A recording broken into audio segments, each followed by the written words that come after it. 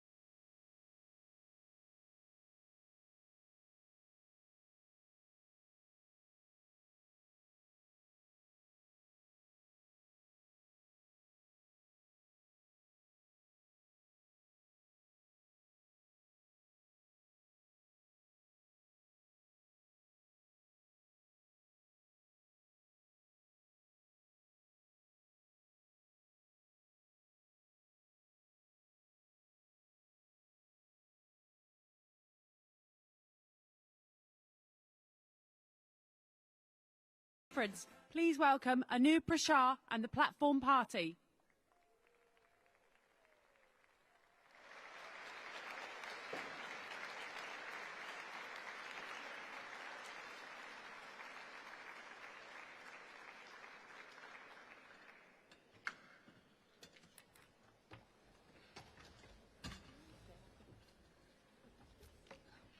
Good morning, Conference. I hope everyone had a chance to join one of the policy seminars this morning and put your questions to the ministers. There is another session for tomorrow after the Prime Minister's speech. I'm going to start with the results of yesterday's card votes. Card vote 1, 76.53% for, 23.47% against. This vote is carried. Card vote 2, 77.22% for, 22.78% against.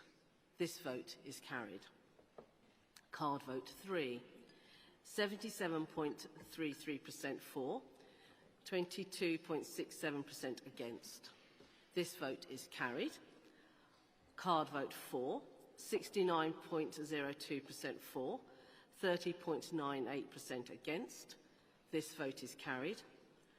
Card vote 5, 59.43% for, 40.57% against. This vote is carried. Card vote 6, 4.33% for, 95.67% against. This vote is not carried. Card vote 7, 11.77% for, 88.23% against. This vote is not carried. Full details have been published in the CAC report. Today, there are different internal ballots among CLPs and affiliates. We have ballots for positions on the Conference Arrangements Committee and the National Constitutional Committee.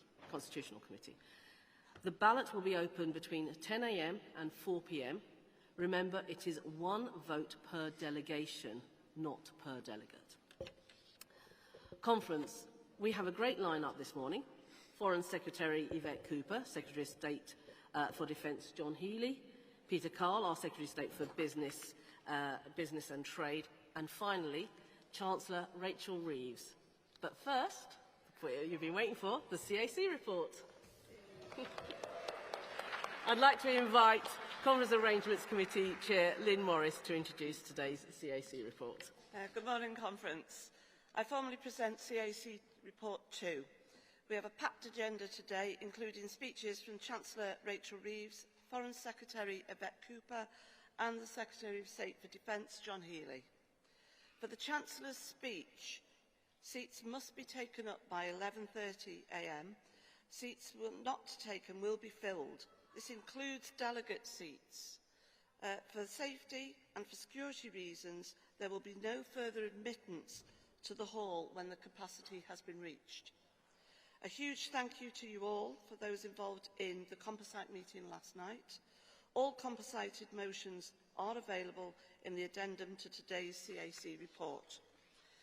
Today we have a packed timetable with lots of time for debate, motions, and with motions on peace in the Middle East, Jaguar Land Rover, guaranteed hours, industrial energy prices, and full details of today's timetable are in the CAC report. Composite meetings are chaired by the Conference Arrangements Committee members, and I would like to place on record my thanks to them, the party policy team, and other staff who have worked very late into the night, I might add, to support the compositing of 14 subject areas. There are ballots today for the CAC CLP section, General Section, and disabled representatives. There is also a ballot for NCC CLP section. Just like yesterday, ballot boxes are available in the ballot area, as well as ballot boxes located in the hall. The voting is taking place between 9 a.m. and 4 p.m. Candidate statements were printed in the delegate report pre-conference and are reproduced in the CAC report too. I hope you have a good day, Conference. I move to CAC 2.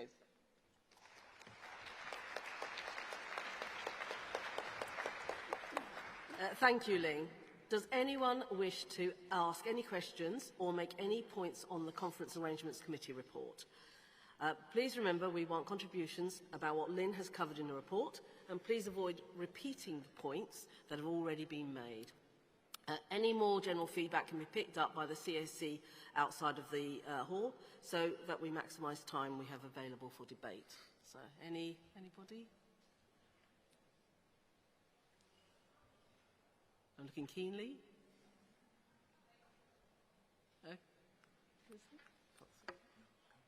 Okay, I see no hands, so hopefully that's it. Great.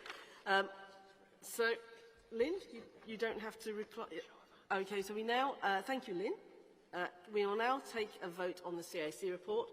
Can I see all those in favour of accepting the report? Thank you. And all those against? That's clearly carried.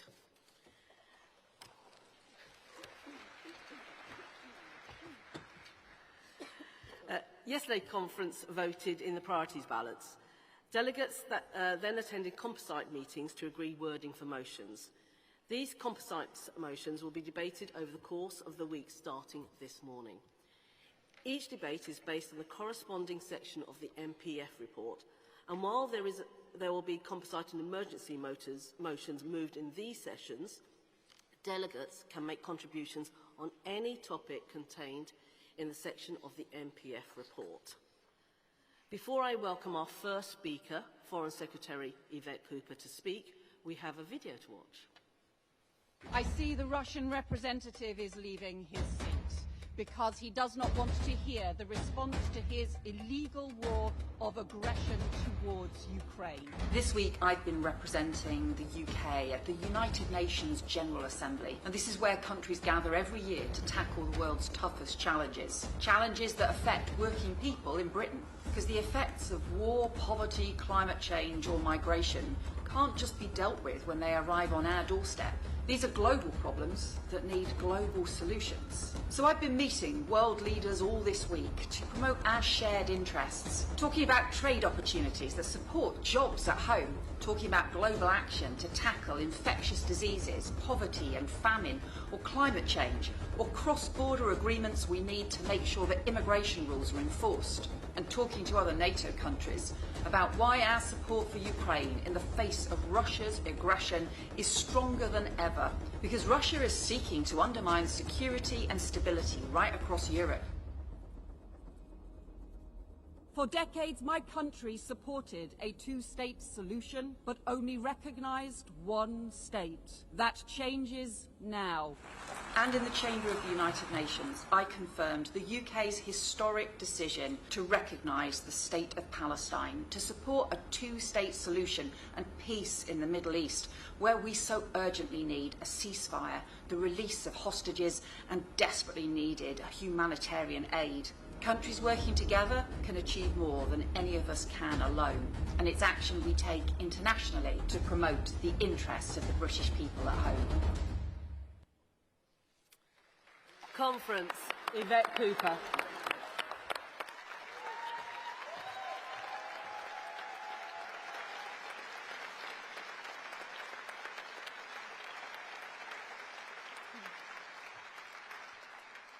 Thank you, Conference. It's an honour to be here this morning as Labour Foreign Secretary, just the second Labour woman Foreign Secretary, 18 years after the brilliant Margaret Beckett.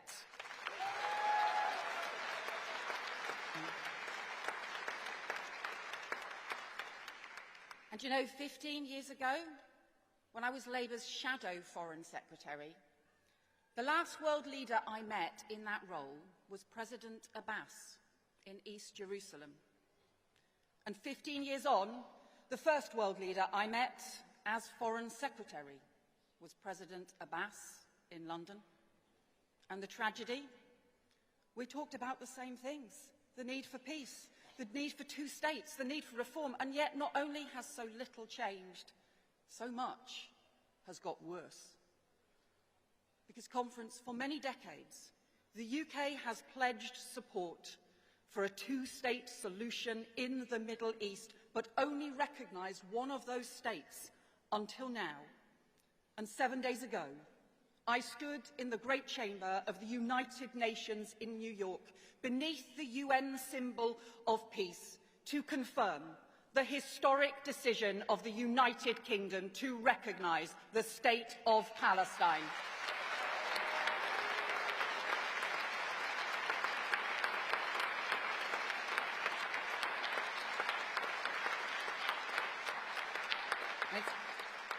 Our manifesto promise, because statehood is the inalienable right of the Palestinian people, and recognition is the embodiment of our passionate belief that the only path to security and lasting peace for Israelis and Palestinians alike is two states living side by side. But let there be no doubt, there can and will be no role for Hamas terrorists in any future governance of Palestine.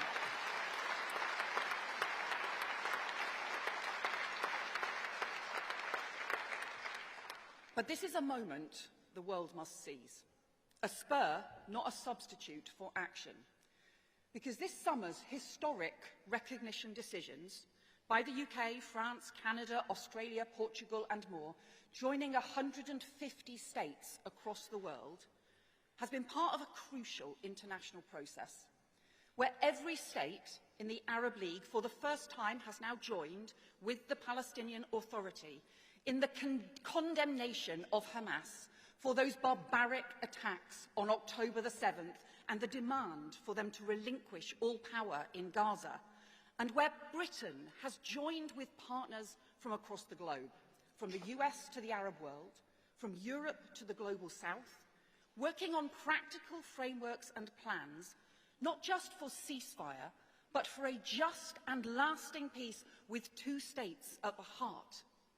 And at the United Nations last week, I saw a growing determination from countries across the globe, that this intolerable suffering must end for children facing starvation while Israeli forces block food at the border, for the hostages and their families in anguish, a Gaza without Hamas, a Gaza without hunger, a Gaza rebuilt for the Palestinian people.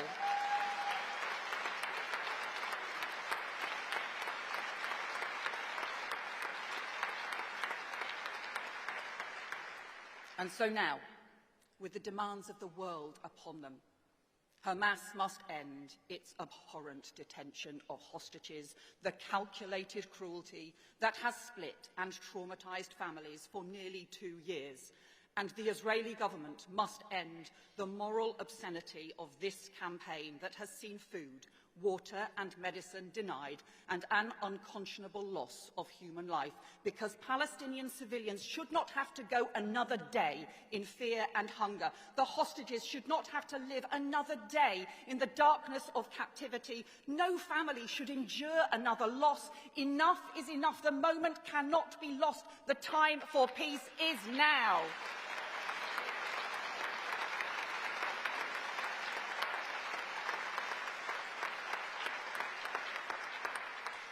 And Conference, let me pay tribute to the tireless work of my predecessor to set out the pathway to recognition, restoring funds to UNRWA, support for the hostages, sanctions on Israeli ministers and on Hamas, restrictions on arms sales, but much more than that, the restoration of principles to our foreign policy and the restoration of Britain's voice on the world stage. Our Deputy Prime Minister, David Lammy.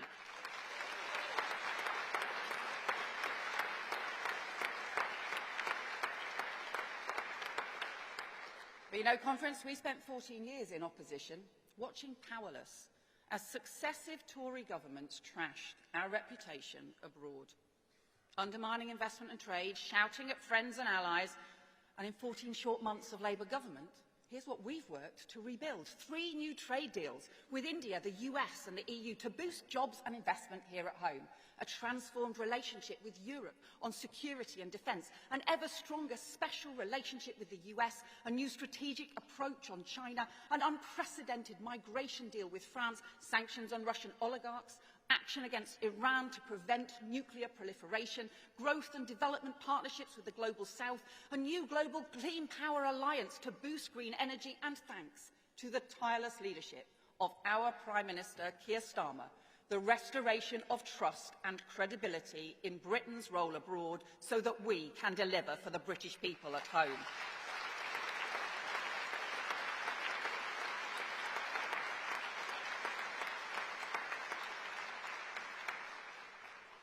And Britain's engagement on the international stage matters now more than ever. The world faces sustained instability unlike anything we've seen for generations.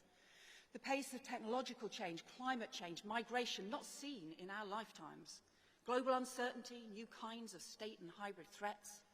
And yet the institutions and laws that were supposed to protect order and sustain peace are now buckling under the strain. The very principles that underpin them under assault. The rule of law, respect for sovereignty and borders, respect for our common humanity, and for our shared obligation to fight poverty and persecution. All those values so precious to us now being undermined, but values that it falls to us to defend. Not just Labour values, core British values. Because our flag stands for something, and we know that global challenges won't be solved if we wait till they land on our own doorstep. From climate change to economic security, we need action worldwide to tackle our problems here at home. Nowhere is that more true than on migration. Where dangerous smuggling and trafficking gangs operate across borders, then governments need to cooperate across borders to bring them down. And when we fail to work internationally on the causes of migration or border controls, more people make perilous journeys and confidence in the whole system is lost.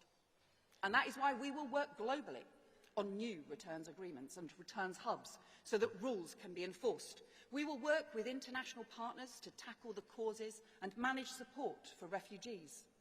And we've doubled support for Sudan, where millions are fleeing violence and famine. And we will provide new help for Rohingya refugees in Bangladesh who have fled persecution in Myanmar. And ahead of the 75th anniversary of the Refugee Convention, we will lead the international debate on reforming and ensuring that the global framework can respond to the changing crisis today. And conference. 30 years on from the horrific use of rape and sexual violence in the war in Kosovo, we must also ensure that there is much stronger protection for women and girls in Sudan, Myanmar and other conflicts today. So let me warn all those responsible for orchestrating sexual violence that a reckoning will come for them, no matter how long it takes, as we demand an end to the use of rape as a weapon of war.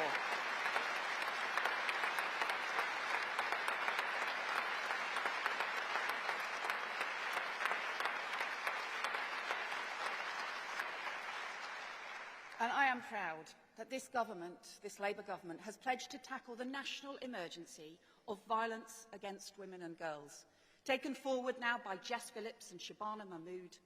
And I am determined that we now put that global emergency on violence against women and girls at the heart of our foreign policy too, because everyone has the right to live in freedom from fear.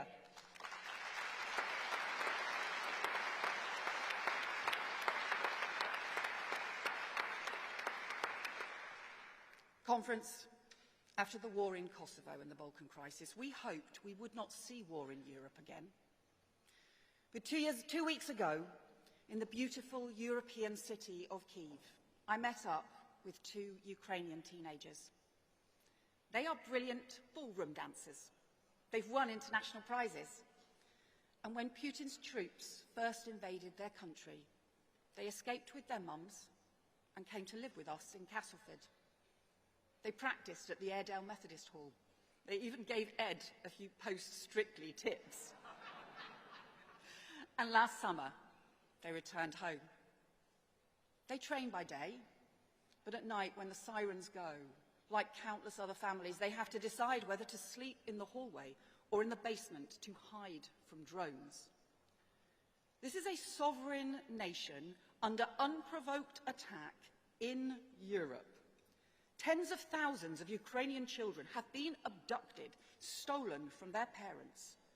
We've seen escalating attacks, including more than 600 drones and missiles targeting civilians this weekend alone.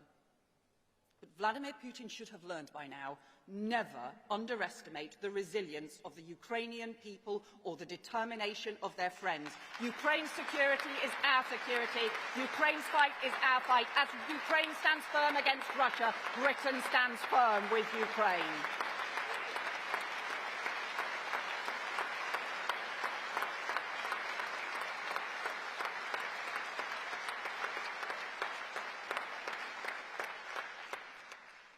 But you know, where President Zelensky and President Trump have called for talks on peace, Putin has sought only to escalate war. We've seen Russian drones over Poland and Romania, Russian fighter jets over Estonia, entering NATO airspace, reckless, dangerous provocation. So that is why our party stands firm in NATO under the leadership of our Defence Secretary, John Healey, an alliance which is vigilant and resolute. And make no mistake, if we need to confront planes in NATO airspace without permission, then we will do so. Because this party should be very proud that in Ukraine's greatest time of need, President Zelensky and the Ukrainian people have had no better friends than our country, our government, and our Prime Minister, Keir Starmer.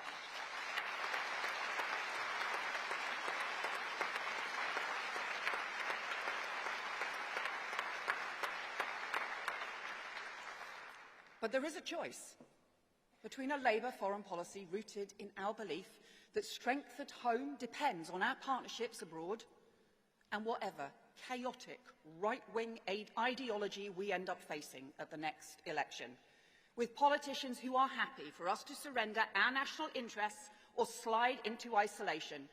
Because while we are standing up to Putin, Nigel Farage calls him the leader he most admires.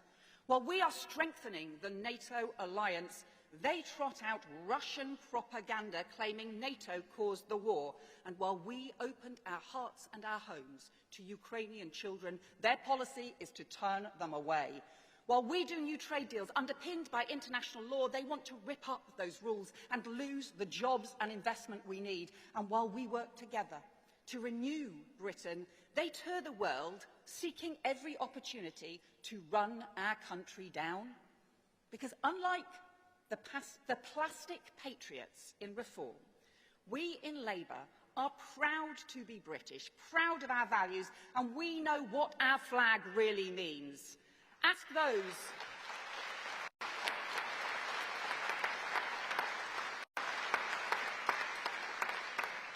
those overseas what it means to them when they see the Union Jack or the St George's Cross, and you'll hear people in every continent talk with admiration about our royal family and our parliament, our heritage and our culture, our armed forces and our universities, the literature, music, film and sport that we've given the world, the British inventions that have changed history. But even more than that, they will tell you that our flags stand for justice, for fairness, for tolerance and for decency. A flag on the side of an army truck that's meant the difference between life and death for people facing massacre in Sierra Leone or Kosovo. A flag on the side of a crate that's brought vaccines and medicine, food and water to those in desperate need. And a flag on the diplomatic table that means a trading partner you can trust and an ally who will never let you down. That is what our flag means to our friends around the world, the way our country comes together and not divided. And if anyone doesn't believe that, just think back 6 years to when the England's men's football team played a qualifying match in Kosovo and the players lined up for the national anthems. As God Save the Queen began to play, every Kosovan fan in the stadium held up a St George's flag, and amid them all a banner which read, "You gave us hope for freedom."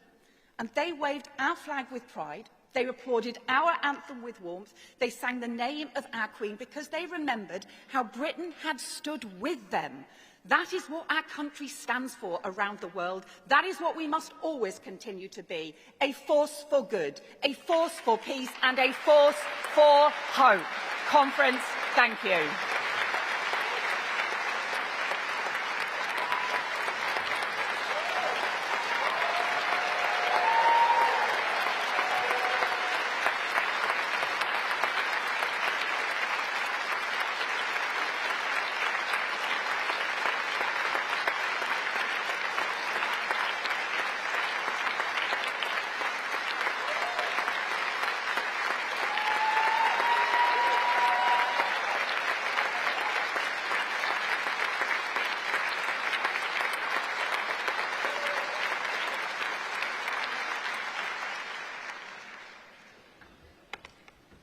Thank you, Yvette Cooper. It's now time to hear from the floor. This is a debate that can cover a range of policy across foreign affairs and defence. As part of this, we're about to hear 2 emergency motions on peace in the Middle East. We recognise that delegates will feel very passionately on this matter, as I do myself. However, I ask all delegates to respect other delegates and their point of view, as well as respecting the law, so that we can have a good debate. We'll start with the 2 emergency motions. Oh. Thank you. We'll start with the 2 emergency motions. Our first motion is Peace in the Middle East, Motion 1, and will be moved by Hackney North and Stoke Newington CLP, and seconded by Chesham and Amersham CLP. Could the mover and seconder please make their way to the Speaker's desk? The second emergency motion, Peace in the Middle East, Motion 2, will be moved by Unison and seconded by Aslef. Please, could those delegates also come to the Speaker's desk to register? Okay. Can I have the first speaker? Thank you.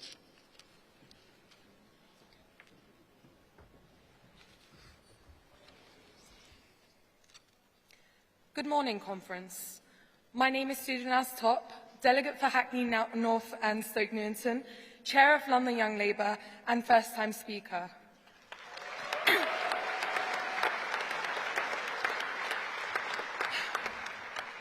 Conference, we meet here at a moment of human tragedy and moral urgency. Since the horrific events of October 7th, the brutal attack carried out by the terrorist organisation that is Hamas, we have seen thousands of Palestinians killed. The people of Gaza have endured horrors that none of us can ignore. More than 65,000 Palestinians killed, including 20,000 children. Parents pulling their dead sons and daughters out of rubble, families starving because food is deliberately blocked, and doctors operating by candlelight with no medicine or sterility. And in the West Bank, mass displacement not seen since 1967. These are not just statistics, they are lives. They are children who should be in school, not in mass graves. They are mothers and fathers who want exactly what our families want: safety, dignity, and a future. Conference, I am proud of the historic step our Labour government took last week of recognising the state of Palestine. But recognition must mean action.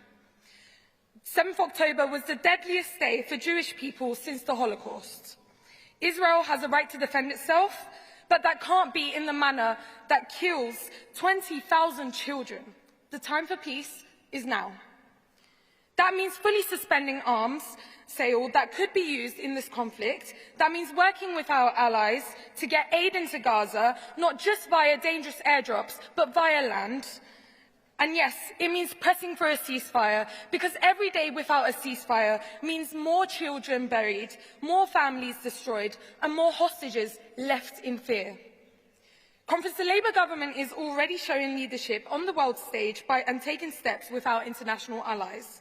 By passing this motion, we are giving it our full backing to go further, to act decisively, and to ensure our government continues to take action to end the horror and build peace.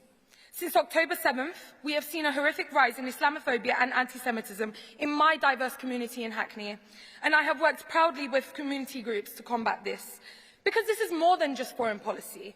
As Labour, we stand against oppression, we stand for international law, and we stand for peace, justice and security for both Palestinians and Israelis. Support this motion, support our Labour government, and let us send a message of hope that the world is watching. Thank you.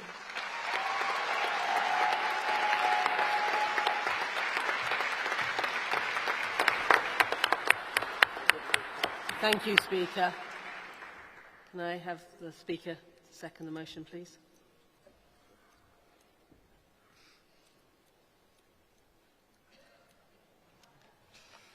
Conference, Bridget Dand seconding this motion on behalf of Chesham and Amersham CLP. First time here as a constituency delegate, actually. Although the view is familiar, I must say. Now, Conference, this motion does remind us that Hamas perpetrated the worst massacre in Israel's history on October the 7th, 2023. It's crucial that's at the heart of this motion, because we as a responsible party need to get that across. But crucially, as has already been said, this motion spells out that 65,000 Palestinians have been killed, 20,000 of them children. And it's also important to get that documented in this motion, because Israel has denied it time and again. The motion supports the role and the jurisdiction of both the ICJ and the International Criminal Court in the investigation of the most serious crimes, and that includes investigating genocide too. Conference, for far too many years, the world has watched whilst illegal settlements have expanded on the West Bank. That must end. Now, thank you. I've only got 2 minutes, so at the heart of this motion is the two-state solution, and we salute the work that our government has done, not least in supporting statehood for the Palestinian people. Having listened to ministers and the weight of work they're involved in, we're not looking to micromanage them. We know they are doing a lot, and we know it is very demanding of their time. and they need to be able to negotiate. But we are also spelling out a path for fairness, justice, and an end to this war. So I urge you all, please support Emergency Resolution 1. Thank you. Thank you, Delegate. Can I have the mover for Emergency Motion 2?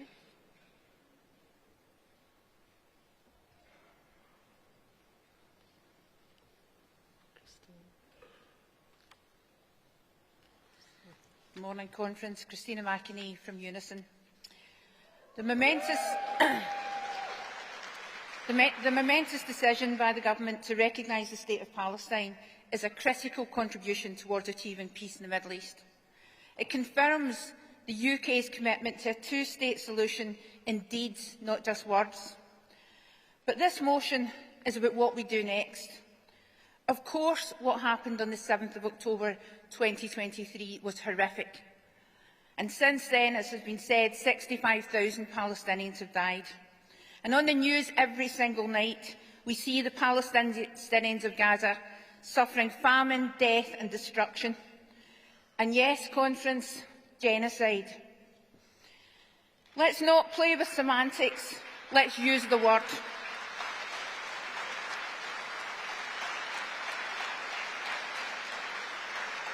Most experts now agree this is genocide. But if we wait for this to be confirmed by a court, it will be too late because it's already happening as we sit here. And that's one of the reasons why I'm asking you to oppose Composite 1. And Composite 1 also calls for the arms trade with Israel to be suspended only in relation to this conflict. How can that possibly be policed and monitored? And it was really good to see the Prime Minister coordinating recognition of the State of Palestine with other like-minded countries.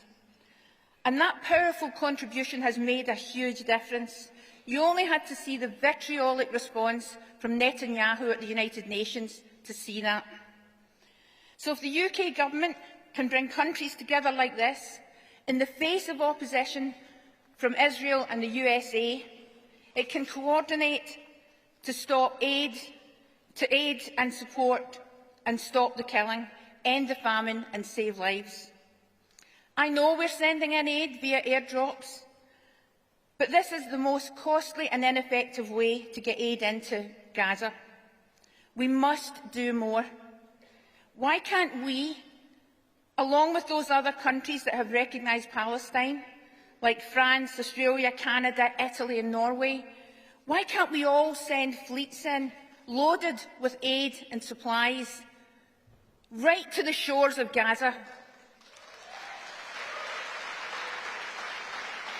We cannot continue to watch from the sidelines in horror as people are being slaughtered, as women and children starve to death or are maimed trying to reach the food that would keep them alive.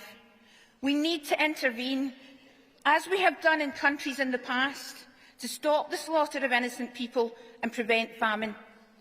Conference, I don't want to be standing here this time next year and for nothing to have changed in Gaza.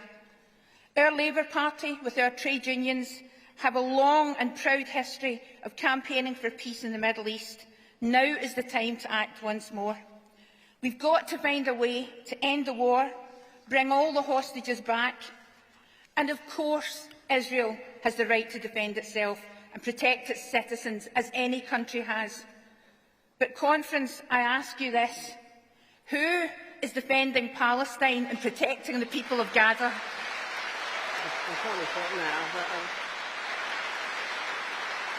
The tide is turning, with one country after another recognising Palestine. We now need to get the borders open, ensure aid gets in, and the bombs stop falling. Conference, please support this composite, and I ask you to oppose Composite 1. Thank you. Thank you, Christina. Can I have the seconder for this motion, please?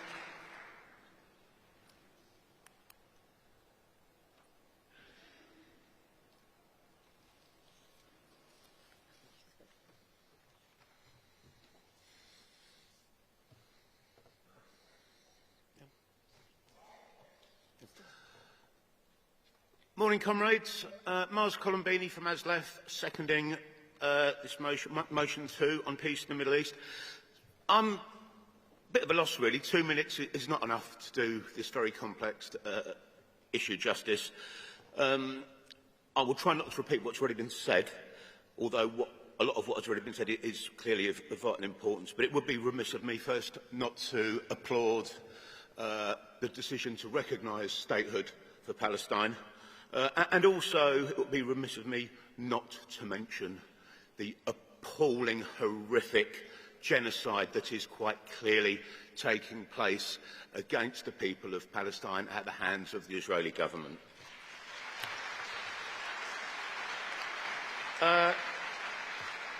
So that is the bit where I do repeat the previous speakers.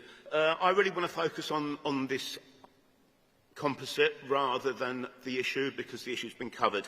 So this particular composite, what it does, it provides a strategy by which to address the crisis in the Middle East, and it also outlines the tools by which that strategy will be delivered. So, banning of arms. That's surely a no-brainer. It would be perverse. It would be perverse to provide anybody, whether it be an individual or a state, with weaponry and then get upset when they use it to do harm. A totally perverse position. So we have to stop supplying Israel with arms. The second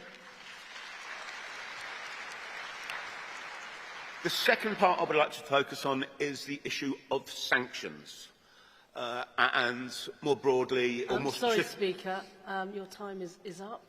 Completely? Completely. OK, well, look, we have to have sanctions against Israel. History demonstrates what sanctions can do. We only have to look at South Africa. Please support this. It is a roadmap to... Thank you, Speaker. Yvette, if we are going to be a force for good, it starts here. Support the item. Peace in the Middle East. Freedom for Palestine. Thank you, Speaker. Thank you. So that just shows you that 2 minutes is quite quick. So now we're going to move on to from speakers from the floor. I'll now take speakers in rounds of 3. If you are called, you will need to register at the desk before coming up to the podium. So can I see all those? Okay. Can I take the delegate with blue jacket and a beard, I think, over there? Can I have the delegate over there with the blue hair, which is... Yeah, thank you. That's easy for me to spot. And one more. I think, can I have the delegate over there with a hand up with the blue jacket? I think, is that... Thank you.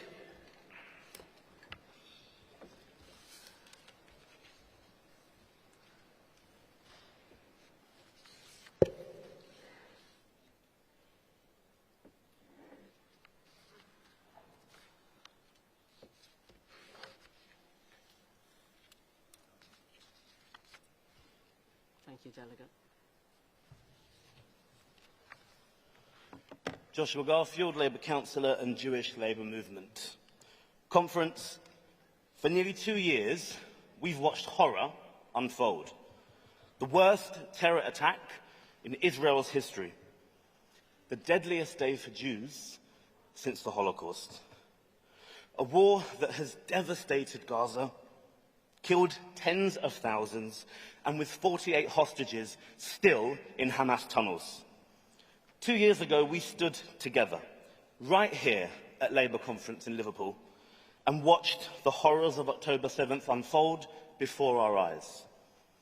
We held a minute's silence in this hall for the men slaughtered, the women raped and murdered, and the children's lives so cruelly ended by violent terror. With us at conference later today is Sharon Lifshitz, the daughter of kidnapped Israelis, one murdered and one freed. But Sharon chooses not vengeance, but peace. The peace that her murdered father Oded believed in, from a kibbutz that escorted Palestinians to life-saving surgery.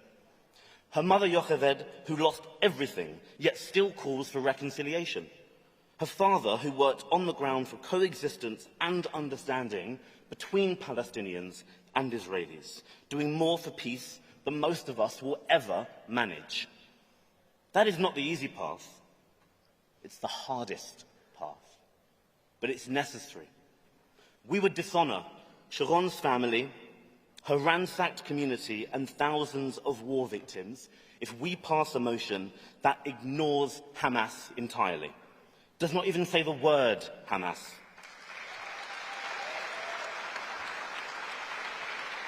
If we pass this motion, what would we be saying? I'm sorry, Delegate. 2 minutes. Sorry, your time is up. Thank you. Thank you very much. Don't do a disservice to Palestinians fighting for peace or Israelis fighting for coexistence, and crucially, our Labour government trying to be a light in this world. Reject this and choose peace. Thank you. Thank you. Can I have the next speaker, please?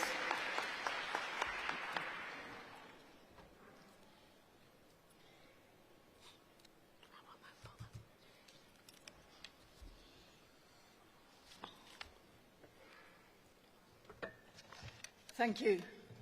I'm the Secretary of Lincoln CLP, so Hamish Falconer is our local MP, as well as the Minister for Middle East, Gaza and Afghanistan and Pakistan.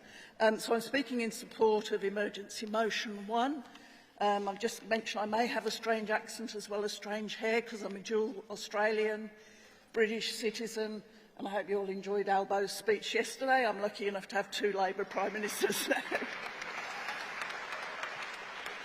And having been politically restricted most of my career, it's fantastic to be here and to actually be able to have a debate where we can influence our government.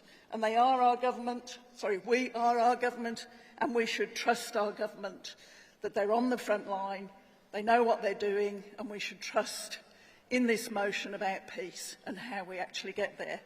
So as I mentioned, Hamish is our MP. He feeds back to our constituency Labour Party meetings every month, and we see the personal cost to him of being on the front line and seeing what happens in Gaza.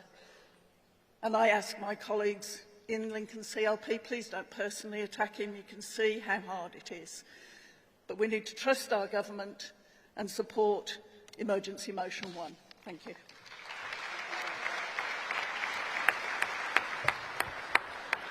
Can I have the next delegate, please?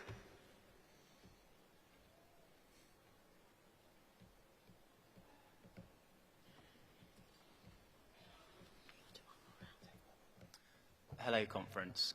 My name is Josh Lissler-Jennings, and I'm a first-time delegate and first-time speaker. Thank you. Conference, I urge you to support Motion 1 and vote against Motion 2. I know that everyone in this room and in this government is utterly outraged by what we have seen unfold in Gaza across the last 2 years. The only way to solve this conflict is through supporting the government's diplomacy with international allies to deliver a two-state solution. We must stay unified and support the government. I urge you to vote against the second motion because it does not mention October 7th and Hamas, which fundamentally undermines this government's position. It is absolutely critical that we unify and support the government on this matter. As the Prime Minister has said across the last 2 days, we are utterly in the fight of our lives against reform. If we do not unify on this issue, Conference, we must ask ourselves what would a reform government do about Gaza and Palestine. They wouldn't have recognised Palestine, and they wouldn't be working night and day to secure a lasting peace. That is why it is so important we remain unified on this issue, and that is why, Conference, I urge you to support Motion 1 and vote against Motion 2. Thank you. Thank you, delegates. We've only got time for one more round, so if you could put your hands up in the air and I'll be able to... I think delegate there with the white jumper, is that? Yeah. I've got someone at the back. Can I have the delegate there? Have you got a golden... Yeah, thank you. And I think, is there a delegate... Oh, is that a delegate over, right in the back with... Have you got... Is that green or olive? that you got on? Yeah, that's you. Yeah, thank you. And I'm sorry, that is going to be our last round. As you know, this is a time debate, so my apologies. Thank you.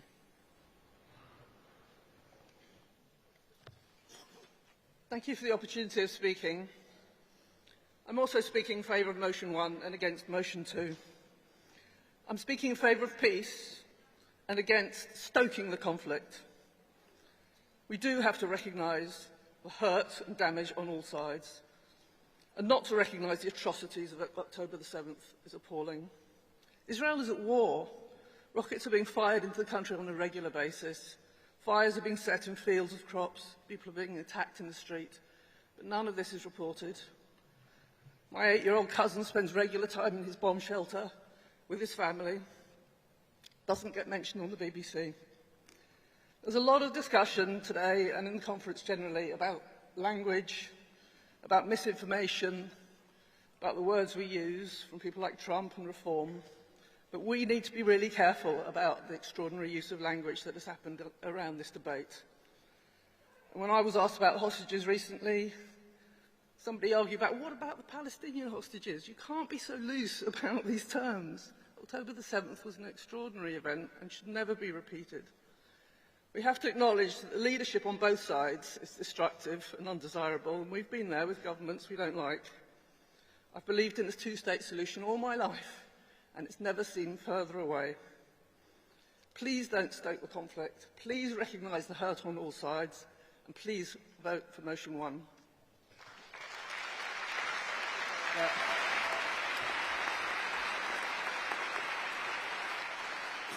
Can I ask for the next delegate, please?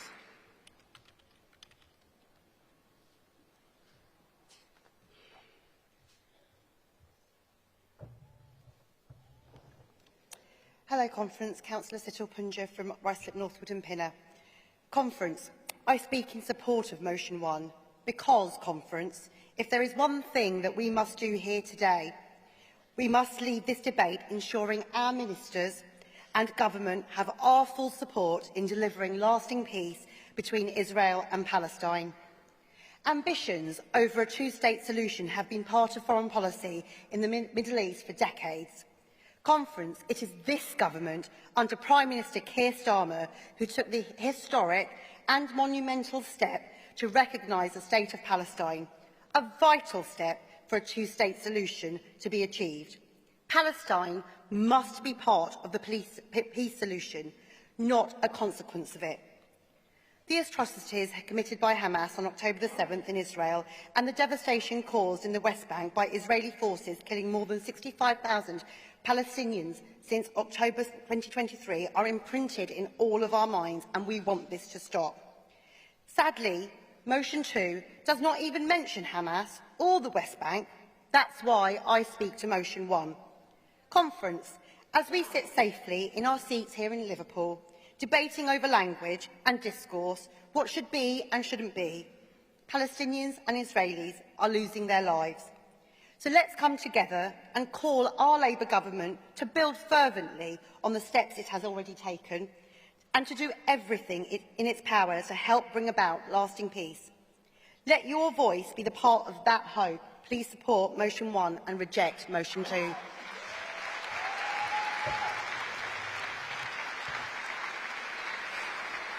And next speaker, please.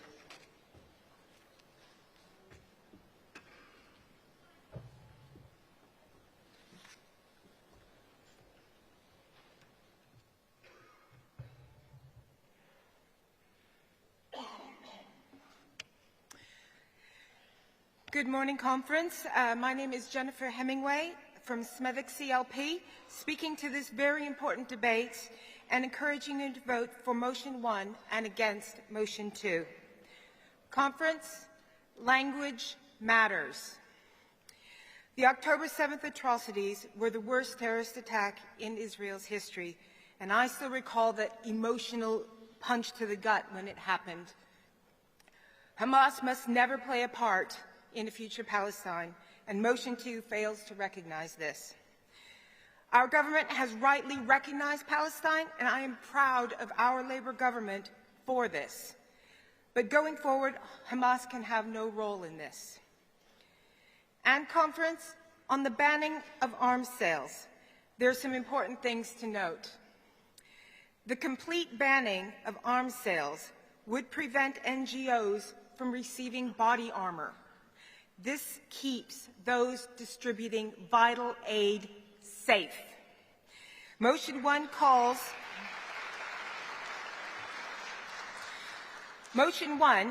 on the banning for arms sales that would be used in the conflict, a minor but very important detail. Conference, the horrors in the Middle East break my heart. I'm sure this is true for many others in this hall. And our government is working to try and bring peace to the Middle East. Let's not make their job harder by supporting a motion with clumsy language. Please support motion 1. Thank you.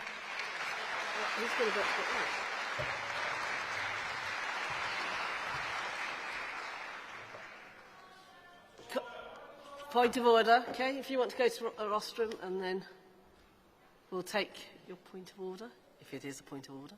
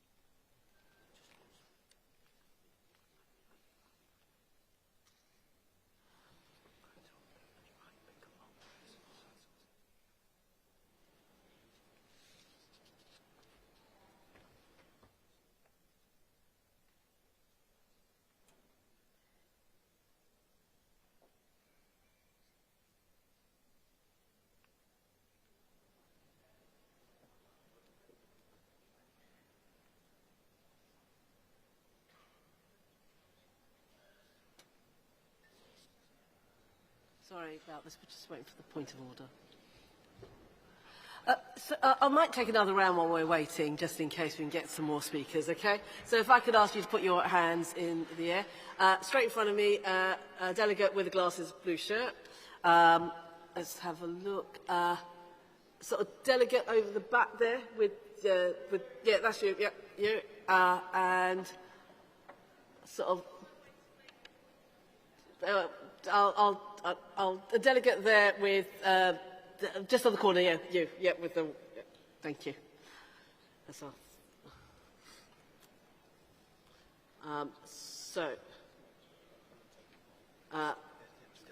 We can still, they're still discussing the point of order, so we'll take some more speakers while they're still doing that. Okay.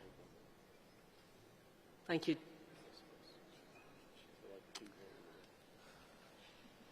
Thank you.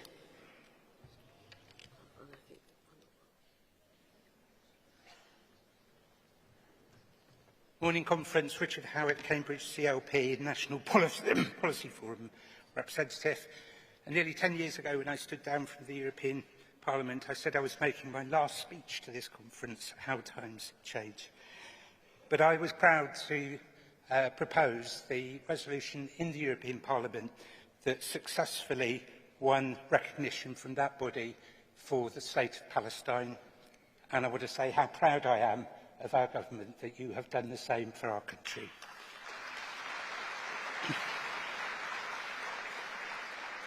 In this short address, I want to address Ukraine. I was shuddered and shocked by what happened to President Zelensky in the White House, and I'm so deeply proud that our Labour government has turned that around.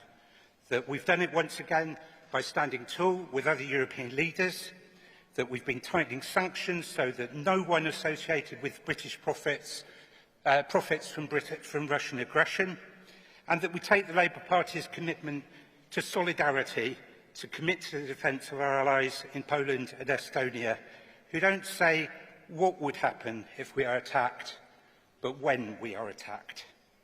And we have to be honest with the British people too, that the threat extends to our shores, that our UK defence systems have been subject to 80,000 cyber attacks in the last year. That there have been drones in Poland, air flyovers in the Baltic, but that a Russian spy ship made a public incursion into British waters over some of our critical underwater cables. Chair, no one in this party wants war or conflict. Our commitment to a strong defence is precisely to deter, to stop war. We've seen what results from appeasement to totalitarianism. That's the importance of our support for Ukraine today. And our country, our Labour government's actions now are essential to stopping the slide to war now. Thank you. Thank you, Delegate. Next Delegate.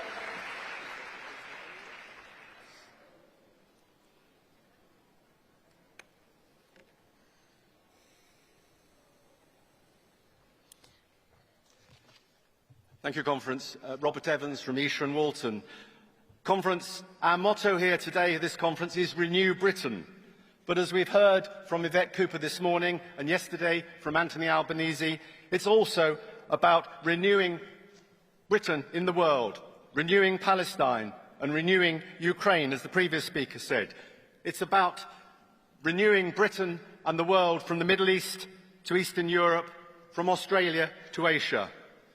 But, Conference, it is also about, as we heard from Yvette, renewing our relationships with Europe, with NATO, to enable us to take coordinated action on the important points in these mottos.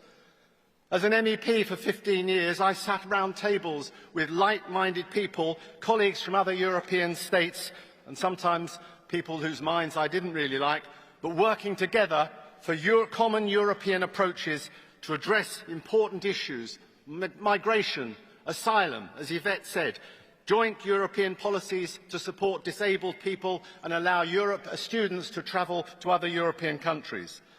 I'm delighted that Yvette is taking a strong, powerful message to the UN, following in David Lammy's footsteps, and rebuilding our important relations with the EU, relations that were so badly damaged by Brexit, a self-inflicted wound brought about by the Conservatives, with, let's not forget, Lib Dem support.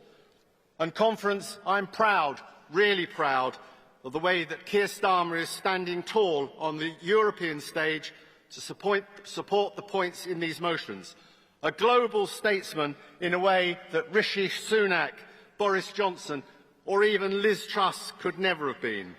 Working with President Macron of France, working with Chancellor Merz of Germany and other leaders to not just renew Britain, but renew important ties, restore important values and renew a common sense of global decency. Please support. Thank you. Thank you, Delegate. And the final delegate speaking on this. Okay, if you want to go to the rostrum control, that would be great. Thank you.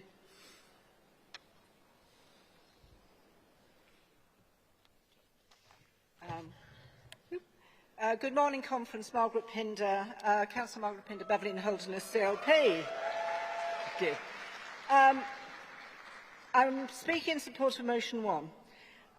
Writing in the Financial Times, Yuval Noah Harari described the conflict in Gaza as being fuelled by a mutual horror of destruction, and that these were not irrational fears on either side, based in either paranoia or unreason, given the history. It's taken us a long road to get to this point where we're recognising a Palestinian state, and I'm sure I echo many in the hall to wish that it had been a much shorter one. But international politics is complicated. I'm glad our previous delegate mentioned the work of Hamish Faulkner. I've been very impressed. Conference, I tell you, in terms of foreign policy, the grown-ups are not just back in the room, but back on the international stage. I think in our CLP, we held an extremely thoughtful and constructive debate on the situation in Gaza, in which we agreed on a very important principle, in that we do not conflate the actions of the Netanyahu regime with the Israeli people, any more than we conflate Hamas with the actions of the Palestinian people. I think we've been better at doing the former and less so at the latter, which is why I think it's important that we support the motion that mentions the massacre on the 7th of October in 2023, because that act was deliberately designed to put the people of Israel in fear in their own state, and that's a very fundamental principle for Israel. As a state, we must be active, but we also must put actions into words in an international context. Conference, I urge you to support this motion, and although there is much to recommend in motion 2, I think we must recognise what happened on the 7th of October so that we can support both parties to an equitable solution as good international actors. Thank you. Thank you, delegates. Thank you, everyone, for that debate. Conference, we will now hear from our Secretary of State for Defence, John Healey. Thank you, John.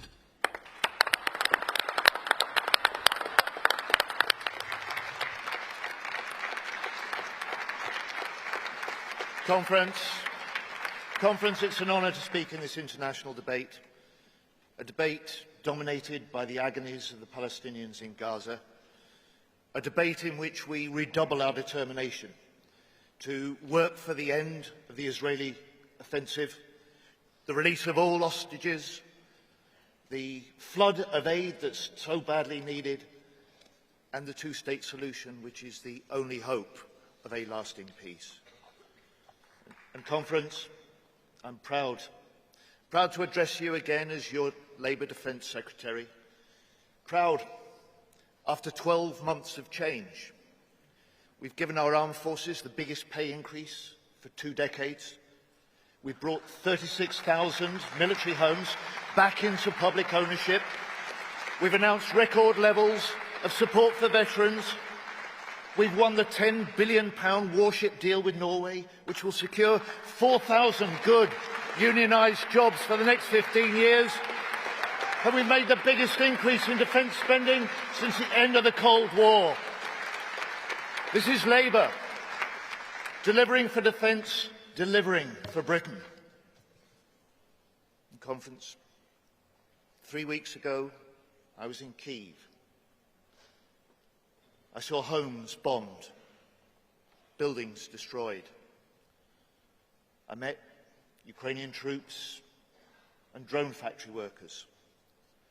And I tell you, they are defiant. They are determined, fighting back Putin's brutal invasion. And their freedom is our freedom. A secure Europe needs a strong, sovereign Ukraine. And that's why we've stepped up UK leadership on Ukraine.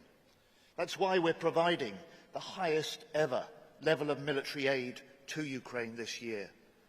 And that's why we're leading over 30 nations in the coalition of the willing, ready to provide the security guarantees for when peace comes.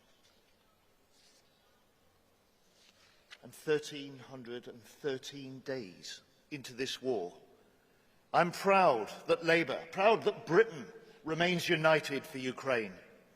And Conference, our message to Moscow from Liverpool today is this.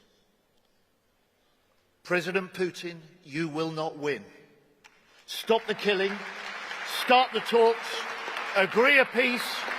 We will stand with Ukraine for as long as it takes.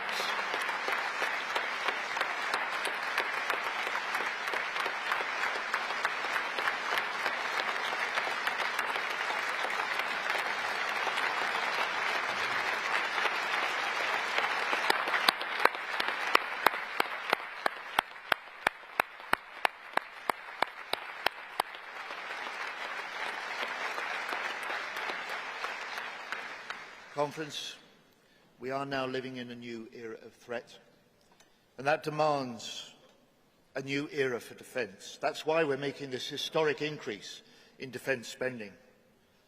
And with this Labour investment, we're making Britain more secure.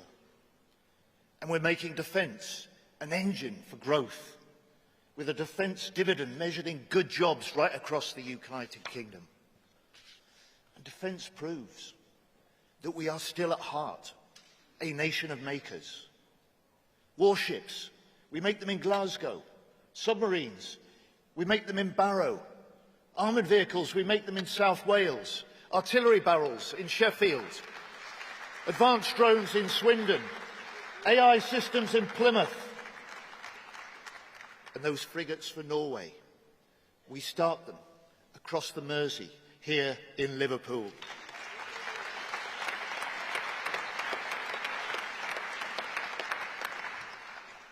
Conference, with Labour's defence spending, I want to make Britain the best place in the world to invest and to grow a defence business.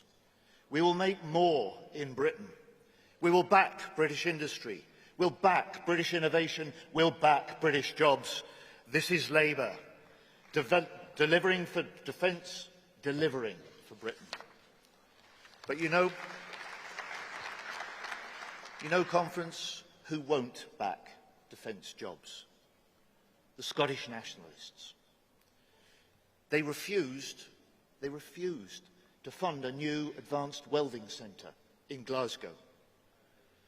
So I can announce today that the Labour government now will step in and provide the funding needed. They won't, we will.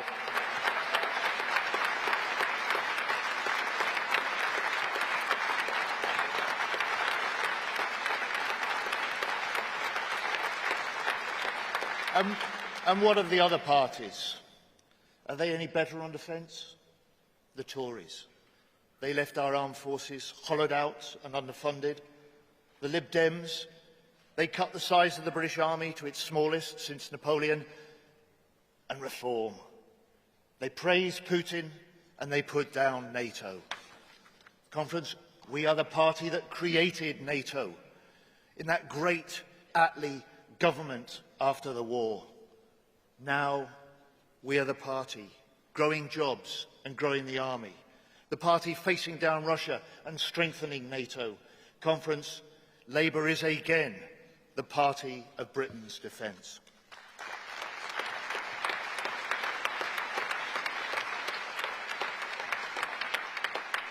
And as Defence Secretary, I get to work with some of the most outstanding people, day in, day out. And if ever you need reasons to feel proud about Britain, then look to those who serve our country to defend us all. Our soldiers on NATO's front line with Russia, our pilots dropping aid into Gaza, our submariners patrolling the seas for weeks on end, our sailors on the carrier, reinforcing and reassuring allies in the Indo-Pacific. And I say to them, we can't fix 14 years of Tory failure overnight. But Labour will match your dedication with our determination to support you and to improve service life. And that starts with better homes. You know, a few weeks into government, I visited a military base. And I saw the result of years of Tory neglect. Damp, mould, pests, a hole in the wall of a bedroom of one of the children. And that's why we've pledged 1.5 billion extra for military homes in this Parliament. That's why we've introduced a new consumer charter to drive housing standards higher. And today we go further, a new approach, forces first. We will offer our forces priority access, or first dibs, if you like, to new homes built on surplus MOD land, making home ownership a reality for more of our services personnel and veterans. Better homes, better pay, better lives. Conference, this is Labour, delivering for defence, delivering for Britain. This is Labour, just 1 year into government, much done, but so much more to do. This is Labour, making our country more secure at home, strong abroad, renewing our country for good. Thank you.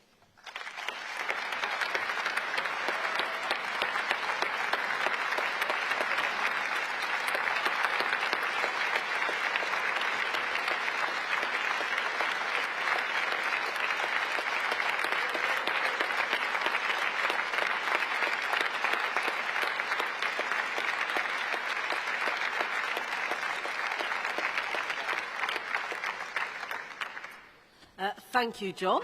And now it's time for Shabana Mahmood, who will take over from chair for me. Thank you very much, everyone.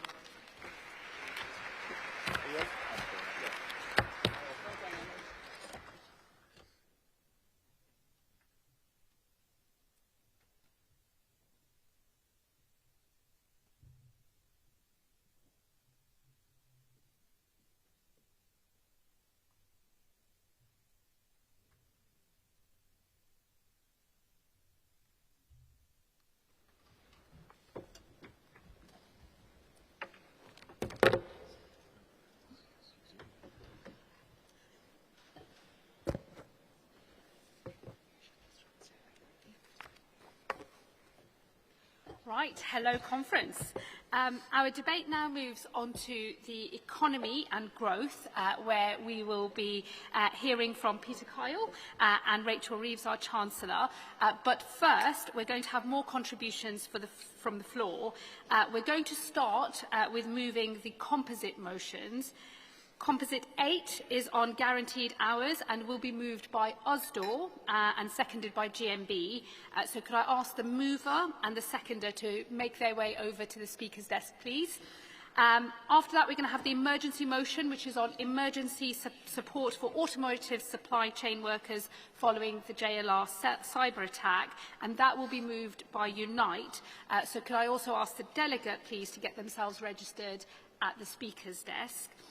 And then we will have Composite 12, which is on industrial energy prices, and will be moved by GMB and seconded by ASLEF. And again, could the mover and the seconder get themselves into position at the Speaker's desk? After we have moved and seconded those three motions, we will then take delegates from the floor in the usual way before we hear from the main acts. Right, so can I first have the USDO delegate then, please, for Composite 8 on guaranteed hours? You've got 3 minutes, delegate. Thank you.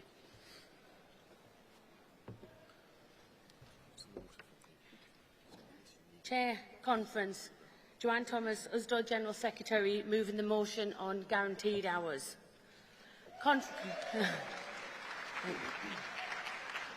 Conference, the Employment Right Bill being introduced to Parliament within the first 100 days of government wasn't just an incredible achievement, it was a line in the sand. A line between the despair brought by 14 years of Tory rule and hope brought by this Labour government, and we drew that line together. Trade unions and the party that we created. And it all marked a new beginning for employment rights, new protections at work, a stronger voice at work, and crucially, more security at work. Conference, the members that I represent in retail and distribution are hard-working people. They save their communities and their jobs matter. And yet too often they are treated like they don't matter. From one week to the next, their hours can change at the whim of their employer. They can be working 10 or 20 hours over their contracted hours every single week, but those hours can be taken away without any notice. And those hours count for nothing when people are trying to get a mortgage or take out a loan. They can't plan their finances, their childcare or their lives, and they are constantly worried about whether they'll be able to pay their bills. Conference, we all know that is no way to live. The Employment Rights Bill will bring in the right to a contract that guarantees the number of hours that you regularly work, and we've campaigned really hard for this and are delighted that it's now to become law.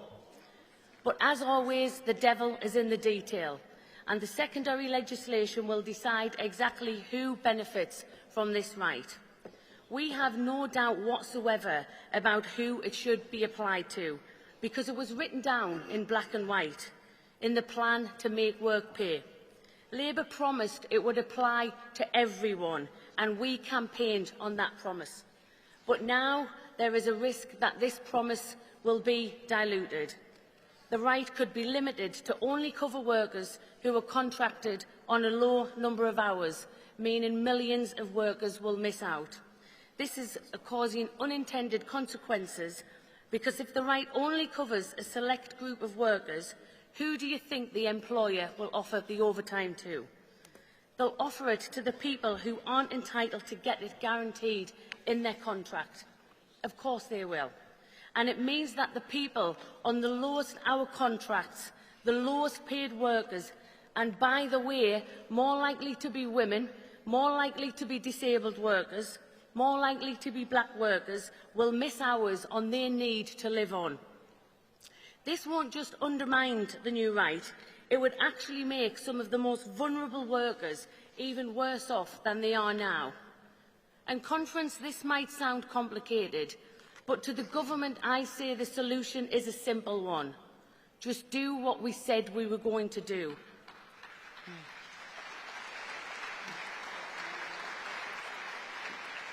Provide guaranteed hours for everyone, security for everyone, fairness for everyone.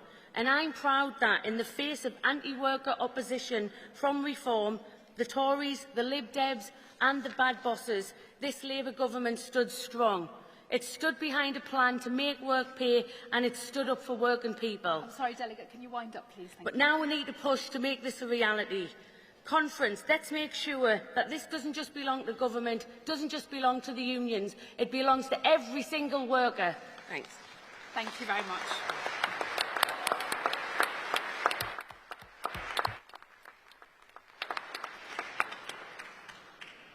And then we have our speaker from the GMB, please. Thank you.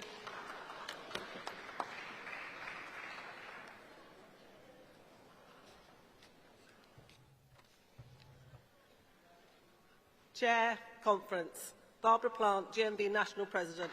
Proud to second Usdor's motion on guaranteed hours. Workers that I speak to up and down the country say to me that Labour's manifesto must be delivered in full, the rights that have been denied for far too long. It was never going to be easy. There was always going to be hostility from bad bosses. But we must remember who we promised change to at last year's general election. The millions of working people who put their hopes in Labour's manifesto. A year on, our members still hold out hope that this change will come, and it cannot come soon enough. Over 1 million workers are still exploited on zero-hour contracts. Employers using zero-hour contracts often say it provides workers flexibility, but 2/3 of workers on 0 hours have been on them for more than 12 months, and nearly half for 2 years or more. That's years with no guarantee that you have the money to make ends meet, that you can plan your life or be there for your loved ones. There's nothing flexible about that. It's no wonder that the polling by the TUC has found that 8 in 10 zero-hour contract workers want regular hours. Conference, it was bad bosses who fought against the national minimum wage and the Health and Safety Act at work. Both Labour achievements that apply to all workers today. But why should a right to guaranteed hours be any different? Let's get on with making work pay and delivering the right to guaranteed hours in full. I second.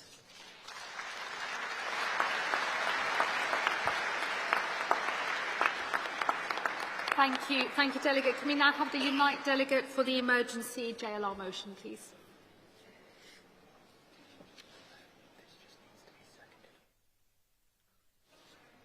But she's got 3 minutes and second from the floor, right? Thanks, Chair.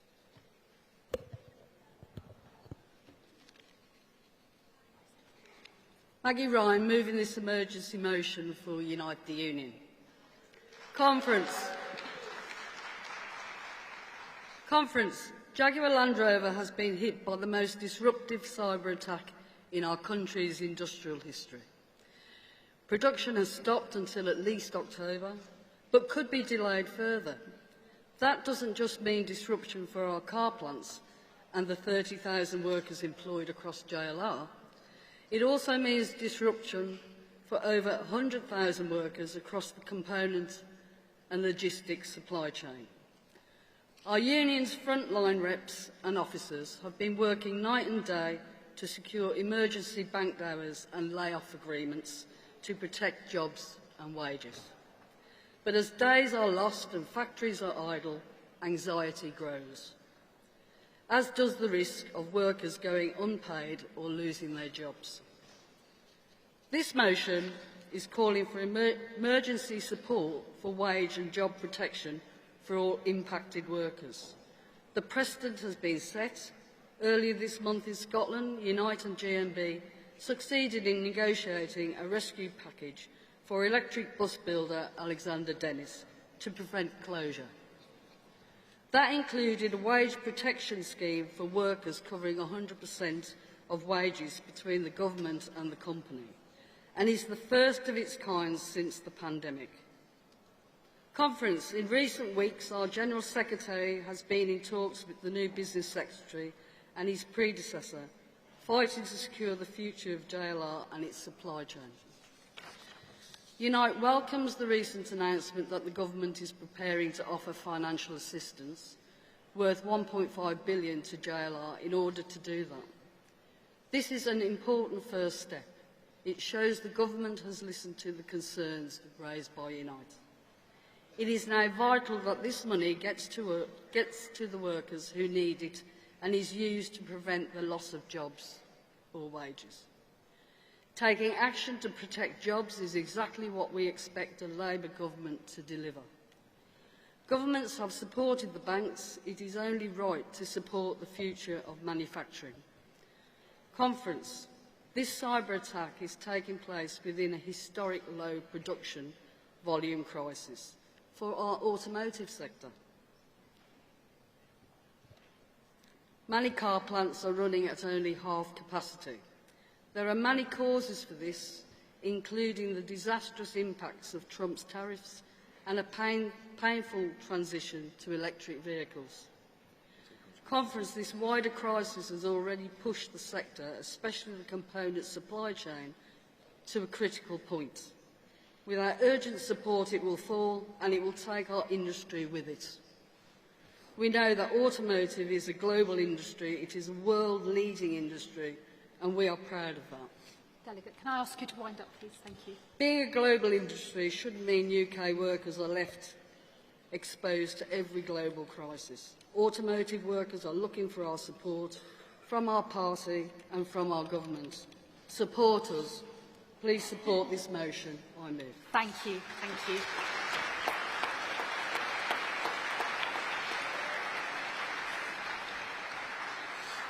Now, on the emergency motion, can I just have somebody second that from the floor, please?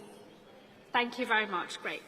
And then can we move on to Composite 12 on industrial energy prices with our GMB delegate first up? Thank you.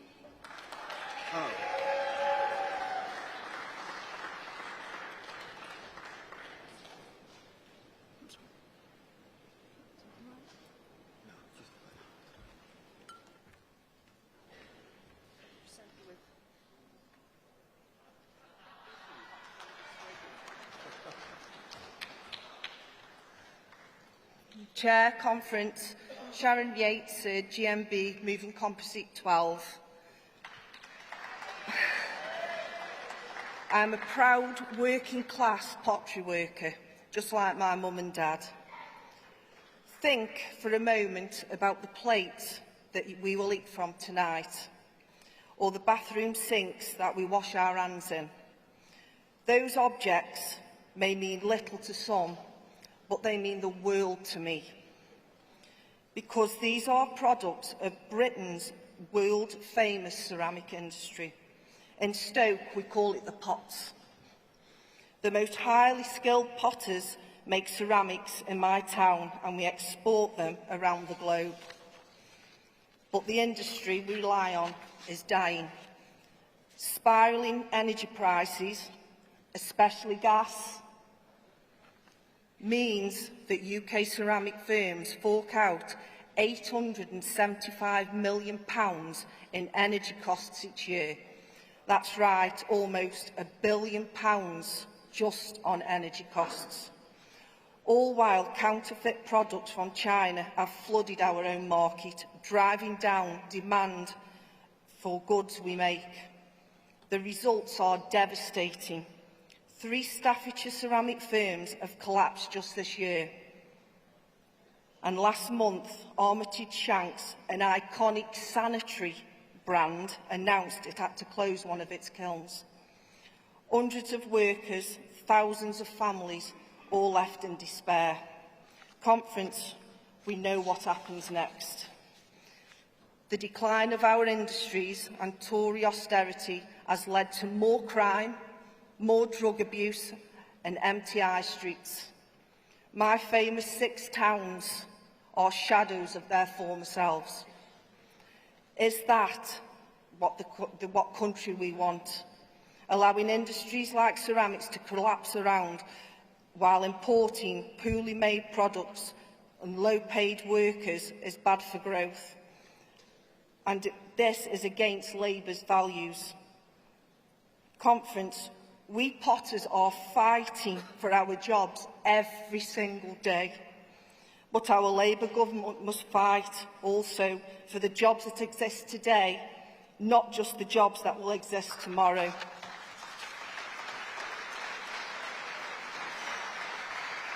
The government has helped our industry with electric costs, but we rely on gas.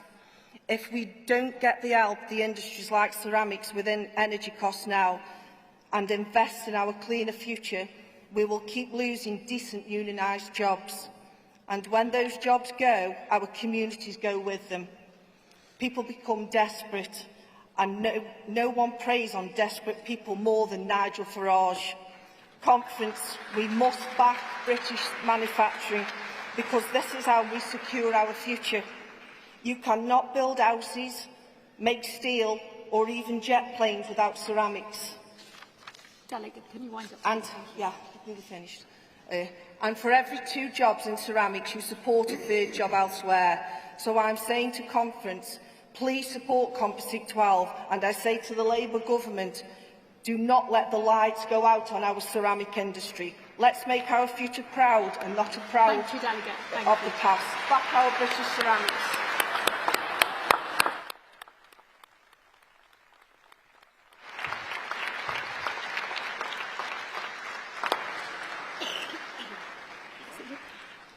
And now we have our delegate from Aslef to second the motion. Hi, Mick.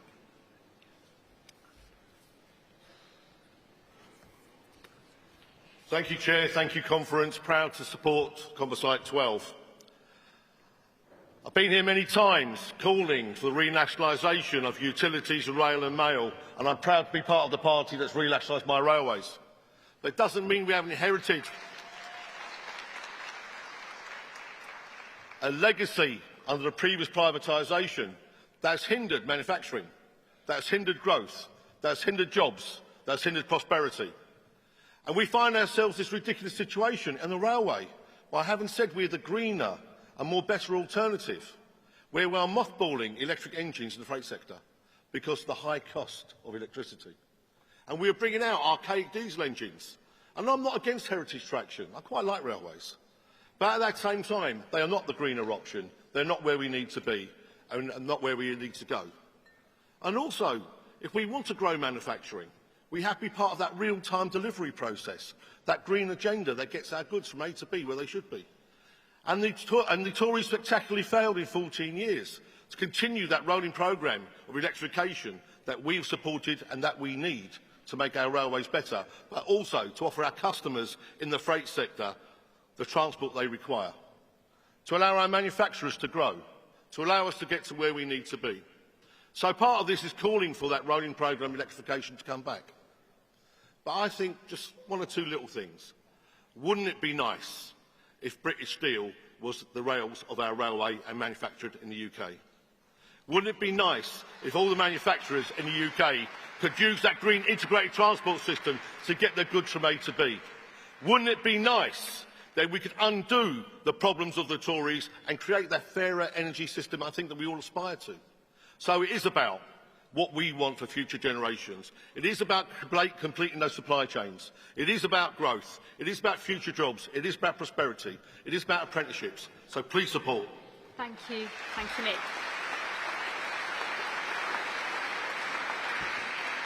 Now, conference, unfortunately, we are running very short of time, so in this section, I'm actually only going to call a couple of speakers before we hear from Peter. But don't worry, this session will continue later on this afternoon, and so if you do want to speak, you'll get another chance when conference reconvenes this afternoon. So can I have a show of hands for the two that I'm going to pick now, please? Okay, so in the middle section, there's only one person who's put his hand up there. You, sir, thank you. And the woman in green. There you go. That's my two. But don't worry, everybody else, you'll be able to speak later this afternoon. Thank you. If the delegates could come to the speaker's desk, and you've got 2 minutes.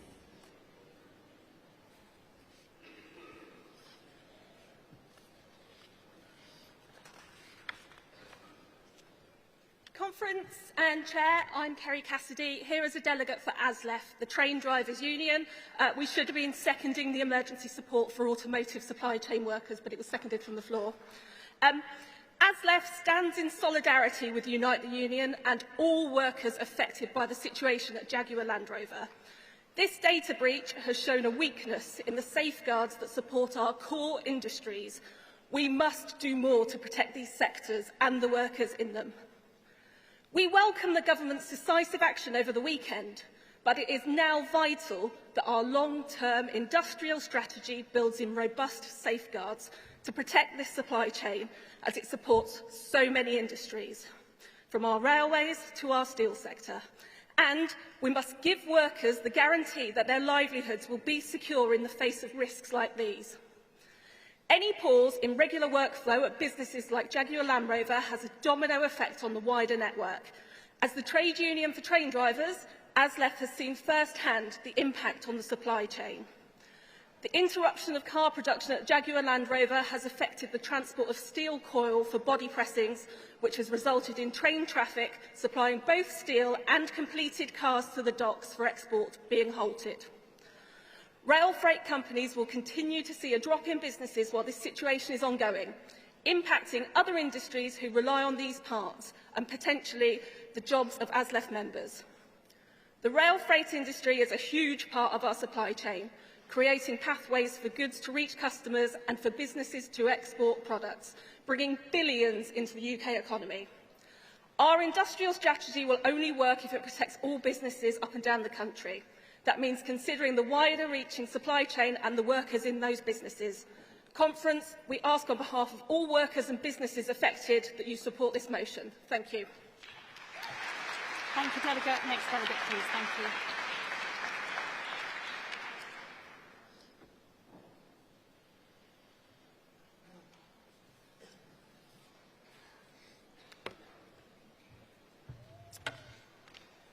Cliff Bowen speaking on behalf of Unite the Union. Conference, my union fully supports this crucial composite.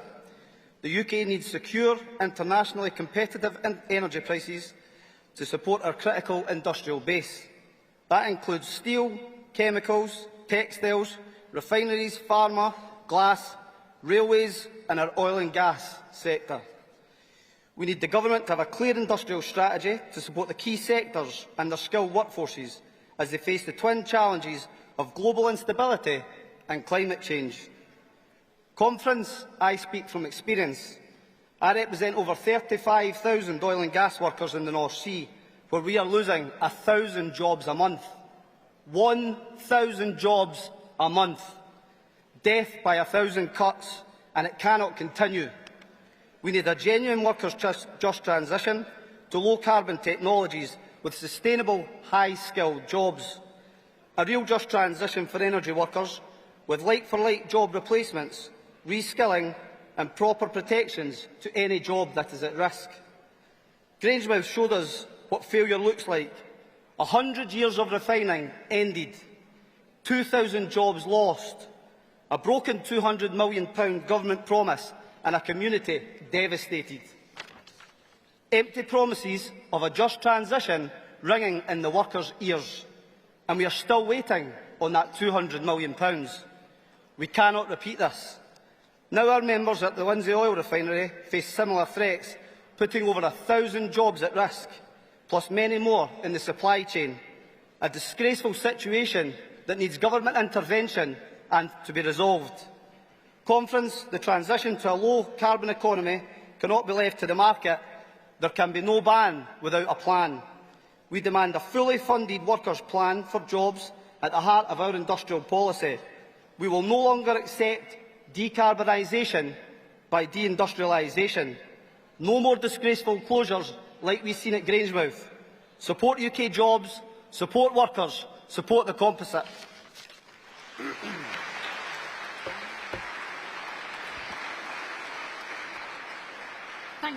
Thank you very much, Delegate. And again, if there are others who want to speak, you'll have another chance later this afternoon in the same debate. So, conference now. Please welcome the Secretary of State for Business and Trade, Peter Kyle.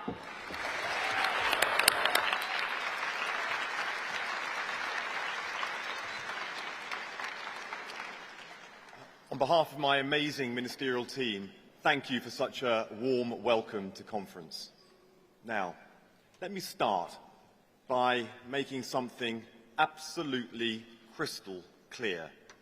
I will implement the Employment Rights Bill in full.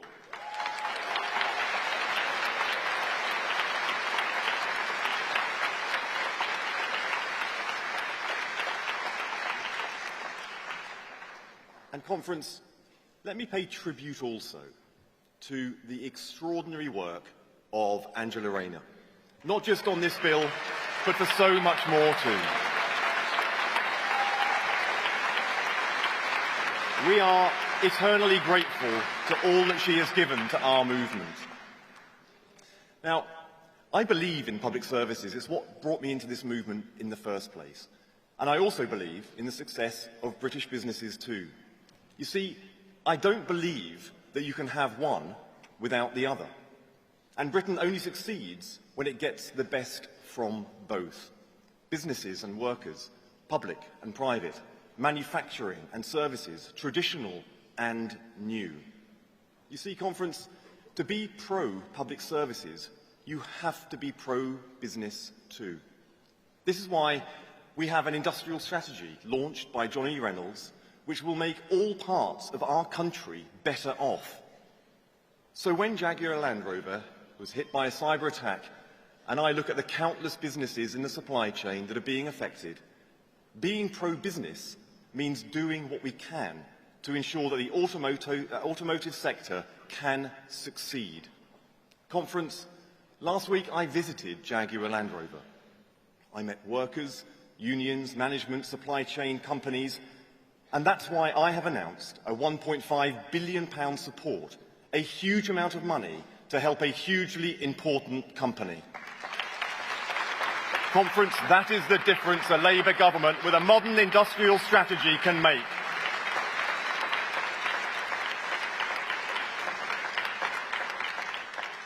So, my dad grew up just 2 miles away from here in Wavertree. He left school at 14.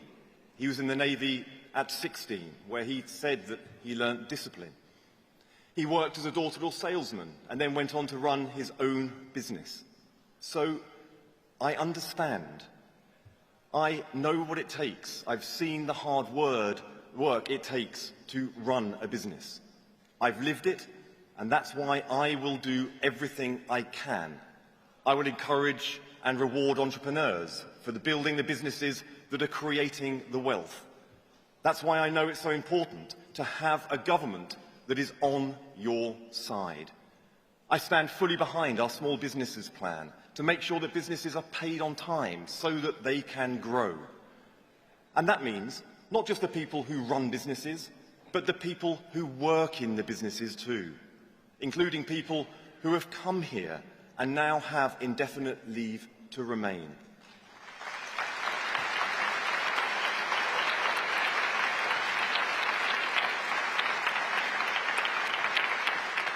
So, on your behalf, let me say something directly to them. You are welcome, you are valued, and you do a great job for Britain. Whether you are a health worker, a management consultant, whether you're a social worker or a musician, we thank you.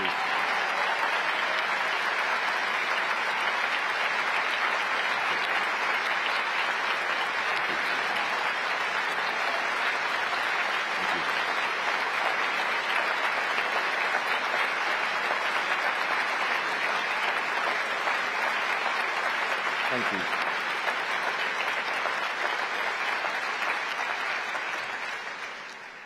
So how do I know I'm right about this? Because Nigel Farage thinks I'm wrong. And that's also why it's important that we have digital ID. I don't need to tell unions that the undercutting of terms and conditions is not only wrong, but it damages the relationship between employers and employees. Digital ID cards are part of the fight against cheap labour, undercutting business and unions who play by the rules. And to those employers who exploit people for a quick buck, let me be clear. Your days are numbered.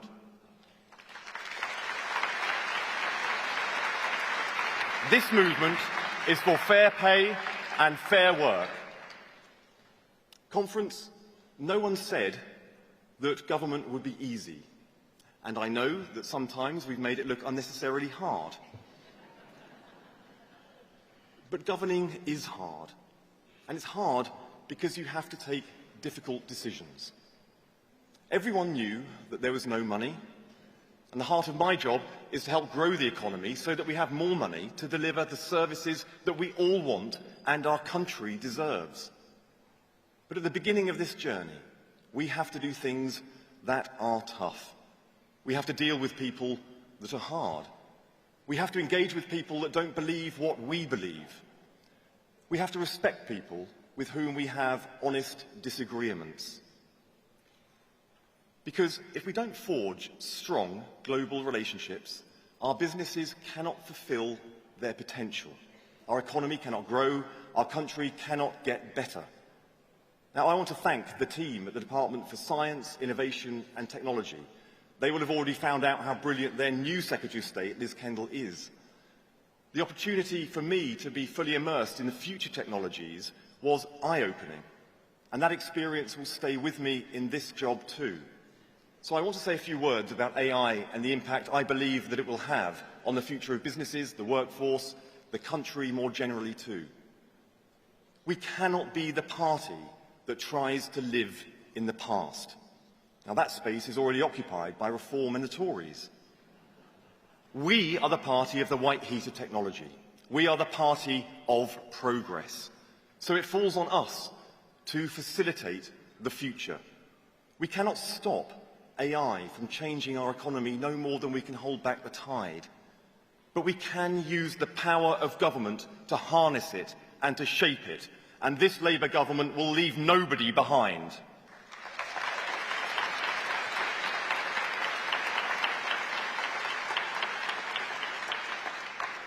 When we came into office, we were the sick state of Europe, fashioned on a messy Brexit, based on the promises of better deals for farmers, better deals for businesses, better deals for workers, promises of trade deals galore, and the golden prize of a US trade deal. Now, in less than 12 months, Keir Starmer has re-established Britain back as a powerhouse on the international stage.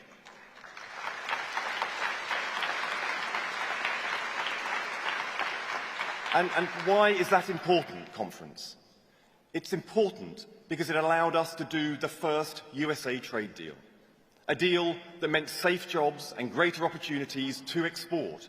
It allowed us to do new trade deals with Europe to begin to correct the terrible damage done by the Conservatives. We have much more to do, but it is a good start. It allowed us to do a new deal with India, opening up new, exciting export markets and opportunities. And Conference, it has meant that companies who would not look at this country 15 months ago are now investing in our future, our jobs, our people. So we welcome the investments of Microsoft, £22 billion investment, their largest ever into the UK, Google, £5 billion, CoreWeave, £1.5 billion, Salesforce, £1.4 billion into our country. And why are they coming here? They're coming here because of a Labour government.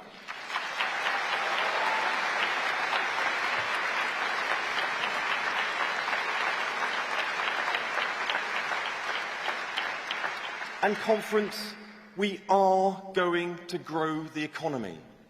And I can tell you why I'm so confident that we will. Firstly, as we all know, we have the best workforce in the world. We also have the finest universities in the world. We are a country full of curious minds that want to build and harness the new. And Conference, we have a Labour government. A government who recalled Parliament to protect the production of British steel and keep the blast furnaces open in Scunthorpe. A government that has given an annual pay boost of £2,500 to the lowest paid workers. So I can say to our political opponents, stop running our country down. Celebrate the brilliance that is Britain. The industries that have made us the greatest country in the world, from fashion, television, film, steel and car making, from nuclear to renewables. So let me say to the scientists, the entrepreneurs, the wealth creators, if your country doesn't want you, Britain is a country that does welcome the best and the brightest.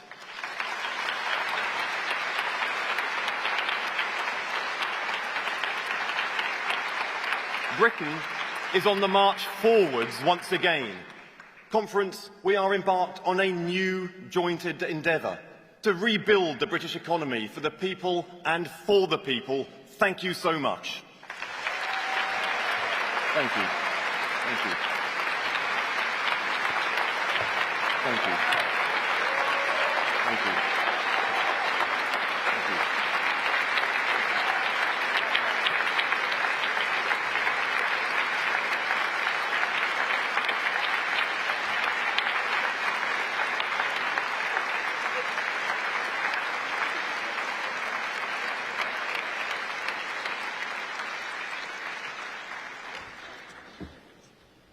Well, a very well-deserved standing ovation there for Peter, and he also walks away with some exceptional merchandise, which thank you very much, GMB, for that.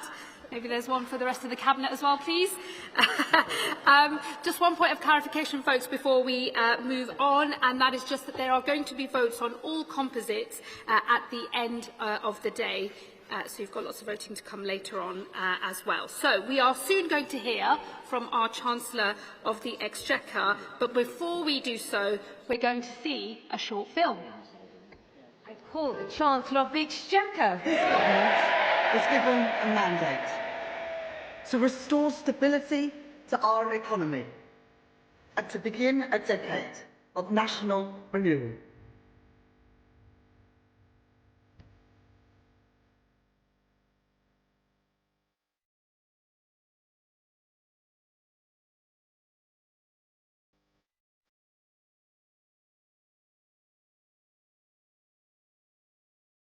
To girls and young women everywhere, I say, let there be no ceiling on your ambition, your hopes, and your dreams.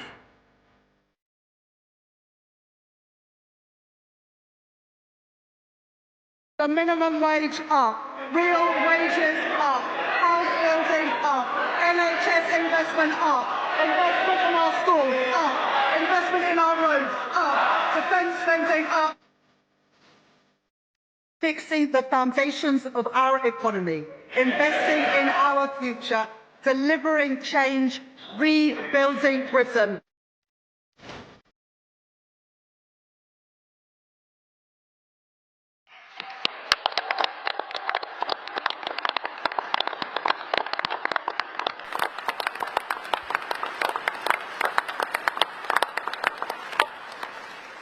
Conference.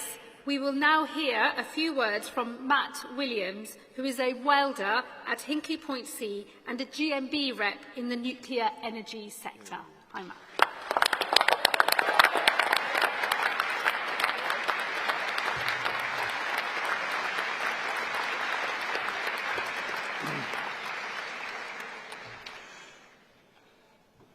Conference, I must admit I forgot my suit. But what an honour it is to stand here today to address you.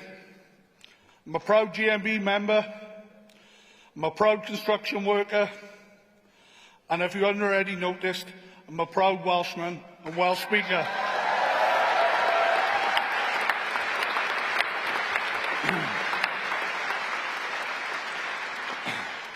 I met Rachel at GMB Congress, where she made the announcement government were going to build Sizewell C nuclear power plant, investing in the biggest nuclear building programme in a generation, and investing in us. When I heard the promise, I felt honoured and excited. Delighted that our union voices have been heard alongside the rest of industry. This Labour government have shown the public something the Conservatives never did. That is committed to investing in the sectors of the future that will benefit households and families in years to come.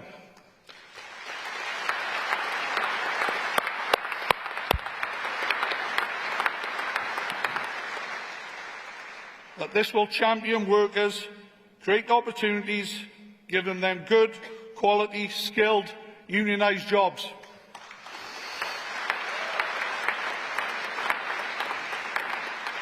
Allowing not just me, but every worker in every sector to have their life changed for the better. Building Sizewell C and committing £14.2 billion of investment, members across my union felt like they were pride in our industry again.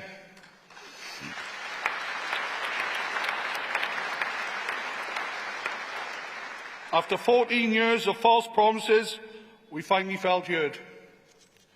This Labour government saw what I could see, that there's a future in nuclear, a future in clean energy, and an infrastructure investment that will create jobs and grow the economy, fulfilling the promise this government made last year. Rachel's actions made one thing clear.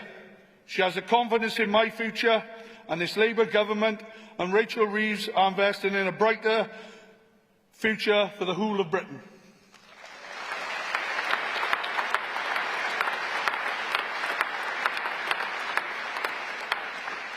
This is the difference with a Labour government. And on behalf of all of us working in the sector, thank you.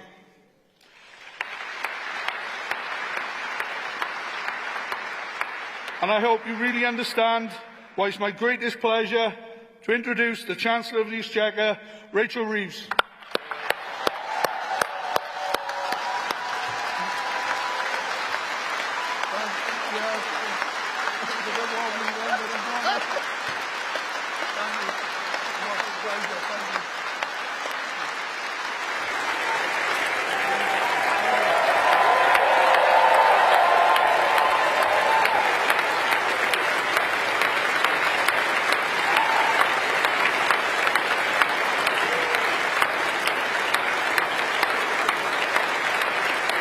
Thank you. Thank you, Conference, and thank you, Matt, for that incredibly kind introduction. Your enthusiasm alone could power half the country for many years to come.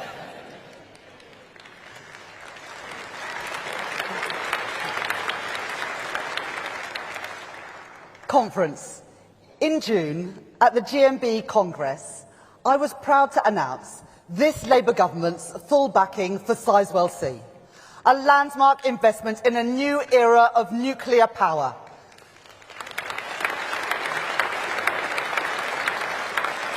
That plant will employ 10,000 people, create thousands more jobs in its supply chains, and produce the energy to power 6 million homes.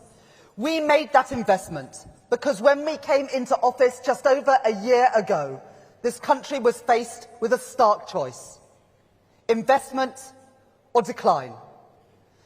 To invest in Britain's renewal, or to carry on with the same Tory economics and the same results. So for jobs and for pay, for energy independence and for our national security, we chose investment. The Tories wouldn't invest when they were in power. The Tories now oppose that choice from opposition. So, Conference, don't ever let anyone tell you that there's no difference between a Labour government and a Conservative government.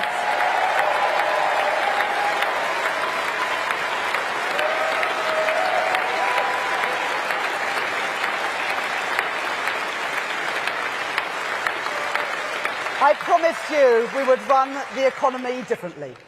No longer would we turn a blind eye to where things are made and who makes them, or shrug our shoulders when the national interest is on the line. Because a strong economy must rest on strong foundations. I call that approach securonomics. That's why, when the shipbuilder Harland and Wolff was in danger, we chose to step in, to guarantee a future for shipbuilding in Belfast, in Devon and in Fife. And I am proud to see the British shipbuilding industry going from strength to strength. With just last month,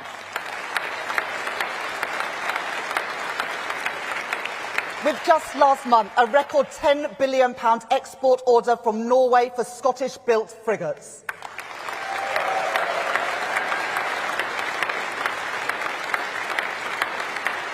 It's why we're taking action to protect the automotive industry, the jewel in the crown of British manufacturing, with a £1.5 billion loan guarantee to support Jaguar Land Rover, provide certainty and support for the jobs in its business and in its supply chain.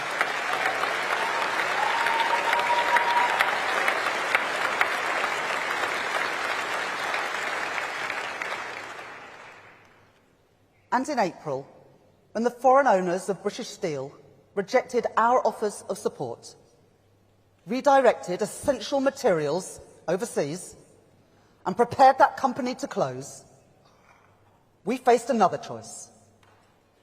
We could do what the Tories did and stand idly by while jobs and industrial capacity were lost, or we could choose a different path, to take control of that company in the national interest. That was not just an economic choice, but a test of our conviction, our patriotism and our Labour values. This government was not willing. This government was not willing, I was not willing, to tolerate a situation in Britain's steel capacity was fundamentally undermined. And nor was I willing to see yet another working class community lose its pride, lose the prosperity, lose the dignity that industry provides. So we chose to intervene, to save British steel and the jobs that go with it. The Tories would not back British steel, and they wouldn't back Britain's steel workers. But this Labour government is unequivocal. There must be a future, there will be a future for steel forged here on British soil.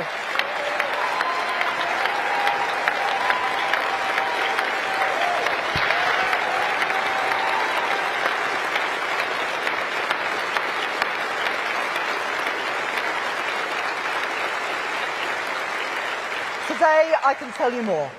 We are introducing new legislation to put our economic security first.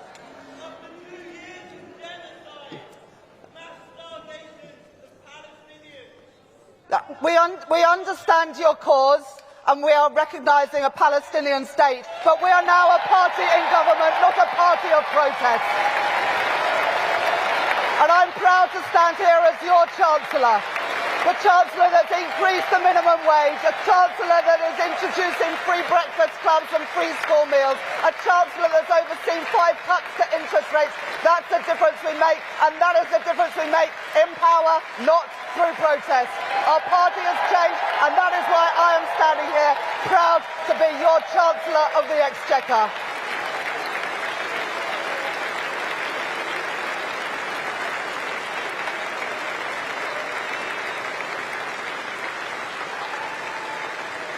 We're putting Britain first, empowering us to prioritise British-built ships and British-forged steel, strengthening our national economic security, and creating good manufacturing jobs here in Britain. Because where things are made and who makes them does matter. And as we build those new railways and new roads, the new power stations and new runways for this generation and the next, we want the security and the good unionised jobs that come from making things here in Britain. I promised you we'd run the economy differently. The Tories didn't do it and they still don't get it, but Labour does. So don't let anyone ever tell you that there's no difference between a Labour government and a Conservative government.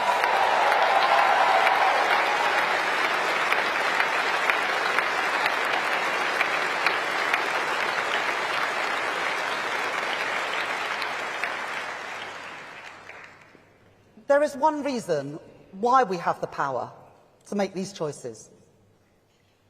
It's not a matter of luck or a routine swing in the political pendulum. It is because, thanks, Keir, to your leadership and to the efforts of countless people in this hall and beyond, that we earned the privilege to serve. Because we, every one of us, gave our all to regain the trust of the British people, to earn this precious chance to put our values into practice. Let me tell you what brought me here and what gets me up every morning. Let me tell you what I believe in and what drives me. Conference, you know where I come from. My mum and dad were primary school teachers, and I'm really proud of that. I know how hard they worked to give all the children that they taught the very best start in life. I know how hard all our teachers work. And I know parents' hopes and fears when it comes to their kids. I feel them for my own. But ordinary families find themselves fighting against a system which hoards privilege at the top and leaves too many working-class kids behind. I joined the Labour Party almost 30 years ago now because I could see that the Conservative governments I grew up under in the 80s and 90s, they didn't care much about schools like mine. Ellie knows that too. They didn't care much about the kids we grew up with. Textbooks rationed, libraries closed, kids herded into porter cabins, their prospects written off. I joined our party because I wanted to change all that. And those same values drive me now today. Conference, I believe in a Britain founded on contribution, where we do our duty for each other and where hard work is matched by fair reward. I believe in a Britain based on opportunity, where ordinary kids can flourish, unhindered by their backgrounds. And I believe that Britain's real wealth is found not only in the success of the fortunate few, but in the talents of all our people, in every part of our great country. But, Conference, we all know that our shared values can only achieve things for ordinary people if we have the power to act on them and a credible plan to put them into effect. A plan fit for an uncertain world in which we find ourselves, not for the world that we wish it might be. A plan to build a stronger, more resilient economy, able to navigate this age of insecurity. No one said it was going to be easy, but take pride in what we are achieving together. Not just the pride in winning, but pride too in the choices we are making and the lives we are changing. Remember that in every single one of the 451 days that we have been in office, we have achieved more than in the more than 5,000 days that we spent powerless in opposition.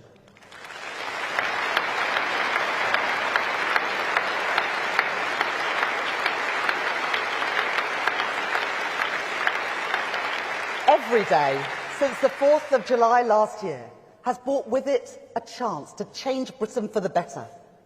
Creating Britain's first genuine living wage, getting spades in the ground on new road and rail projects, backing our communities to strengthen pride in place, including here in Merseyside with the reopening of Southport Pier, investing in homegrown British energy, freezing fuel duty, capping bus fares, recruiting new neighbourhood police, opening school breakfast clubs, expanding free school meals, lifting 100,000 children out of poverty as we do it, and delivering a pay rise, a deserved pay rise, to our nurses, our teachers, our police and our armed forces.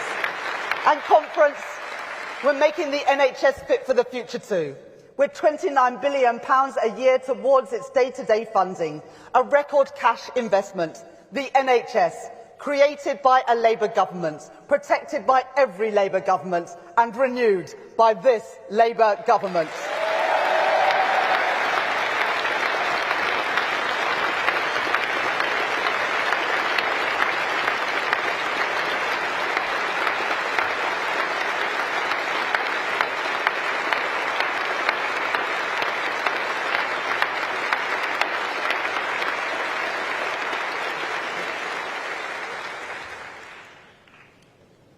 let me tell you something else we will do. I remember as a kid that my school library was turned into a classroom because there were more students than there was space. Think about the message that that sends about a government's priorities. How little value is placed on opportunities for kids to learn and to grow, to explore their interests independently, or to find a quiet place to study that isn't always on offer at home. Under another Conservative government, a generation later, many more kids have that experience. Today in England, there are 1,700 primary schools that don't have a school library. That's not right, and I will not let it stand. So I am committing here today to providing a library in every single primary school in England by the end of this Parliament.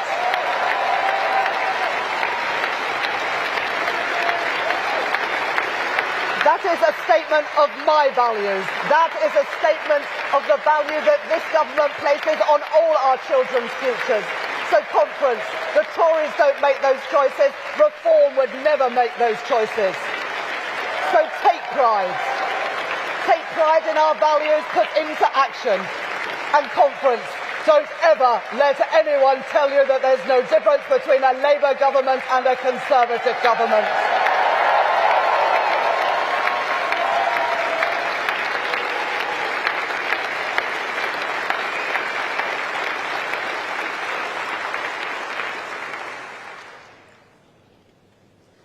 Remember how it felt to look on as the Tories took our country in the wrong direction.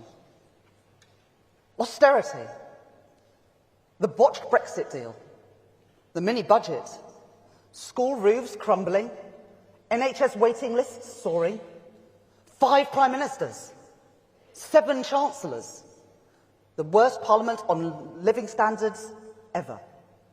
Our institutions and our country's very reputation in tatters. And never forget what they did during the pandemic. While we were kept apart from our loved ones and feared for our families, the Conservatives partied in Downing Street and dished out contracts to their friends and to their donors. We are still paying the bill for their waste and their cronyism. So I'm pleased to tell you that thanks to our COVID Corruption Commissioner, almost £400 million has now been recovered for taxpayers that have been lost to COVID fraud. And we will continue that fight. And we will continue that fight to recover more from those PPE contracts that failed to deliver. But we won't stop there. In the coming months, we are bringing in additional new powers to investigate and recover more money from fraudsters who have ripped off the government and ripped off our public services. And I can tell you today too that to deploy those new powers, we are recruiting a new hit squad to investigate and recover all the money that is owed to the British people. Because, Conference, we want our money back. We are getting that money back, and we are putting it where it belongs, in our communities, in our schools, and in our National Health Service.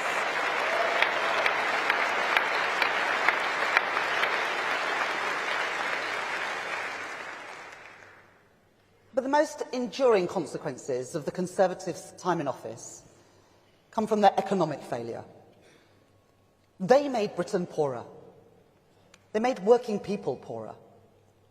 And they left our public finances in disarray. The single biggest factor underlying Britain's challenges on the cost of living, on the public finances, and on our public services is their 14-year failure on economic growth. If the UK economy had grown at just the average of other advanced economies in those 14 years, our economy today would be £140 billion bigger. That's almost £5,000 for every family in the UK. Our economic renewal will rest on stability to keep taxes, inflation and interest rates as low as possible. Economic reform to unlock the contribution of businesses and working people, and investment in every part of Britain. Each day, I see a country primed for economic success. a skilled and committed workforce, world-class universities and innovative businesses.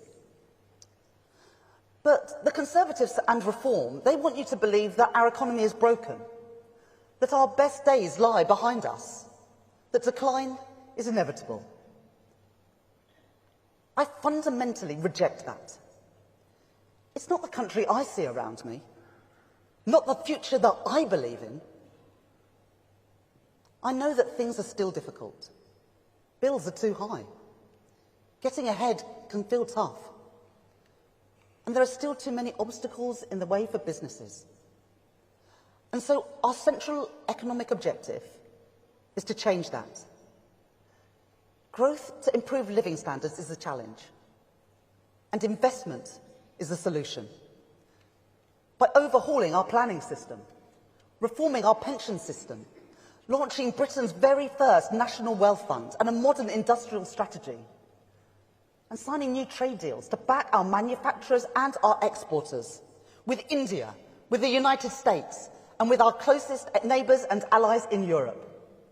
Just this month, thanks to Keir's hard work, we secured £150 billion of overseas investment just from the United States. I have never believed the Tory mantra that the best thing that a government can do is to get out of the way. A strategic state must use its power to support jobs and growth, and that includes through public investment. Under the Tories, capital spending was always the first victim when the public finances came under strain. So in last autumn's budget, I changed those fiscal rules to support and to protect investment. And alongside that, because I know that too often our regions outside London and the South East have not had their fair share of spending decisions, I rewrote those rules to support investment in every part of Britain. In place of decline, we have chosen investment. Investment in defence and the good jobs that come with that. In Plymouth and in Barrow, in Aldermaston and Lincoln, on the Clyde and in Rosyth. Investment in energy, in nuclear power, yes, and in carbon capture and storage too. On the Humber and on Teesside, in Aberdeenshire and right here on Merseyside. Investment in transport, including the biggest ever investment in our city regions. We're investing here in Merseyside, with new links in St Helens and major investment in Merseyrail, including a new station at Liverpool Baltic. We're investing in Greater Manchester, with new tram stops in Bury, North Manchester, Oldham and Stockport. And we're investing in West Yorkshire to power ahead with a mass transit system, linking Bradford and Leeds, the largest city in Western Europe without a light rail or metro system, but not for much longer.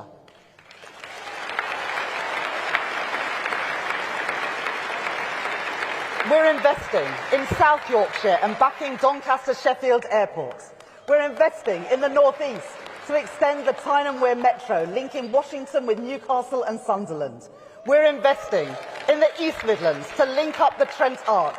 We're investing in the West Midlands, extending the Birmingham Metro and backing the Midlands Rail Hub to link Birmingham, Worcestershire and Herefordshire with Wales. And we're investing in Welsh railways, with new stations and new infrastructure, the benefits of two Labour governments working together. And we're investing in East-West Rail to join up the Oxford-Cambridge Growth Corridor and Conference, as well as the Transpennine route upgrade to link Manchester, Leeds and York and the towns in between them. This Labour government will push ahead with our plans for Northern Powerhouse Rail. Plans never delivered by the Conservatives, plans opposed by Reform, but backed by this Labour government, a vote of confidence in the north of England, to get people to work, to connect families, to create jobs, and to build prosperity in towns and cities scarred by underinvestment for far too long.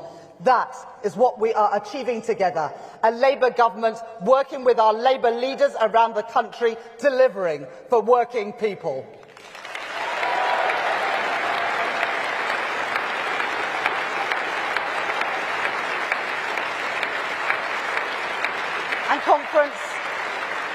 We're not just investing in defence and energy and transport. The housing crisis is one of the greatest challenges that we face. Every family deserves the security, safety and the joy of a good home. That is why we are powering ahead with our commitment to build 1.5 million homes in this Parliament. And any plan to match the scale of that housing crisis must involve a major role for social housing, which is why I allocated £40 billion in the spending review just a few months ago. The biggest cash investment into council, social and affordable housing in a generation. So, Conference, don't ever let anyone tell you that there's no difference between a Labour government and a Conservative government.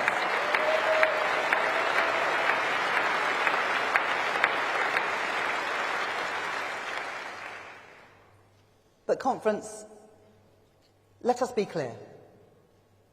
All that we are doing is only possible because we, all of us, put in the hard work to show the British people that we could be trusted to manage our economy. Because we were unequivocal in our commitment to economic responsibility. And I will never, ever squander that hard-earned trust. We were able to increase investment only because we remained steadfast in that commitment to economic responsibility.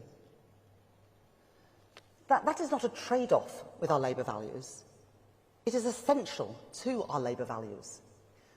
Because our ambition for Britain, our dedication to social justice, is not measured in the size of the deficit you are willing to run, but in the choices we make to defend and advance the interests of working people. And responsible management of our public finances is an integral part to that most basic mission. It is because of the stability that we have created that we have seen 5 cuts to interest rates since the general election. Mortgage costs coming down and hundreds of pounds back in the pockets of working people. Conference, every advance we make in getting the cost of living down is a Labour achievement, and we should take pride in that.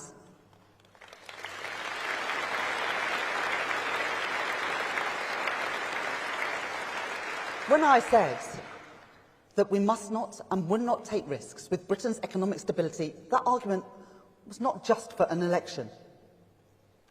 Even now, with the global uncertainty that we have seen ripple through financial markets, there are still critics out there who would too readily forget the consequences of reckless economic choices. Never forget that in 2 hours, one Friday, almost exactly 3 years ago, the Conservatives under Liz Truss sent mortgage costs spiralling, put pensions in peril, and consigned their party not just to defeat, but to utter irrelevance. That was a warning. And the British people will not forgive any party that forgets it. Conference, let us reaffirm our commitment that we will never ever do what the Conservatives did to ordinary working people in this country.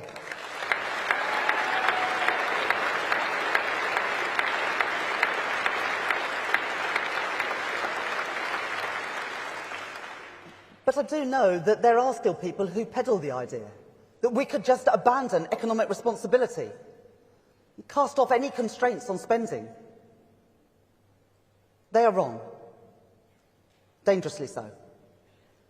And we need to be honest about what that choice would mean. Because when spending gets out of control, when market confidence is lost, that doesn't just show up in some OBR report and some difficult headlines a few months later. It is felt immediately in the growing cost of essentials and rising interest rates. And let me tell you, there is nothing progressive, nothing Labour, about government using 1 in every £10 of public money it spends on financing debt to interest. Billions of pounds every single year going towards repaying debt racked up by the Tories, paid to overseas hedge funds and investors. That's not how I want to spend public money. In the months ahead, we will face further tests, with the choices to come made all the harder by harsh global headwinds and the long-term damage done to our country, which is becoming ever clearer. Our first year in power was about fixing the foundations. Our second must be about building a renewed economy for a renewed Britain.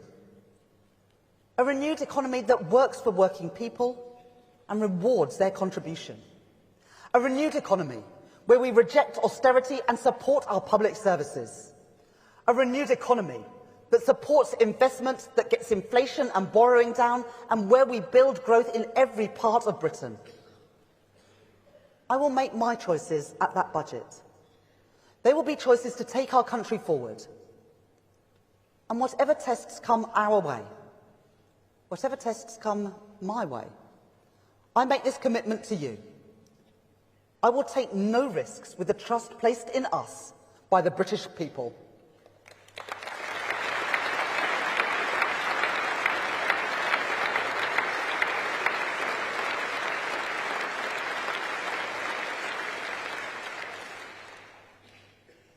Remember everything that is at stake here. The single greatest threat to our way of life and to the living standards of working people is the agenda of Nigel Farage and the Reform Party. Whatever falsehoods they push, whatever easy answers they peddle, however willing they are to tear communities and families apart, they are not on the side of working people.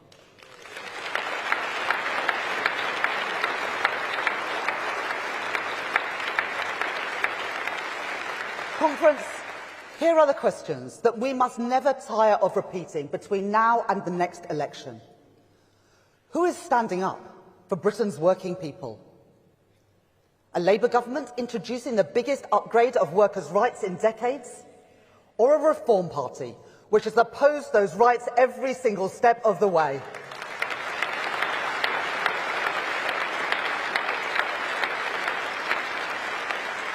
Who is standing up for Britain's interests? A Labour government that stands with our allies, or a Reform Party in bed with Vladimir Putin?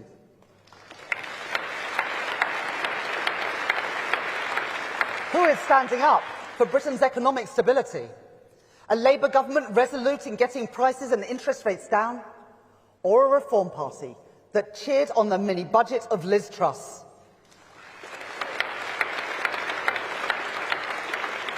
Who is standing up for Britain's businesses? A Labour government that is forging closer relationships with our nearest trading partners? Or a Reform Party who wants to talk Britain down and longs to cut us off from the rest of the world?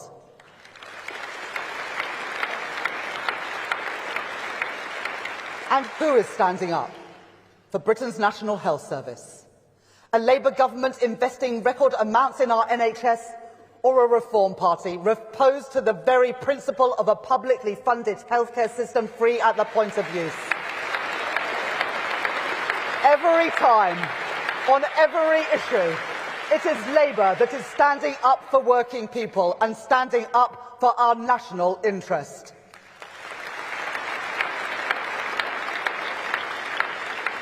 Friends, this is a fight that we must win, and it is a fight that we will win. So when you leave this hall, when you return to your communities and your workplaces, let the message ring out that there is only one party that was founded by working people, and only one party that is committed absolutely to defending their interests, on jobs and on pay, on rights at work, on health and in our schools, on the safety of our streets and the strength of our communities, on energy security and on national security. The clue is in the name, Conference. That party, the party of working people, is the Labour Party.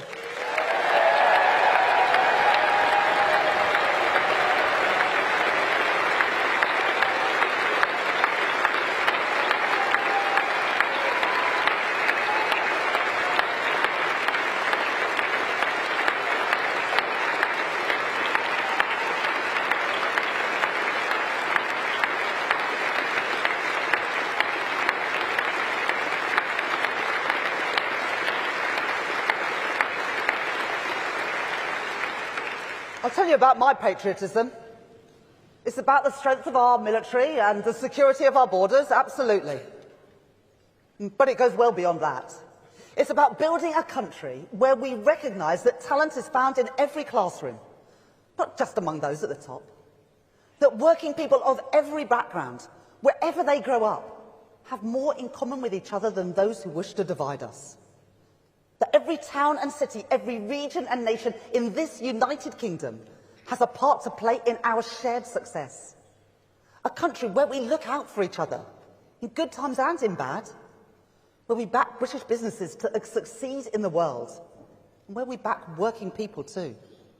So that honest work pays a wage that you can afford to live on. Where we recognise that we are strongest when we work together towards that better Britain. A patriotism not measured in how quick you are to exclude, how loudly you shout, how willing you are to exploit every division and distort every challenge that we face.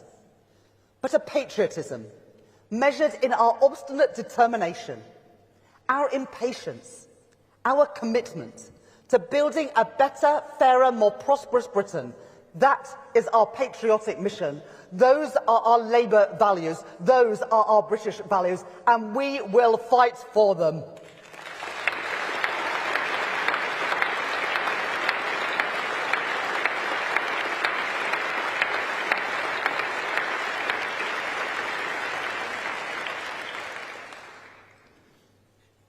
Conference, never forget who we do this for. Before the summer, I was at a breakfast club in the north of England. It was 8:30 in the morning and there was a little boy sitting on the floor playing with his Lego. He showed me what he was building. He was really proud of his project and he wanted to tell me all about it. I enjoyed sitting with him and listening to him talk. Afterwards, one of the teachers said something that stayed with me. She said, "You know that boy, when he started coming to breakfast here, he didn't speak at all. He was completely silent." I was shocked, but maybe I shouldn't have been. Because stories like that are too common in Britain. And I thought about the money that we're putting into breakfast clubs. What does that pay for? Some toast and cereal, maybe some juice, an extra hour of a teacher's time to keep an eye on the kids. But what does it actually buy?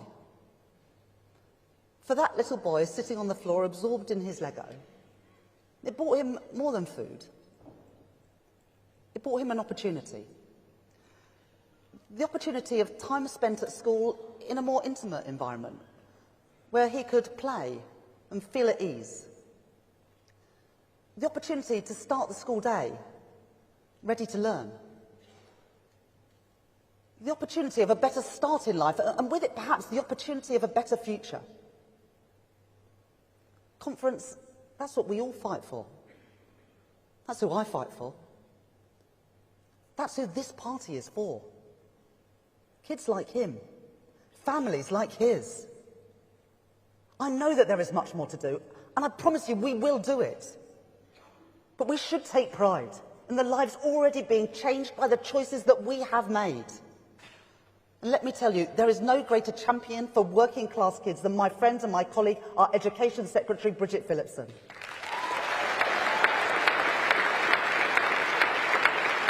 Believe me, she will not rest, and I will not rest until those barriers to opportunity are torn down. That is what we are in this for, friends.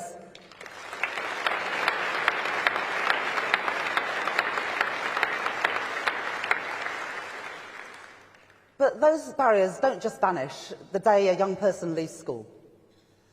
The last Labour government supported hundreds of thousands of young people into work with its New Deal. But once again, under the Conservatives, too many young people found themselves trapped, frozen out of employment, education or training. There's no defending that. It's bad for business, bad for taxpayers, bad for our economy. And it scars people's prospects throughout the rest of their lives. At the spending review, I pledged record investment in skills to support our young people. And today I can announce that with that investment, we will fund a new youth guarantee. Every young person will be guaranteed either a place in college for those who want to continue their studies, or an apprenticeship to help them learn a trade vital to our plans to rebuild our country, or some one-to-one support to help them find a job.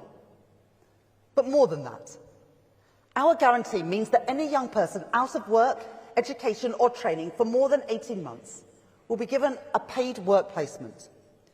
Real work, practical experience, new skills. Conference, we won't leave a generation of young people to languish without prospects, denied the dignity, denied the security and the ladders of opportunity that good work provides. Just as the last Labour government achieved that with the New Deal, I commit this Labour government to nothing less than the abolition of long-term youth unemployment.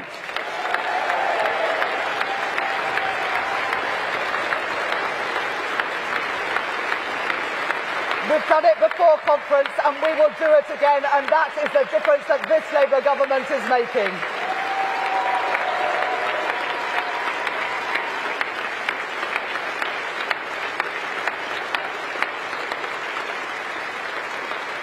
And that's not all. We should not cut young people off from opportunities that my generation took for granted. And that means rejecting the politics of isolation and division, for which our young people pay the gravest price. It means defying those voices which claim to speak in the national interest, but which demand that our people, our communities and our businesses suffer the consequences for a Britain cut off from the rest of Europe. I don't want young people to miss out on the chance to enrich their lives through travel, experiencing other cultures, working and studying abroad. Those opportunities cannot and must not be the sole preserve of the wealthy and the fortunate. So, as well as making it easier to trade with Europe, as well as making it easier to travel in Europe, I can tell you today that we are working with the European Union to secure for young people in Britain the maximum economic and cultural opportunities available through an ambitious agreement on youth mobility.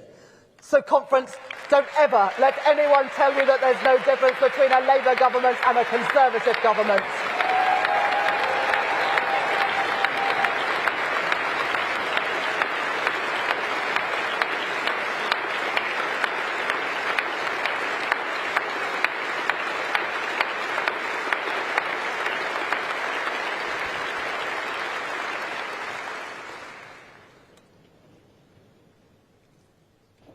This year has brought its fair share of challenges for our party and our country. They won't be the last.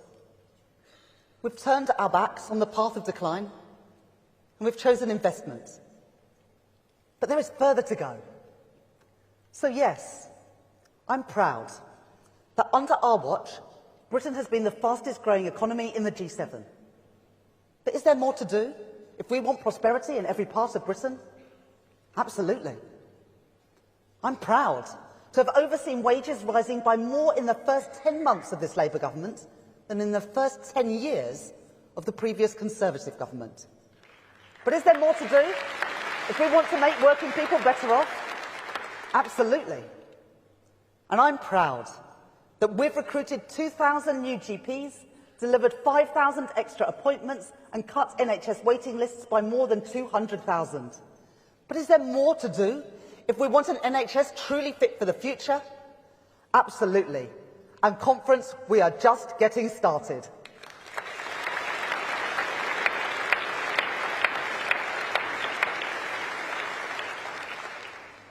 So whatever challenges come our way, don't be deterred, because I can see the destination if we stay true to our course. A Britain where every child can flourish, no matter their background or their parents' jobs or where they grow up. And never let anyone tell you that there's no difference between a Labour government and a Conservative government.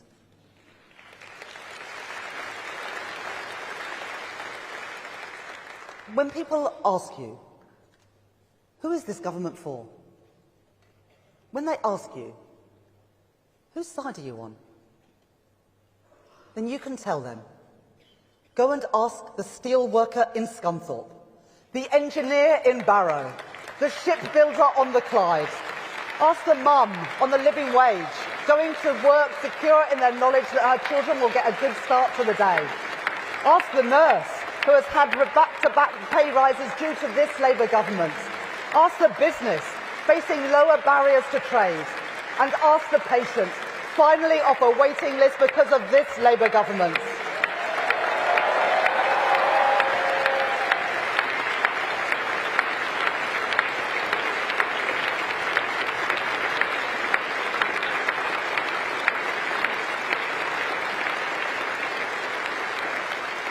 There is further to go. But whatever tests confront us, have faith. Because our party and our country have overcome greater challenges than these. Have faith. Because the opportunity to serve is what we came into this for. Have faith.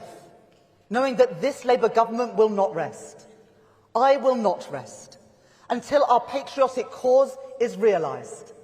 In a Britain that prizes contribution, that unlocks opportunity, that silences the nagging voices of decline, and never lets anyone tell you that there's no difference between a Labour government and a Conservative government.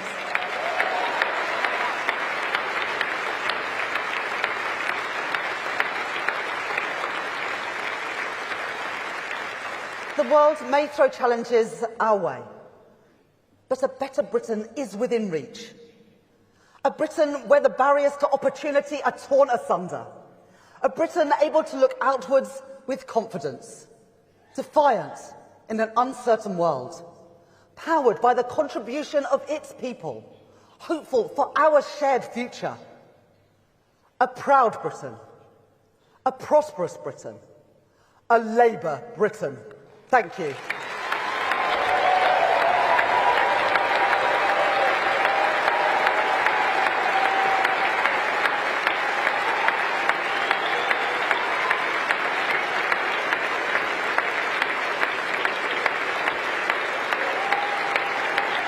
Thank you, conference.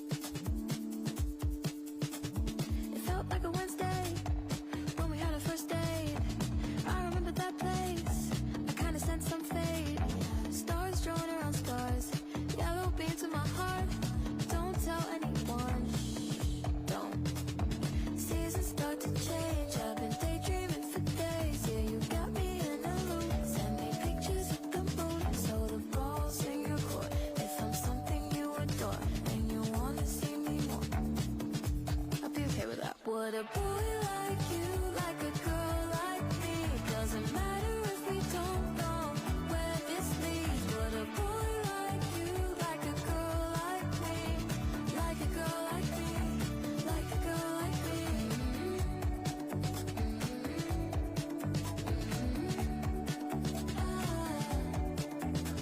It's the end of the day, and you're getting more confusing. On a parachute, I'm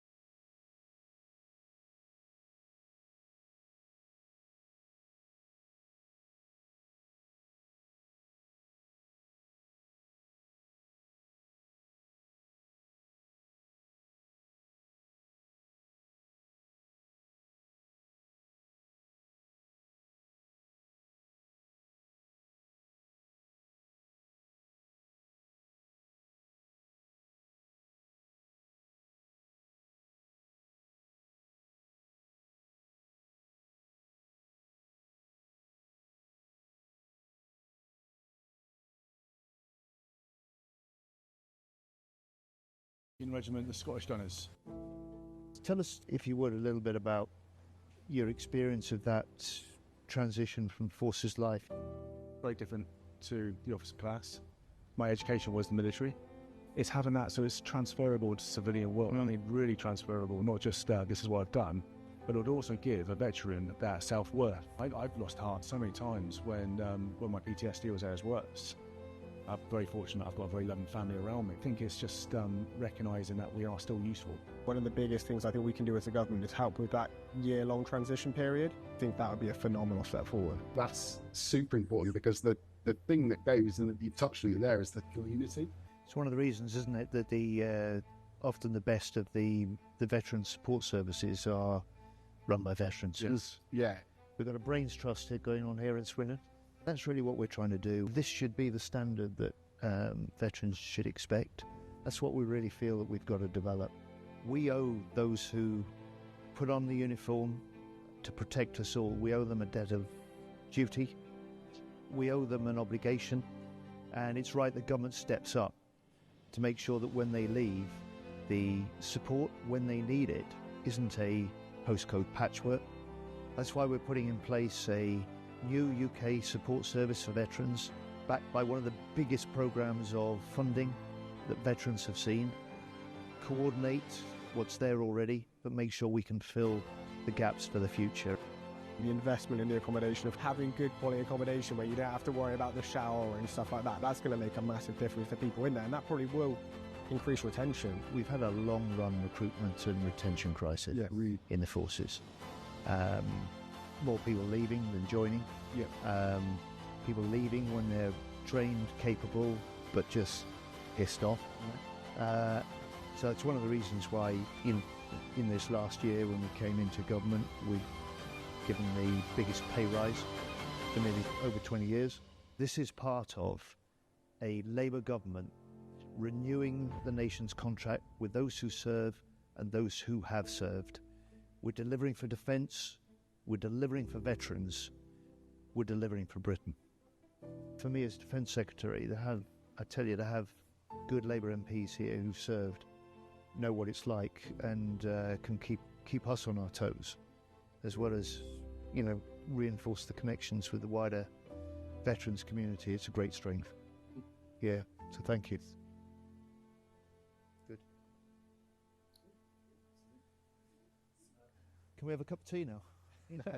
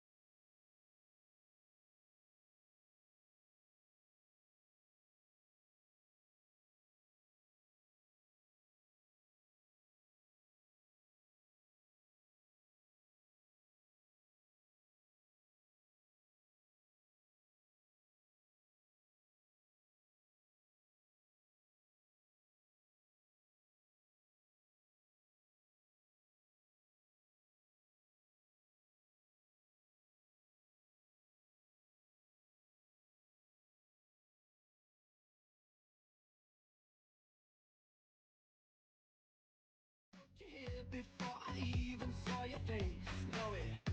Hey, the bubbles. It's your wave. Sugar. Coated. Triple. Glaze. Down there below. See heaven miles away. Ain't scared of heights. No gravity in outer space. On another level. Elevate. Higher. Timmy. Taylor.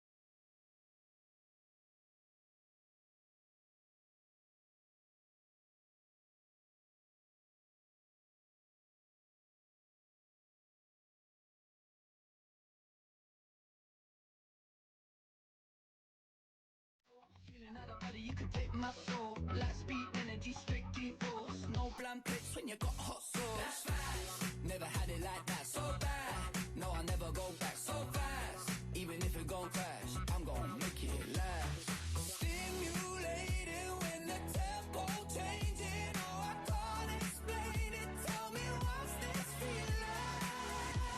It's taking me high. Oh, it's taking me high.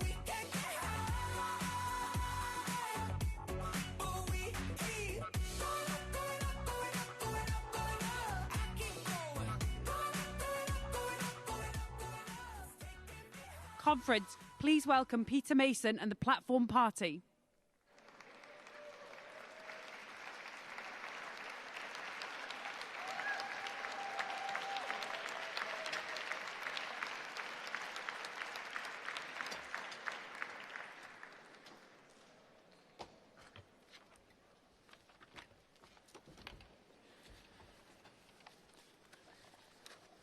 Good afternoon, Conference, and welcome to the Breakdown Barriers to Opportunity debate. First, we're going to go straight to our first speaker of this session. Please welcome the Secretary of State for Education, Bridget Phillipsson.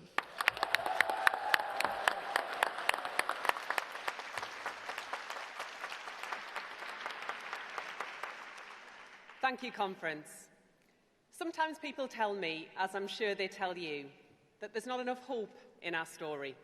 Not enough ambition, not enough vision. So let me start with a story about Alan, an FE teacher I met back at home in Sunderland. Alan had taught for over 30 years. The lads that came through his classes hadn't come from much. For many, Alan was the first father figure they had ever known. For many, their background dictated their destiny. No one had given those lads a chance. Now, so many of you know that story. For so many of us, that is our story. But Alan was different. Alan gave them a chance. He didn't just teach them a trade. He taught them to believe in themselves when they had given up. He taught them the power of opportunity, of education, to give them the freedom to choose their own path in life. And one day in the supermarket, Alan told me he got a tap on the shoulder. It was one of those students, one of those lost boys that Alan had nurtured, one of the many he had given the chance to train on a building project started by the last Labour government. The years had passed by, but the path Alan set him on had brought him success. He'd worked his way up through a local firm, and Alan's guiding hand meant he could start his own business, take on jobs not just in the North East, but further afield. It meant that he could buy his first house for him and for his wife. Without Alan, he said, he just wouldn't have made it. He would have ended up, like too many young people in our country, denied the freedom to choose their own path. And that story is the story of education, of opportunity, of the change Labour brings, of government not as something to be feared, but to be welcomed, not something to be cleared out of our lives, but as a force for good, for each of us and for all of us.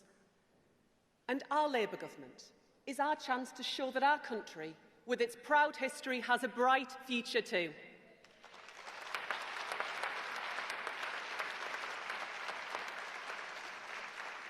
A chance at last to turn our values, equality, fairness, social justice, into action. A chance to show that education means opportunity for each of us and for all of us. Because extending opportunity, above all, means spreading the freedoms that for too long were the privilege of the lucky few. That is my mission. It is our shared mission. The freedom to choose your own path in life.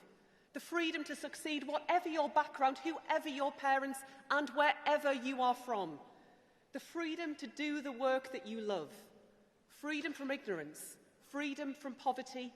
Freedom from fear. The freedom to understand our culture and others. The freedom to spend time with your family and with your children.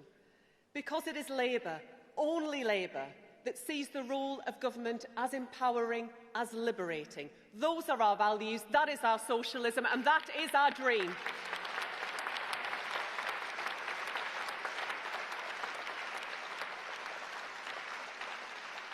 And conference, something else. It is only Labour that sees education, sees those opportunities as about the people of tomorrow, not just the workers of tomorrow. The artists and the scientists, the teachers and campaigners, the match goers and the museum goers, carers and parents, the activists, the volunteers, the voters. The Britain that we are building is a Britain rich for them, rich in every way and rich for their families. That is our vision and that is our dream.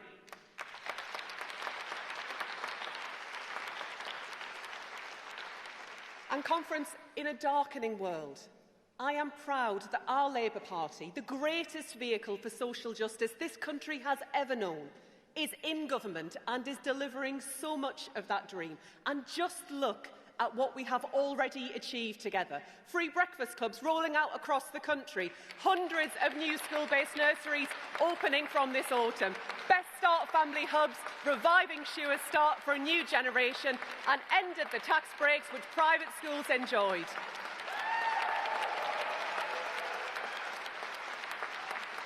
New technical excellence colleges open for learning, 30 hours free childcare for working parents, tackling top-up fees in our nurseries, thousands of new teachers recruited, the largest ever uplift in the early years pupil premium, turning the tide on school absence with 5 million more days at school last year, opening up access to tens of thousands more apprenticeships. Proper pay rises for our teachers, 2 years running. Promises made, promises kept, our values in action.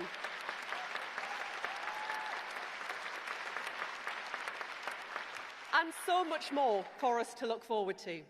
Gender pay gap action plans coming soon. New rules to control the cost of school uniform so they make children smart, not poor.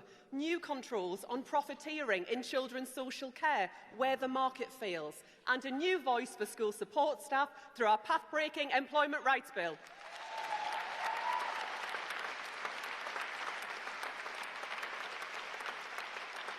And free school meals for another 500,000 children. The change that we are bringing so our children have a brighter future. Conference, this is what we have already done together. Fixing the foundations, clearing up the mess that the Tories left behind. And we are moving to tackle the generational challenges in our system. Supporting children with SEND to succeed, with fresh investment and new facilities. Supporting their parents, their families, doing all that they can to get their best for their children with additional needs. While Reform tell them that their children are just badly behaved, that their parenting is poor. Turning the tide on how working-class children do at school, because no one should be left behind because of their background.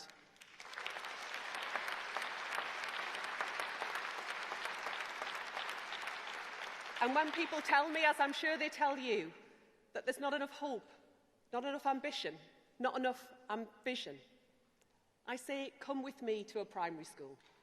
Come with me to a new breakfast club. Come with me to a nursery.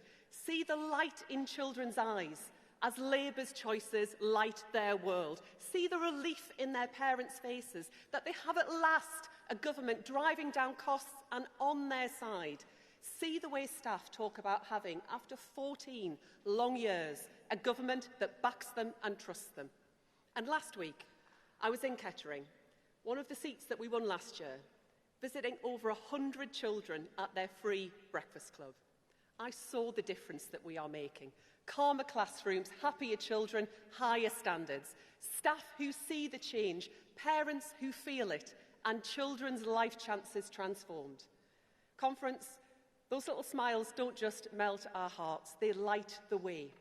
They remind us that in this country, the progress we are making, the change that we are bringing, that the hope and optimism that took each and every one of us into politics are a beacon through dark times, a light on the hill for the values that sustain us all.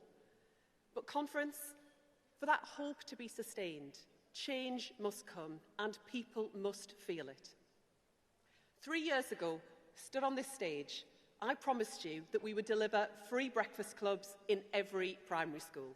Last year, I told you the first wave would begin this year.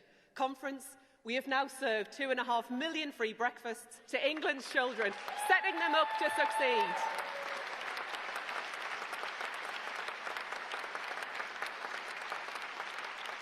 Giving their parents work choices and our children life chances. And this year, I am proud to tell you the full national rollout of our free breakfast clubs will begin from April, with more schools joining then and even more from September.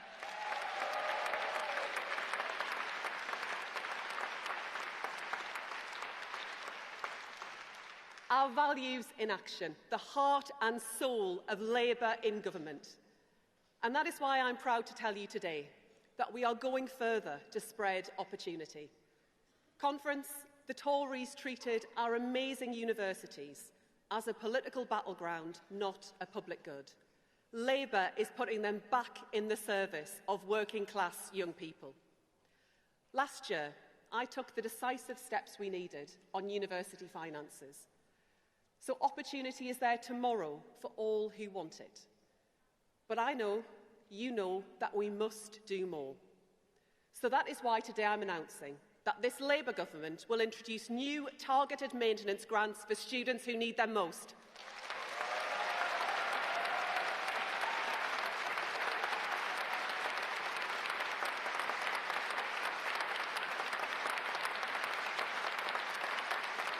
Conference, their time at college or university should be spent learning or training, not working every hour God sends. That is the difference that this Labour government makes.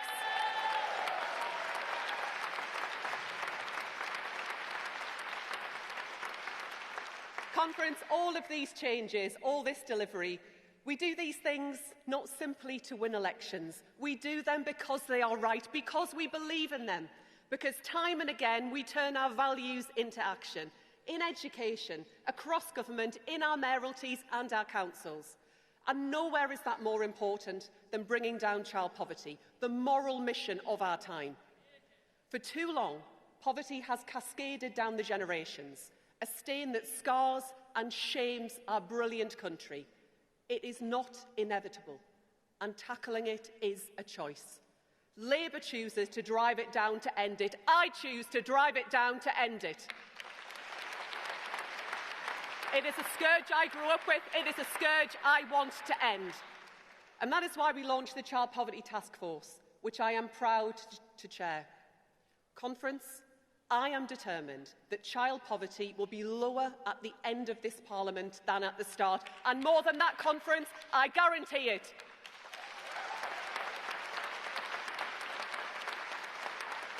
By giving every child the best start in life, my focus in government, my lodestar, and the driving moral purpose of our party.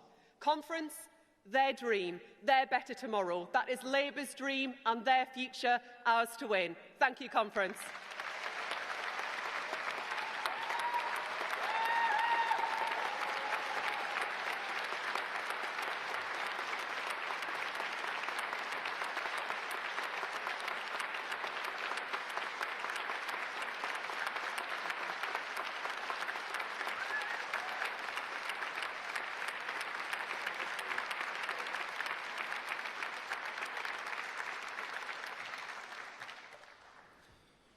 Bridget, thank you for that introduction to this debate. We now move to composite motion 7 on skills.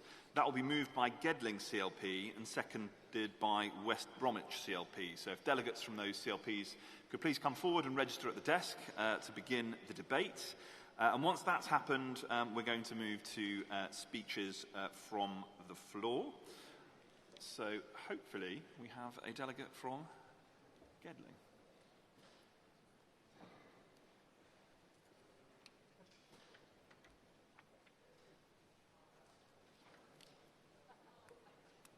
Just as a reminder, conference, if you are called to speak, please do go to the desk to register.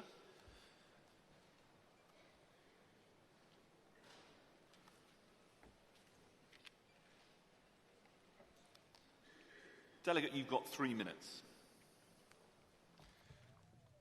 Thank you, Chair. Conference, my name is Richard Fletcher. I'm a second-time delegate and first-time speaker.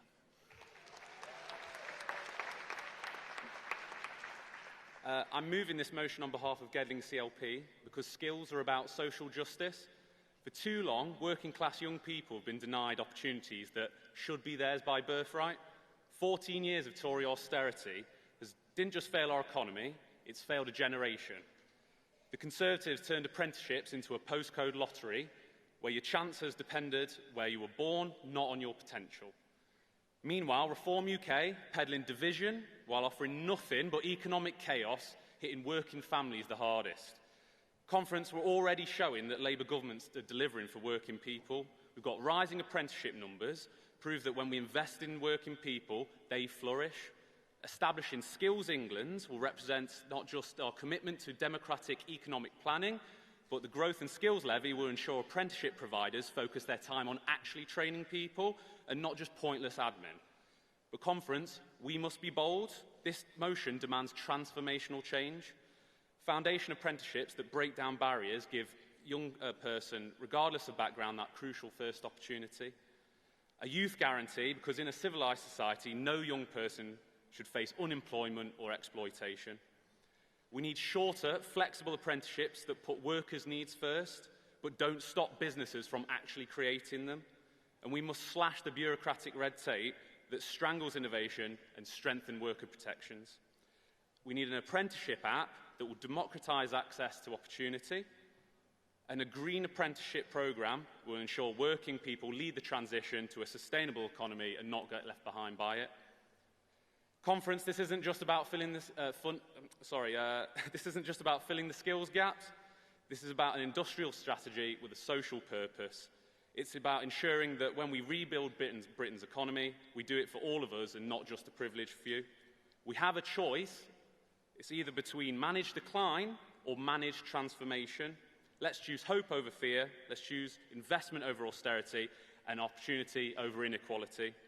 Conference, I move this motion because skills are power and power belongs in working people. Thank you.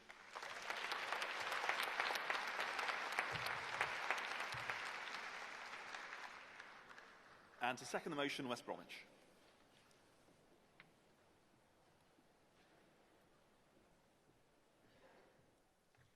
Thank you, Chair. Good afternoon, comrades. Good afternoon, conference.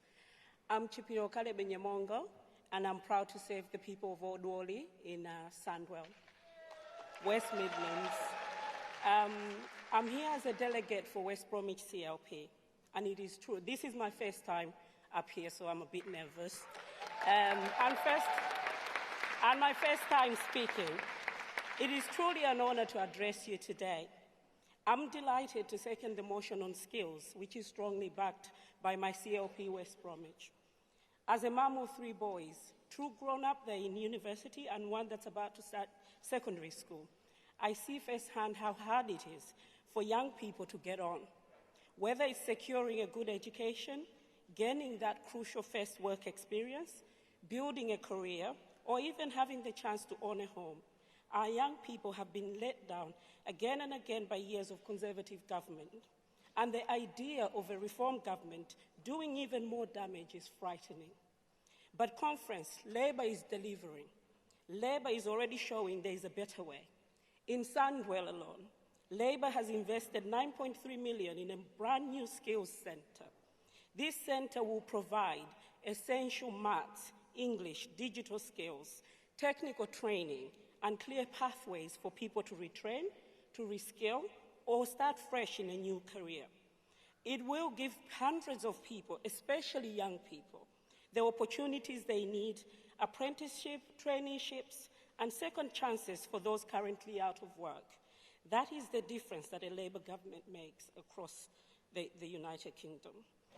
Conference, I'm proud to second this motion, and I ask you to support it. Thank you very much.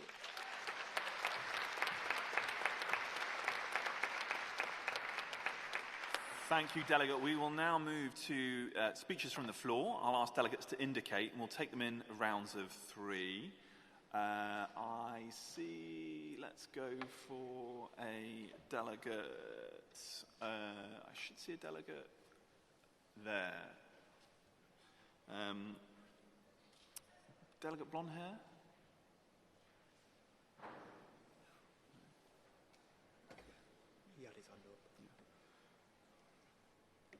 No? Okay.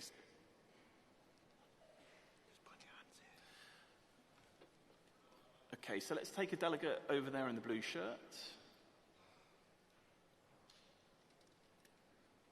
I see a delegate in the pink jacket. And a delegate there in the white jacket behind you. We'll take those 3, please. And then we'll go for another round after that.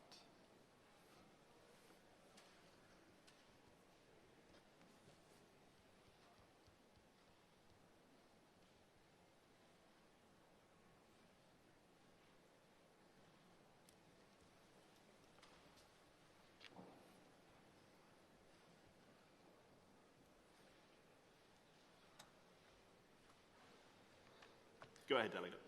Good afternoon, Conference. My name is James Diamond. This is my first time at Conference and definitely my first time speaking.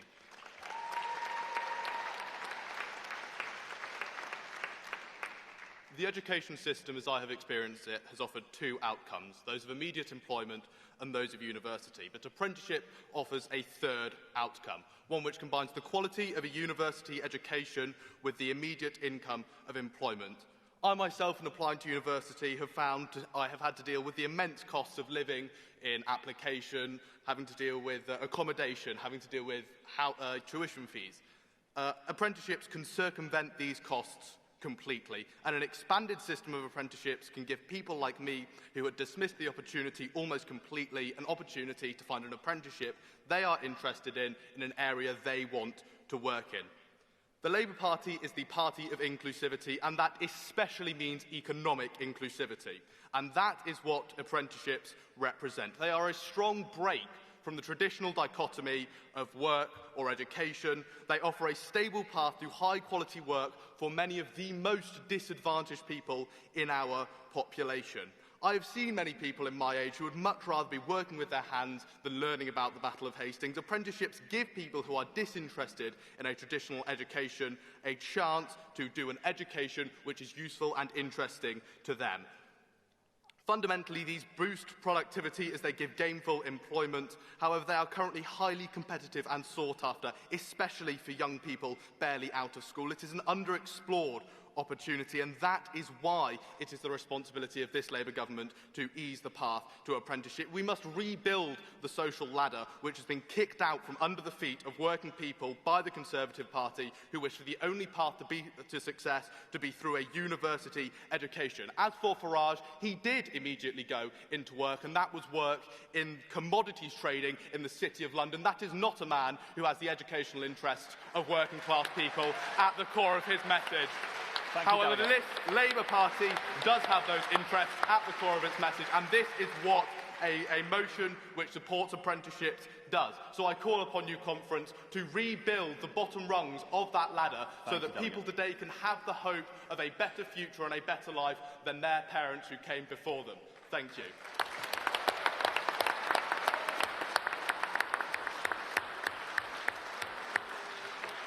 I allowed some leeway there, Delegate, because you were getting a good round of applause, but let's try and keep to 2 minutes. The next delegate, please.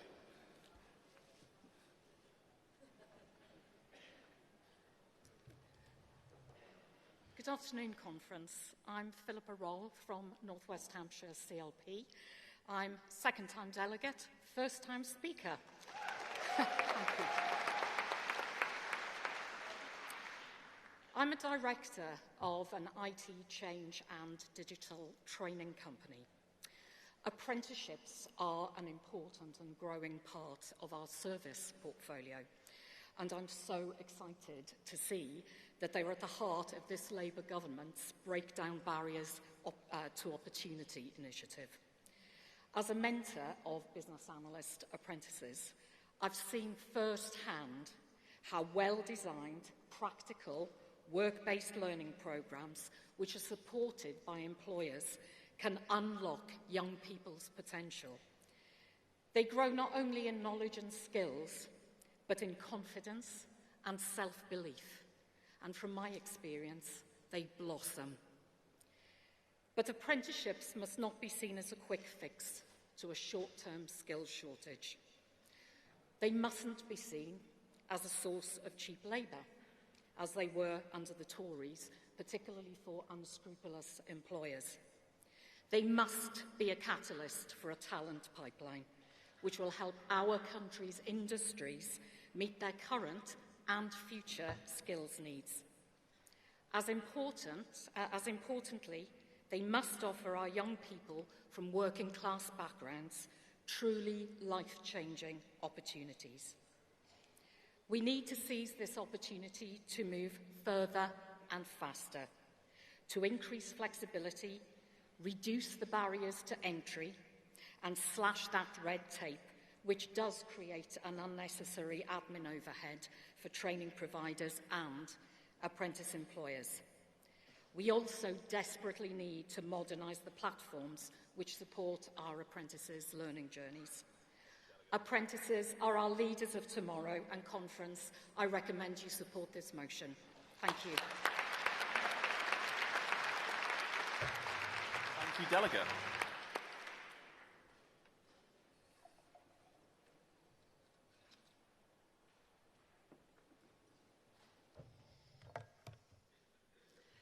Good afternoon, Conference.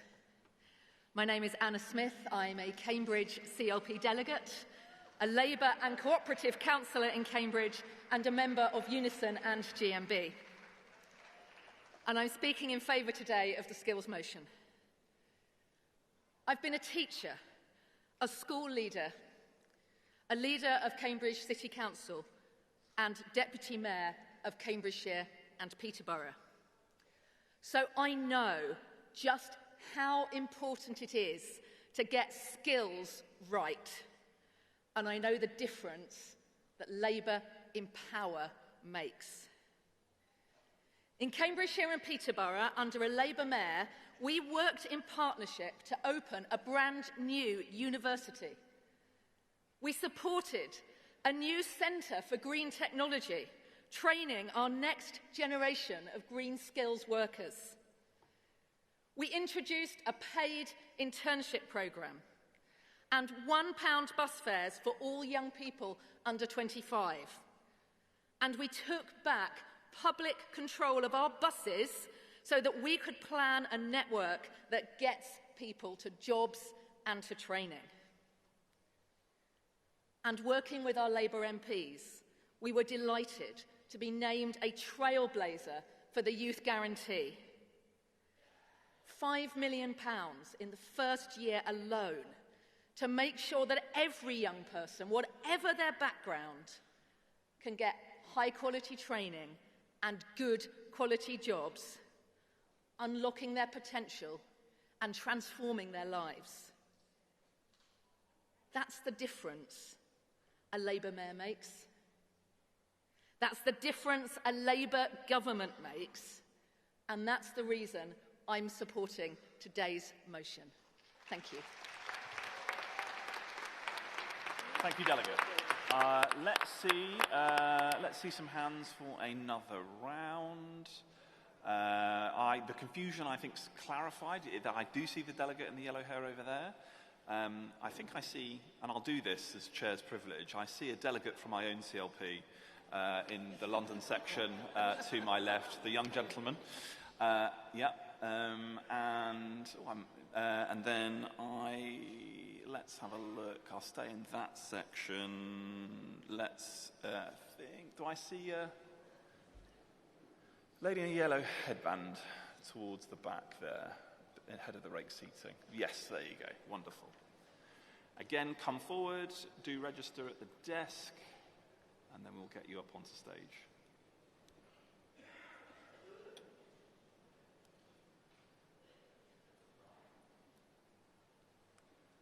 Thank you, Delegate. You've got 2 minutes.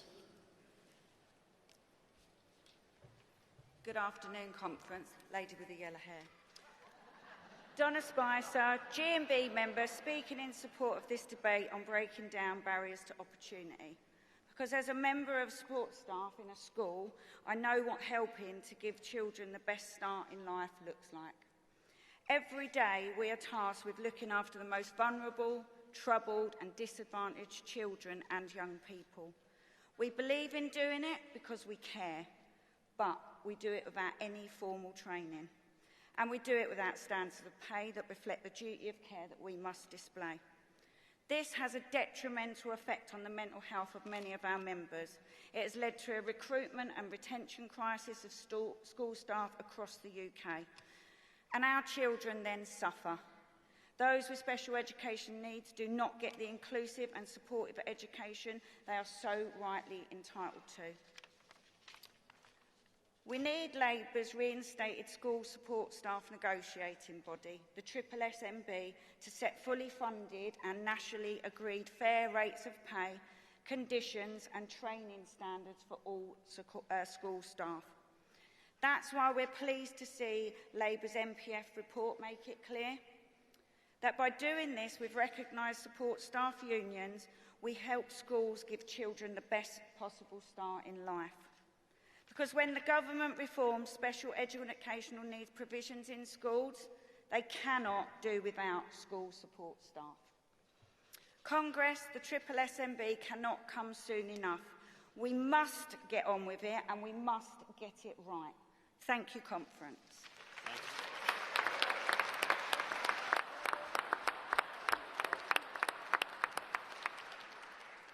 Okay, next delegate. Not from ICLP, I don't think, but it's very difficult to see from up here, conference. But you're very welcome. You've got 2 minutes, delegate. Good afternoon, conference. My name is Kyle Sewell and I am from Bromley and Biggin Hill CLP. I'm a second-time delegate, but a first-time speaker. I wish to speak in favour of this motion. I'm glad that conference recognises that education and skills are important topics to debate. Sadly, last year, education was sidelined, but this year I'm glad to see that that isn't the case. As a trainee teacher, I'm passionate about providing children with an education that prepares them for adulthood. Many teachers will say that the current national curriculum, published by the Tories in 2013, is not fit for purpose.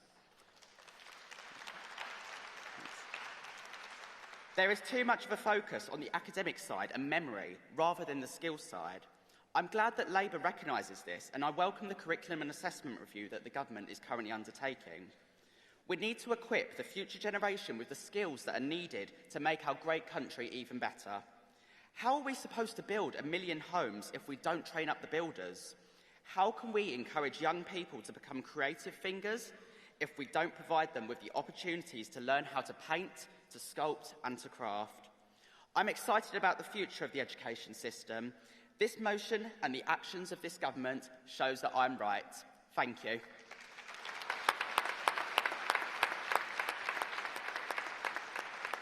Thank you, delegate.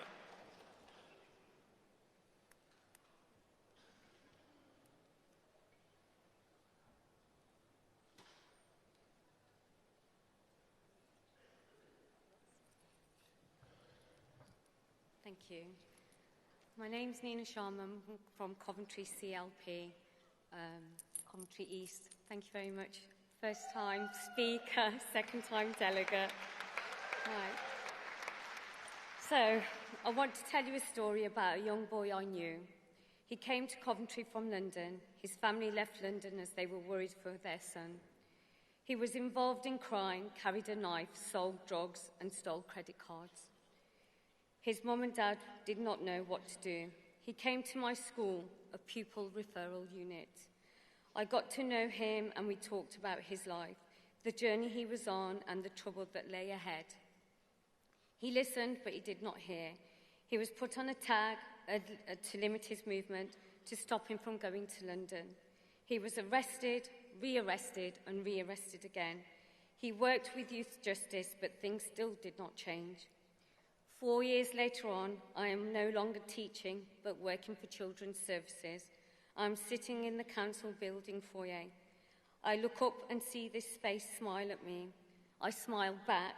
He says miss, I say his name, and we hug. I ask him why he was here. Now, this is why the story has meaning. My student is a man, a new journey he has started. He's on an apprenticeship, thank you to Labour. If he's got an apprenticeship, the first one in the country. He's now working with Coventry Youth Justice. They saw his ability. They saw his ability, his skill and knowledge. They gave him a future, direction and a place to belong. This motion gives him hope. This motion gives hope to our youth. It gives them a future, a place to grow their skills.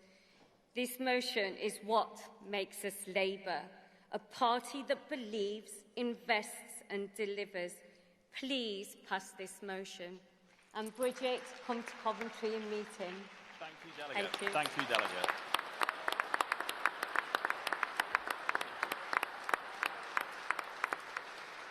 Conference will take one more round in this debate. I see the young gentleman in the red tie just in front of me there. I see... Oh, yes, the white shirt in front of me. Yeah, there you go. Fantastic. And let's look back across the room. Yes, I'll take you at the back there. Great. Okay, do come forward. And 2 minutes. Thank you very much, Delegate. Thank you, Conference. Morgan Seaward, Lewis Shamis, CLP, second-time delegate, first-time speaker, and I'm going to do it my way this afternoon. Thank you.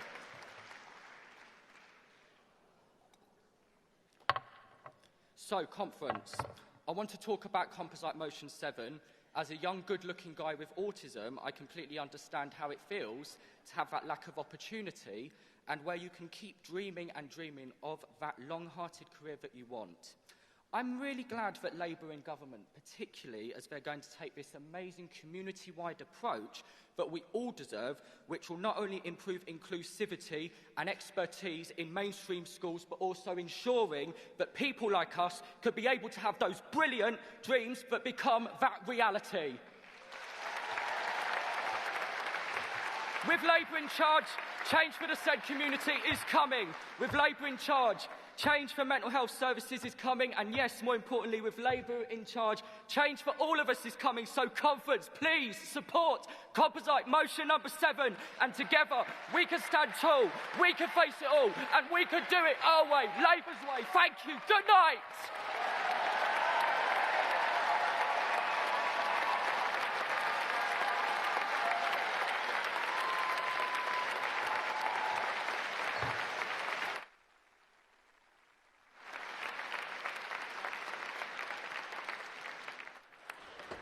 Fantastic. Well done, Delegate. Fantastic. Right, let's have our next speaker.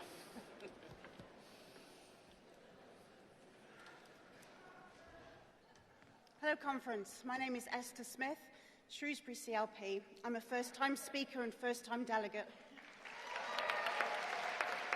This is such an important motion.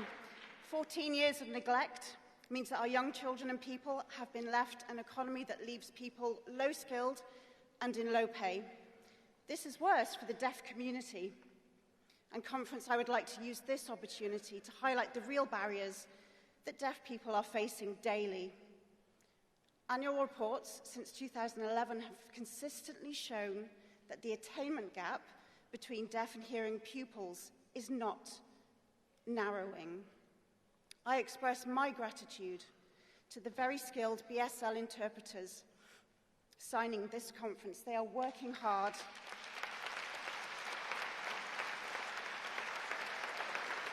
Thank you, Labour, for including the signing deaf community. You are making Britain fairer and more united. I ask Bridget and the Labour government to not forget our deaf children and young people. Let's use our position to put children with SEND at the heart of everything we do. So, conference, please support the motion, but also call on the government to do more for our deaf children and young people. Thank you.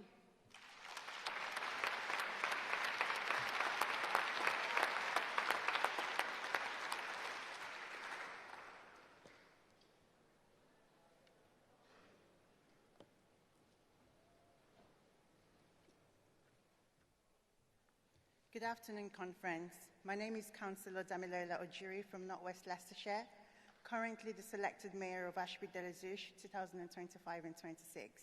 Second-time delegate, second-time speaker. I'm speaking to support motion 7. We are entering an AI-driven economy where tools and platforms are changing as fast as ever. In this world, learning by doing is essential, and apprenticeship are the best way to keep skills relevant. Recently, I was at a fair in Northwest Leicestershire and I noticed something worrying. While there were many opportunities on display, there was no mention about AI pathways. At a time where artificial intelligence is reshaping every industry, this gap is what we're not fully preparing for. We're not preparing our young people for the jobs in the future. If we do nothing, we risk 3 things. Our children will be left behind, businesses will turn abroad and bring in people for skill gaps, and there will be growing frustration among young people, and they will feel shut out of the economy and opportunities. However, the solution is clear. We create apprenticeship that train young people to work with artificial intelligence and not against artificial intelligence. We prioritize British students for roles in technology, healthcare, and finance, and we make apprenticeship accessible and visible so that every child sees that it's a first-choice route to success. This is not just about jobs. It's about fairness, stability, British competitiveness, and by investing now, we can give our children the skills and the confidence to thrive in an AI-powered future. Thank you very much.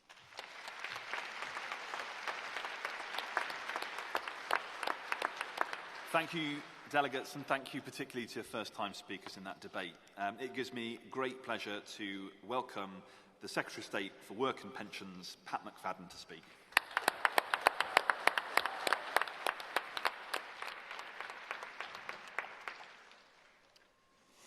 Thank you, Conference. And as you know, I've been around a time or two. And a long time ago, back at the start of the 1980s, yes, that far back, as a teenager, I went to the People's March for Jobs rally in Queen's Park in Glasgow, near where I grew up. It was a time of high unemployment, factories closing everywhere, hope was in short supply. But in the midst of all of that, people organised themselves to march, to say that they wanted the pride and purpose that came with having a job. Now, that march and that aim were in line with Labour's history. It is a long time ago, but now, many years on, the task for me and for this Labour government is to once again put work at the heart of our mission for the country. Because Labour's mission has always been to match the good society with a strong economy, to give people a chance, not a grievance. And we who steward that mission today stand on the shoulders of those who made change before us. People who built the NHS, created the welfare state, lifted millions out of poverty. The twin goals of opportunity and security have run through every Labour government.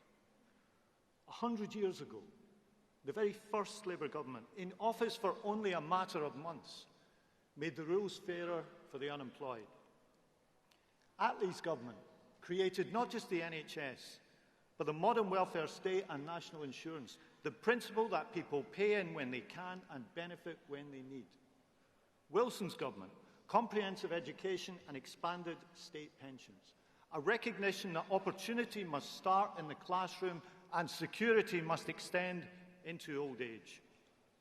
And in more recent times, Tony Blair and Gordon Brown reformed the welfare state, brought in tax credits, and created the New Deal to take people from welfare into work. And with the national minimum wage, they created the greatest anti-poverty measure in modern times, something we should always be proud of.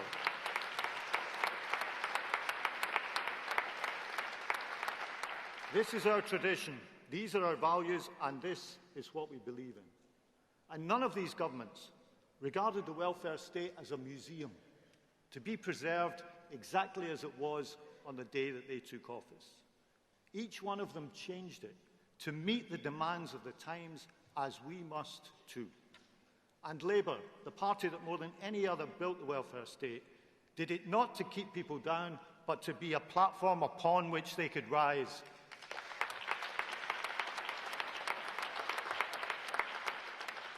We built the NHS not as a charity, but as a right. Auto-enrolment, because we wanted security in retirement for all workers. And now, in this Labour government, we will rebuild work as the foundation for dignity, independence and pride. Because let's face the truth. The Tories left us a welfare state that was broken, battered, shamed. They talked about welfare reform, but what did they actually do? They promised to make work pay and then trapped families in poverty. They spoke of compassion and sent children to school hungry.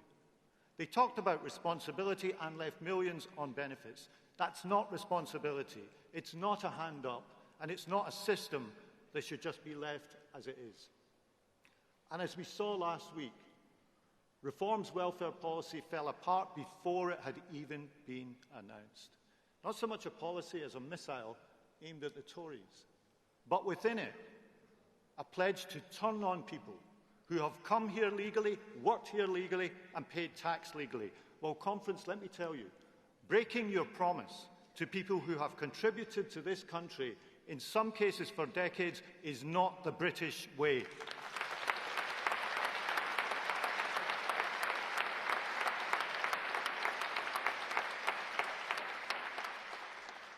So the right can wage war on one another.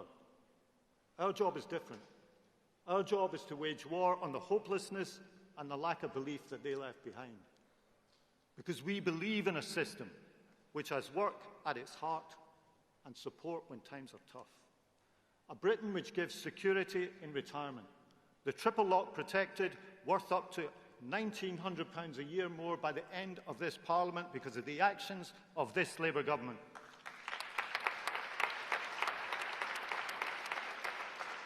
A Britain where no child should go without food, no disabled person should live without dignity, and no worker should labour without decency. And it's that which drives us to extend free school meals, to provide new pathways to work, and to guarantee a decent living wage. So here's our mission. We will turn this Department of Work and Pensions into something new. Not a system that counts the cost of failure, but one that invests in success and protects those who need it most. And we will give this mission a name. Not a dependency welfare state, but the opportunity welfare state.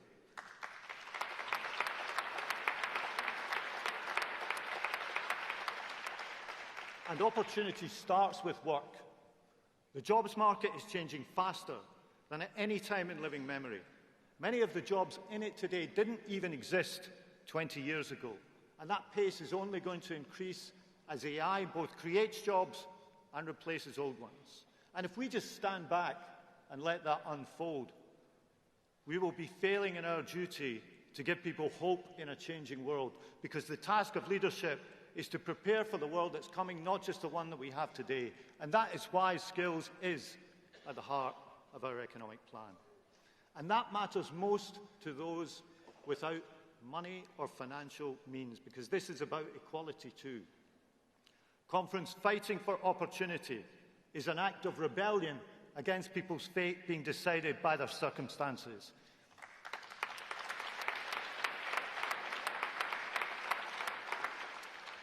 And I know that some of you quite like a bit of rebellion.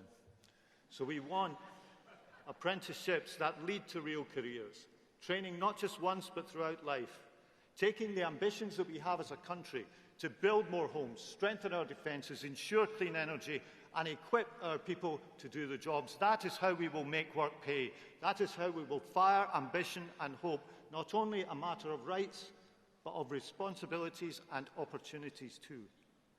And no one needs this more than young people. Today, almost 1 million of them, not in education, employment or training. It's wrong in human terms, and it's costly for the nation too. And we will not stand by while a generation is consigned to benefits almost before their lives have begun. We will never accept that children should graduate from school onto a life on benefits. And we will not allow wasted talent to become Britain's story. So as the Chancellor spelled out this morning, Labour will make a new offer. If you're young, you will not be left to drift. You will have a pathway, an apprenticeship, a place in training or real work experience that leads to a job.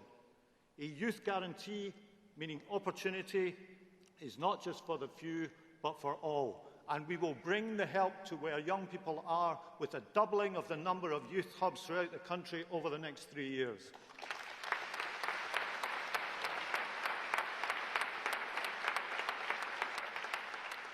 And with that opportunity comes responsibility too, to take up the training, the apprenticeship or the work that is offered. And the Youth Guarantee is how we will offer every young person a chance to get up and get on. And of course, every person who's in work, who's no longer on benefits, not only has a better life for themselves, but it's better for the public purse too. Our pledge is to pay for better chances in life, rather than just paying people to survive. Because when young people succeed, Britain succeeds. When working people thrive, Britain thrives. And when work is fair, secure and properly rewarded, then Britain is stronger too. This is our tradition, and our task now is to recast it anew. Because let me tell you, Conference, this battle between opportunity and grievance is with us. It is the fight of our times and the fight that we will wage in the coming years. So let us be ambitious. Let's offer hope to those who feel forgotten or who can't see a clear path to the future. Renew the bond between work and the welfare state. Make work the pathway to dignity, security and pride.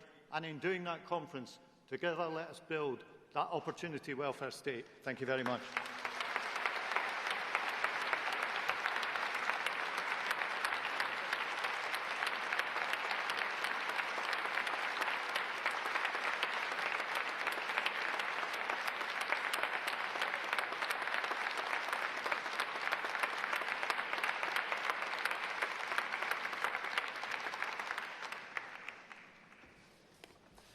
Thank you, Conference, and if we could give our platform a round of applause as they...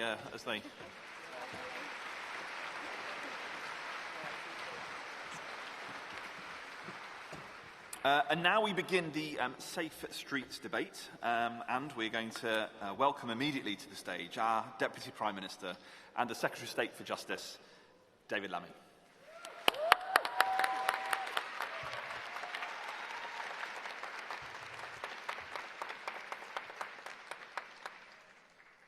Conference, can I begin by thanking a rising star of the Labour movement, the former Justice Secretary, now Home Secretary, who did so much to lift our country out of the prisons emergency that we inherited, Shabana Mahmood.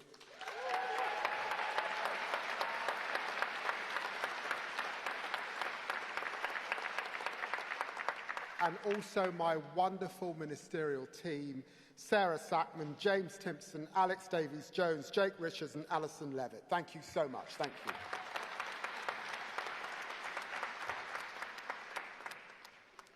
Conference friends, I was raised by a strong single mother who often struggled to put food on the table.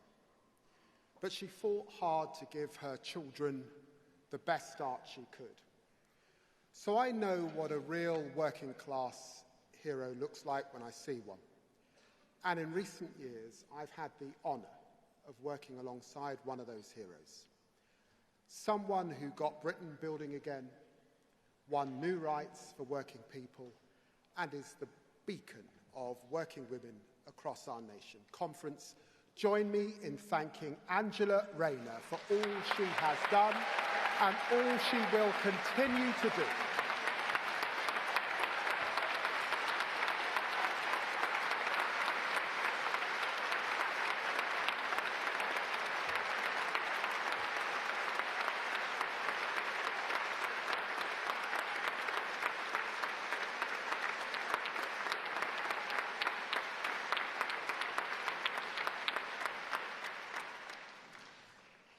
And let us pay tribute to another working-class hero, a titan of our party. He helped deliver the Kyoto Climate Change Agreement. He helped deliver devolution in Scotland, Wales and Northern Ireland. He helped us win 3 general elections. We lost him last November, but he left an indelible mark on our movement and our country. Former Deputy Prime Minister John Prescott.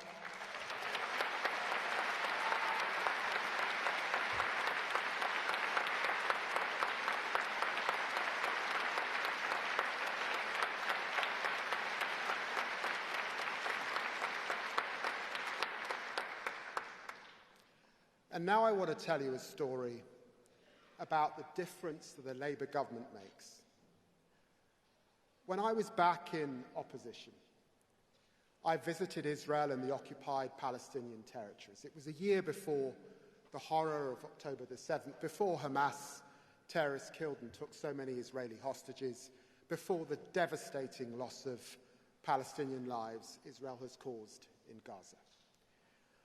I met with the then Minister of the Palestinian, Prime Minister of the Palestinian Authority. He looked me in the eye and he asked me one question. If Labour win, will you stick to your party's commitment to recognise a state of Palestine? I said we would. The Tories opposed it, Reform opposed it, but last week we honoured our commitment. Britain now recognises the state of Palestine.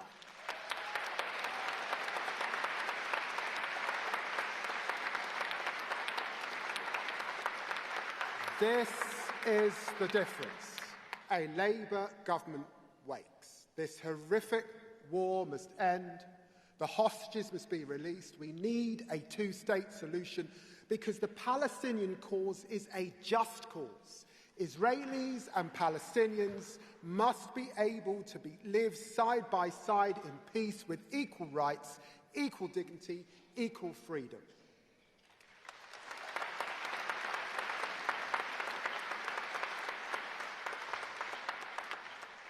Conference, governing in hard times is not new to our party and to our movement.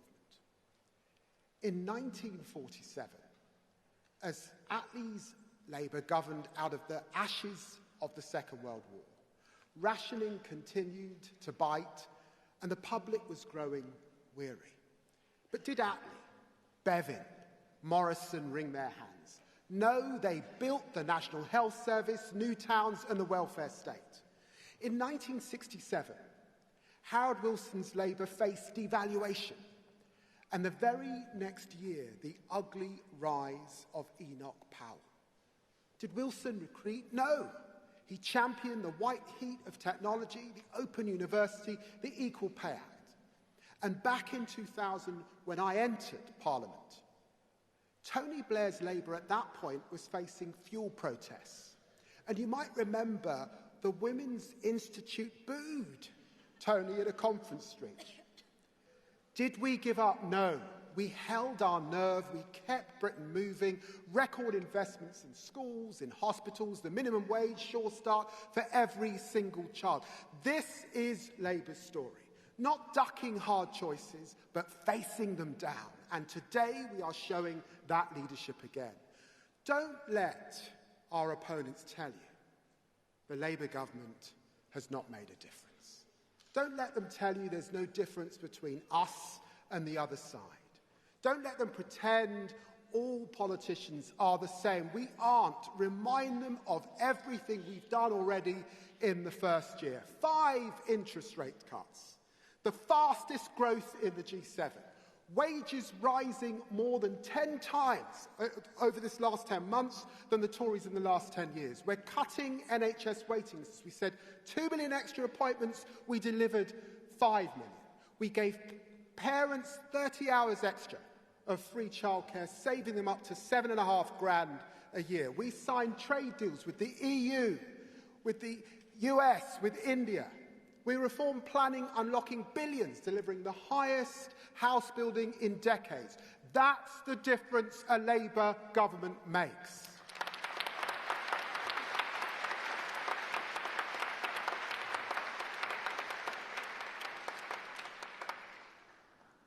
And conference, I know that you know, after my friend Khadija Say died on the 9th floor of Grenfell Tower along with 71 others, I was the first to call for an inquiry. You also know that after my parents' generation, the Windrush generation, who gave so much but took so little, were stripped of their rights, deported, detained, denied housing, healthcare, and work, I led the campaign for justice.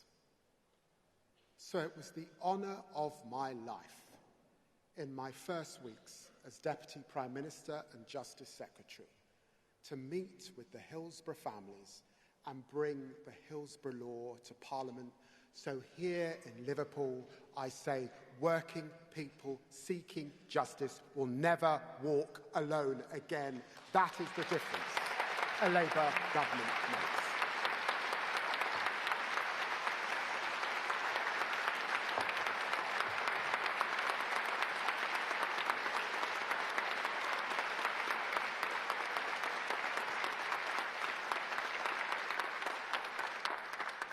That is the difference a Labour government makes.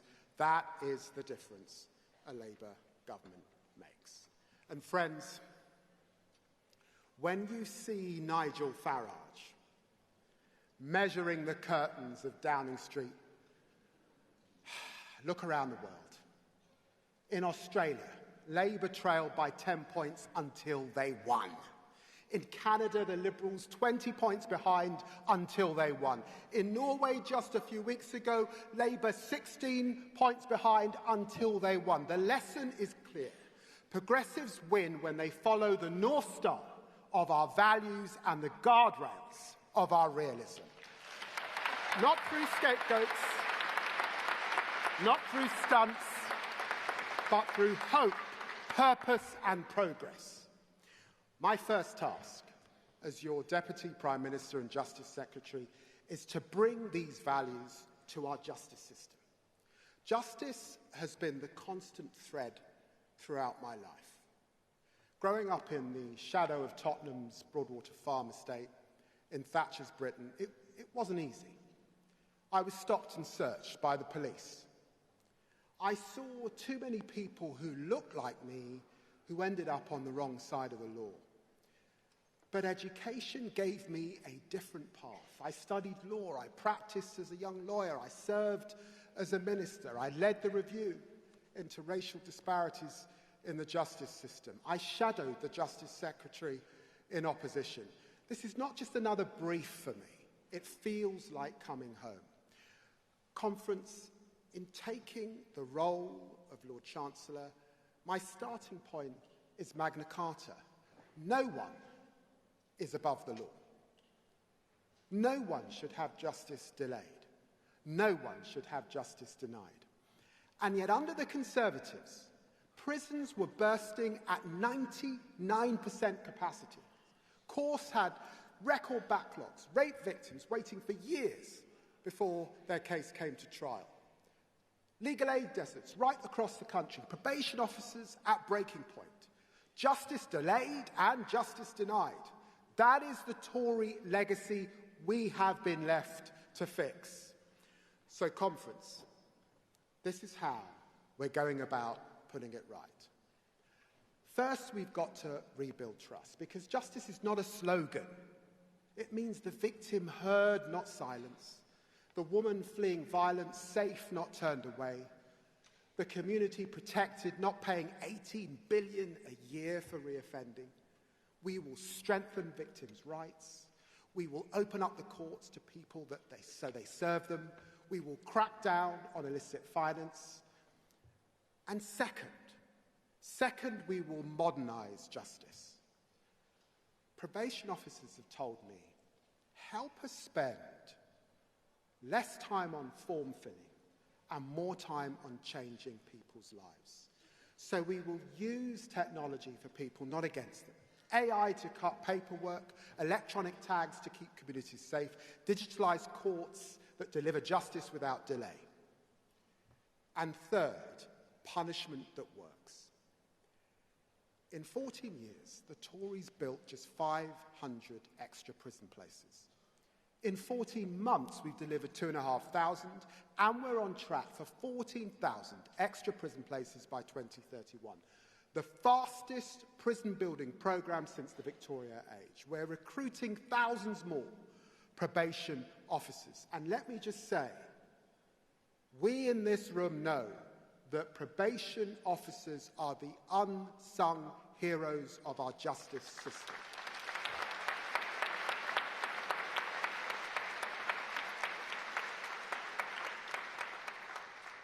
We're reforming sentencing so justice is not just about locking people up, but turning lives around. If you go to prison addicted, we will help you clean up. If you go into prison without skills, we will help you train up. And if you go into prison without a chance, we will give you an opportunity. Our Labour Party will never give up on the power of redemption.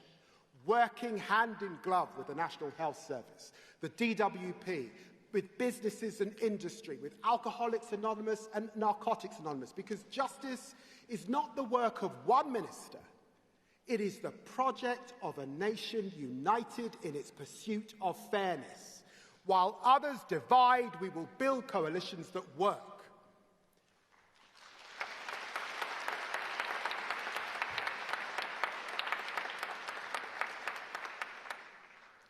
And today I can confirm an important innovation. That's the expansion of intensive supervision courts. For too long, our criminal justice system has been stuck in a cycle. Short sentences that change nothing. The same people reoffending again and again and again. Intensive supervision courts are about breaking that cycle. They bring the full force of the courts together with local services, and they keep reoffenders coming back to face the judiciary as they turn their lives around. It's tougher, it's more demanding, but it's punishment that works. And here in Liverpool, I'm proud to announce that we will establish a new women's site. This city, once again, leading the way.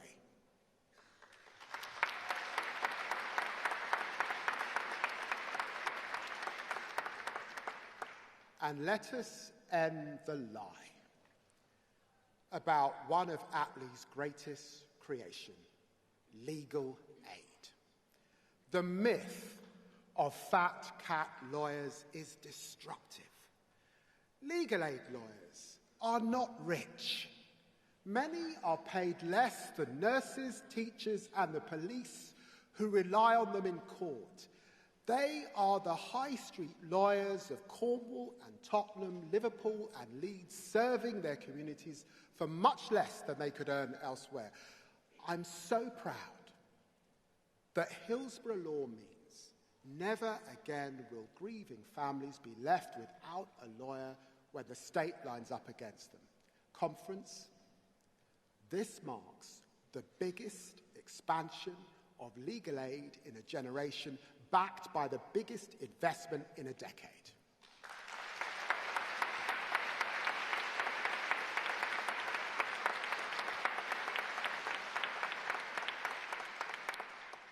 And we will champion our legal services across across the world, worth £42 billion a year, employing 300,000 people, two-thirds of them outside of London, because we know when British law is strong, Britain is strong. And that's why I'm proud to announce that we are launching the new English Law Panel, uniting voices across the sector to promote English law worldwide as a gold standard that drives growth. Robert Jenrick, of course, doesn't get it. He sees himself next in line as Tory leader. He's so good at his job, he got Shabana a promotion. He attacks our judges and institutions. Frankly, much of what he said would make Winston Churchill shudder in his grave. Robert, patriotism isn't smearing our independent judiciary from a pub on X. It's standing up for the rule of law. Magna Carta, habeas corpus, the rule of law, they are Britain's gifts to the world. The other person who doesn't get it, of course, is Nigel Farage. He wraps himself in our flag, but his policies don't match British values. We must call his scheme to round up and deport our French, our Indian, our Caribbean neighbours who already have indefinite leave to remain what it is. It is racist. I say not in our country, not in our name, not in our time.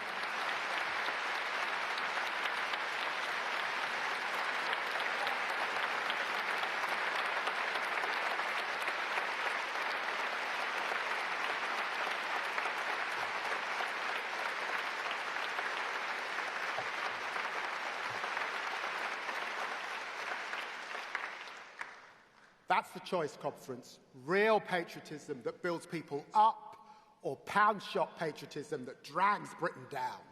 Reform choose grievance. The Tories choose anger. We choose progress. We choose hope. We choose justice, because fairness is Britain's highest value, because the rule of law is Britain's greatest gift to the world. Together we will deliver justice for all. When Keir Hardie campaigned for unemployment benefits and protections for minors, he wanted justice for all. When Harold Wilson delivered the Race Relations Act in the 1960s, he wanted justice for all. When the great Barbara Castle introduced the Equal Pay Act, she wanted justice for all. When Tony Blair created the Human Rights Act, what did he want? He wanted justice for all. When Gordon Brown created the minimum wage conference, what did he want? Justice for all. Angela Rayner brought the employment bill to Parliament this year. What did she want? Justice for all. And when Keir Starmer brought the Hillsborough Law to Parliament last week, what did he want? He wanted justice for all. Justice for all. That is what a Labour government will deliver the people of our country. Let's get to work. Thank you, conference.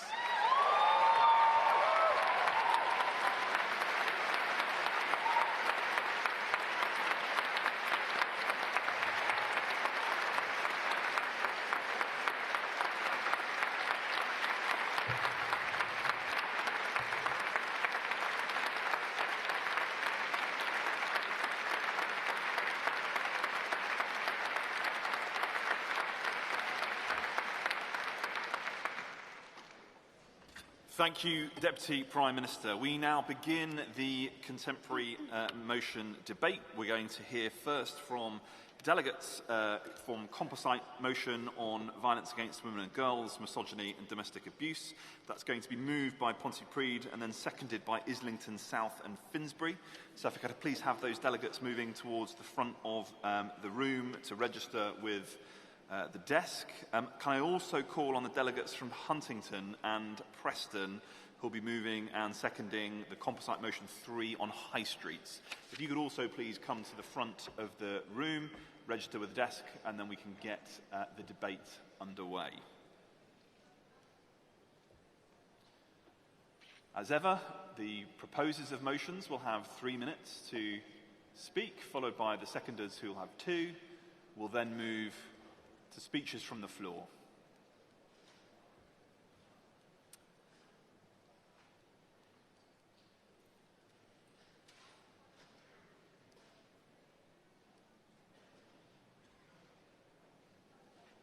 Welcome, delegate. You have 3 minutes. Thank you. Thank you, conference. Perfect. I'm shorter than I look, or perhaps not. Thank you, conference. I'm proud to stand here representing Pontypridd CLP. Thank you. As a teacher of 39 years and a proud councillor, and I'm speaking to the composite motion on violence against women and girls, misogyny and domestic violence. May I also please recognise the many CLPs who contributed across the UK and the overwhelming conference ballot response. I think that reflects the strong feelings across our entire membership. Could I also take the opportunity to recognise my fantastic MP, Alec Davis-Jones, and her wonderful work on online abuse. Sorry, Alex, I couldn't be here or not. Ladies and gentlemen, data published by the ONS shows what we all know, that women are more likely to experience violent crime, but not exclusively. The scale is shocking. 1.1 million people experience sexual assault. 2.2 million people are victims of domestic violence. We all know this. We know of tragic cases in our own communities. More suspected suicides. And of course, very damaged children. The toxic online abuse is now the daily life experience of many of our girls in school. Young adolescents are receiving unimaginable comments in class from fellow pupils, resulting in huge levels of anxiety. This is where it begins, let's be of no doubt. And our heroic workers in public services, our doctors, our nurses, our teachers, our police, all subject to abuse. And politicians threatened. But where online abuse reaches the real world, pervasive misogyny is a cancer in our society. We must ensure, that public bodies act and take responsibility in protecting women and girls, that they act proactively in preventing any escalation, that they adopt good practice, and that they act to embed this in all our institutions. We're at a crossroads in our society. We must be robust and unfaltering in our rejection from its seeds online into our schools and indeed into our public discourse. Let's do one thing. Let's keep the face of that one small girl as she starts school and the thousands that I saw over my career. Your daughters, your grandchildren. Let's ensure that her life, none of their lives, are blighted by misogyny. And let's not believe for 1 minute that reform will go anywhere near this, because at the end of the day, they're all poster boys for misogyny themselves, aren't they? Conference. Delegate, if I could ask you to wrap up, Delegate. Thank you.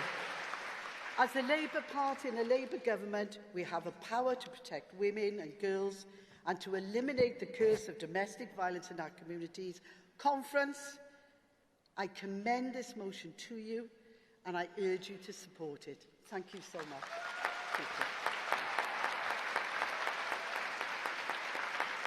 Thank you, Delegate. Thank you, Delegate. And now the Delegate from Islington South and Finsbury.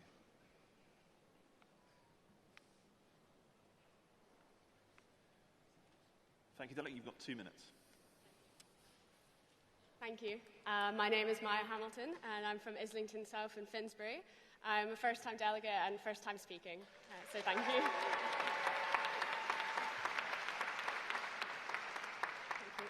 It's just such a privilege to be able to second a topic so close to my heart, and I'm also sure is close to many people in this room.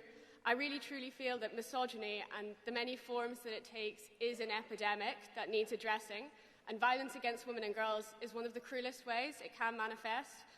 This motion has a lot of numbers and statistics in it. One I found that really struck me when I was researching it was that there's been a 264% increase of police-recorded rape and sexual assault cases from 2009 to 2024. And when we look at these numbers, we can't forget that behind every one of those cases is a real woman or girl. I think it's really important to remember those faces, those people who really exist behind these stats that we look at. But what the numbers do show is a record of Tory failure to act on this issue. Our Labour government has already made the incredible pledge to have violence against women and girls in a decade. We really need to go forward and make sure we do not repeat the mistakes of the past. Commitments in the strategy need to be fully implemented, and there needs to be oversight on the government funding that is being spent on this pledge to prevent the underspending and the lack of action that we saw from previous governments. The fantastic proposer before me also mentioned the digital aspect of this issue. The increasingly online world we live in has given a platform to misogynistic views and content creators who peddle this toxicity to men and boys. I'm sure many of us will have seen firsthand the vile abuse, for example, that many female politicians receive online from cowards hiding behind a screen. Women deserve to feel safe to run for office, as well as to simply exist in society, and I'm proud to be speaking on a motion that sees this as a priority. I urge you to support this motion, and thank you. Thank you, Dan.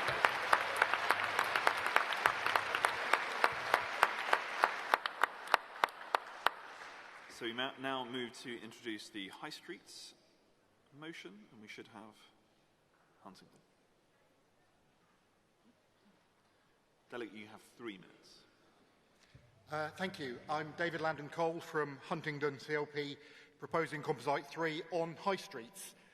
And I'd like to start by talking about a building. On the High Street in Huntingdon, there's a lovely Georgian building. It was once a coaching inn, actually, but everybody knows it as the old Woolworths. Then when Woolies went, it became Poundland. And then Poundland went. Now it's empty, boarded up, and pigeons are flying in and out of broken windows. And I'm guessing that sounds familiar to a lot of people from towns around the country.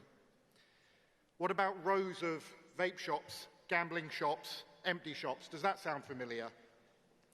That's the legacy of the last 14 years. It's hard to make a high street thrive when no one has money to spend. And it's not just an economic story. How can we feel pride in place when our town centres have been neglected, when shoplifting has become routine, and antisocial behaviour has become expected? We lose that shared space that brings us all together. But it doesn't have to be like this.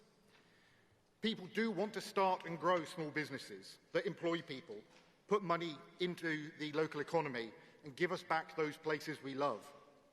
They just need help to do that. We've seen that that's possible. Keir Starmer actually came to Huntingdon to see the work of our Business Improvement District.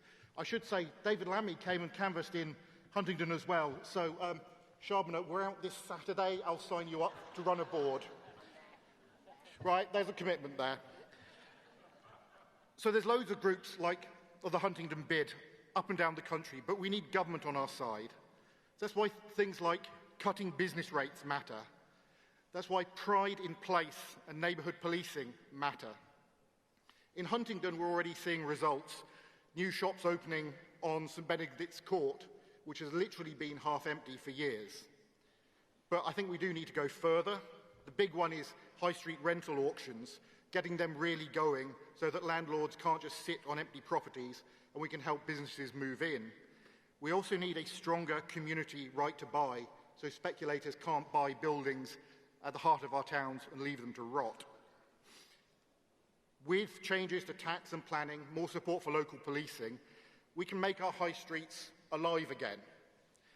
I can see what that building, the old Woolies on the high street in Huntingdon, could be. I can see what the high street could be. Not just Huntingdon High Street, but all of our high streets. So let's put high streets, let's put pride in place at the heart of our Labour government. I'm delighted to move Composite 3, and I hope you vote for it. Thanks very much.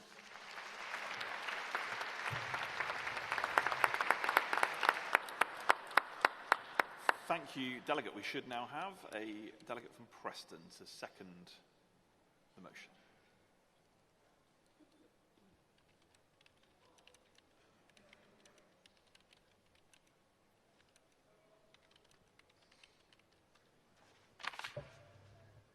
Good afternoon, Conference.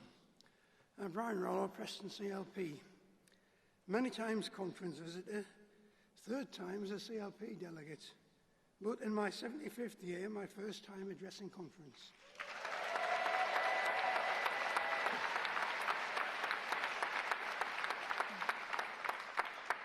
Conference, our high streets have changed. Shopping habits have moved on, and they aren't coming back. Woolworths, Debenhams, British Home Stores, big anchor stores that have gone, lots and lots of little smaller stores. Barbers have moved in, filling empty shops, because you can't get your hair cut on the internet.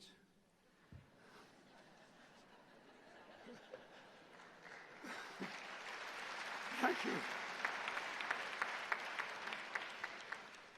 But our high streets are our community centres.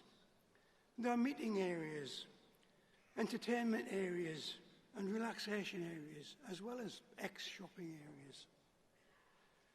The Tories gave up on our high streets, underdeveloped, starved of investment, and left to die. Only Labour, as shown in the motion, has the leadership, the plans, the ability, and the desire to do something to improve our centres. Conference, I second this motion, and I call on you all to support it.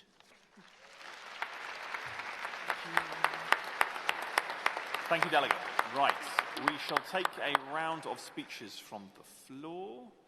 I see that delegate there. Yep, thank you very much. Please do come to the front. I see the delegate in the back section in front of me. Yeah, thank you. Come forward. And I see the delegate there. Yeah, the lady. Yeah. Yeah, that's the one. Great. If you could all please come to the front, register at the desk. Slightly behind on time, Conference, so we're going to try and make some time back up. But you have 2 minutes, Delegate. Thank you very much. Chair, Conference, Jane Jones, Usdaw, speaking in support of the motion on our high streets. Our high streets are a key part of our communities, our society and our economy. The retail sector provides the largest source of private sector employment in the economy. The sector provides the food and the clothing that we all need. And the sector provides a key method of tackling loneliness and isolation. It is a stain on the record of the previous Tory government that our high streets were allowed to fall into a state of disrepair. We saw shops boarded up, antisocial behaviour taken over, and thousands upon thousands of jobs were lost. I'm proud that last year we did elect a Labour government to take the action that Usdaw members need. Over the past 15 months, our Labour government has delivered an essential strategy to tackle retail crime.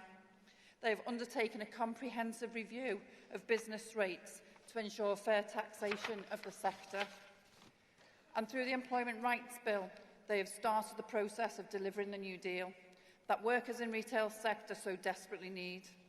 Conference, these are the things that a Labour government, through links with the trade union movement, can and will deliver.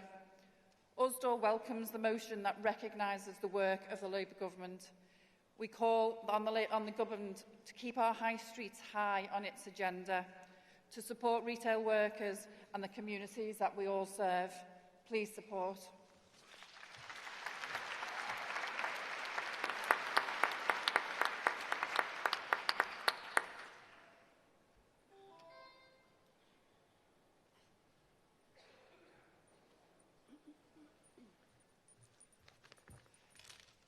Chair, Conference, Sonia Davis, G&B National Vice President, speaking in support of Composite Motion 5, Violence Against Women and Girls, Misogyny and Domestic Abuse. Thank you to the Labour Government for what they have provided for women going through all of the above. We do need to broaden our understanding and recognise that domestic abuse is not just an issue in society, but also in our workplaces. G&B reps often play a huge role in supporting individual members experiencing domestic abuse in their workplace. People experiencing domestic abuse are often subject to disciplinary action or job losses, often through no fault of their own. However, some workers never come forward for fear of not being believed or supported because they are frightened of repercussions. We need to empower women to make their voices heard so that we can drown out the rising misogyny thanks to the rubbish spouted out by the far right. And we can hold employers to account so that they don't brush it under the carpet and make women feel frightened to speak out. G&B activists are doing just this by campaigning for our Domestic Abuse Workplace Charter. This charter calls on employers to make protection and support for workers experiencing domestic abuse more visible, more accessible, and from day one in their job. The Charter also calls on employers to ensure workers will not be disadvantaged for speaking out, workers be supported with access to services and information, employers train staff to be able to appropriately and confidently support staff. Conference, let's support this very important motion. Sisters, we stand with you. Thank you.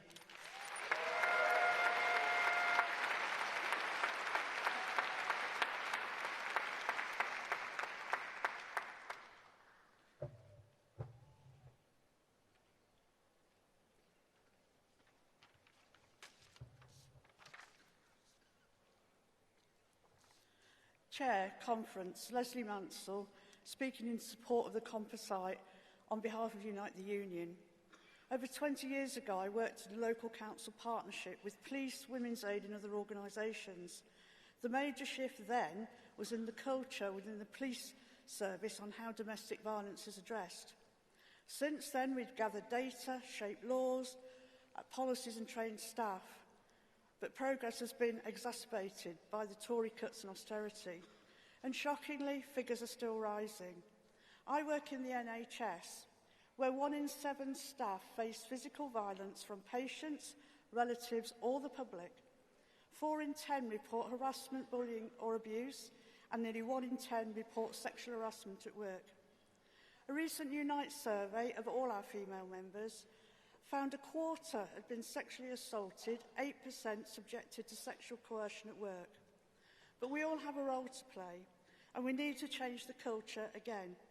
We must acknowledge this behaviour is rooted in harmful masculine norms, men's attitudes and behaviours that cause fear and violence.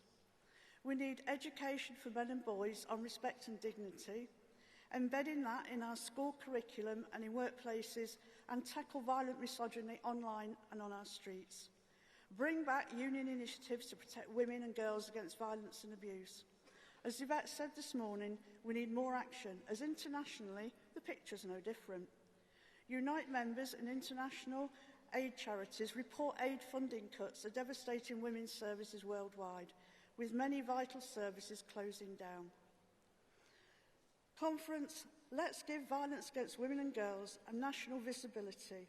Let's have dedicated awareness around this, embedding issues in the school curriculum, ensure every council and community treats prevention not as optional, but as urgent. I support. Thank you, Delegate. We are now going to go to one, I think, final round. I'm going to go back over to the side. I think I see the delegate. Glasses, white top. Sorry, I can't see that. It's a black top. Yeah, sorry. Yes. Sorry. Paper's in the way. I see the delegate, same section, blue dress at the back. Yeah. Yeah.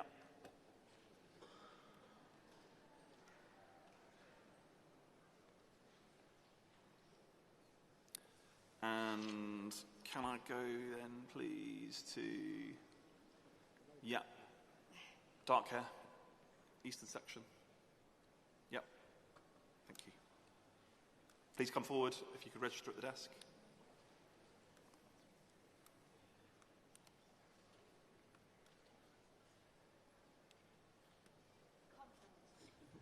Conference Chair, Joanne Moorcroft on behalf of Unison, speaking in support of Composite Motion 5.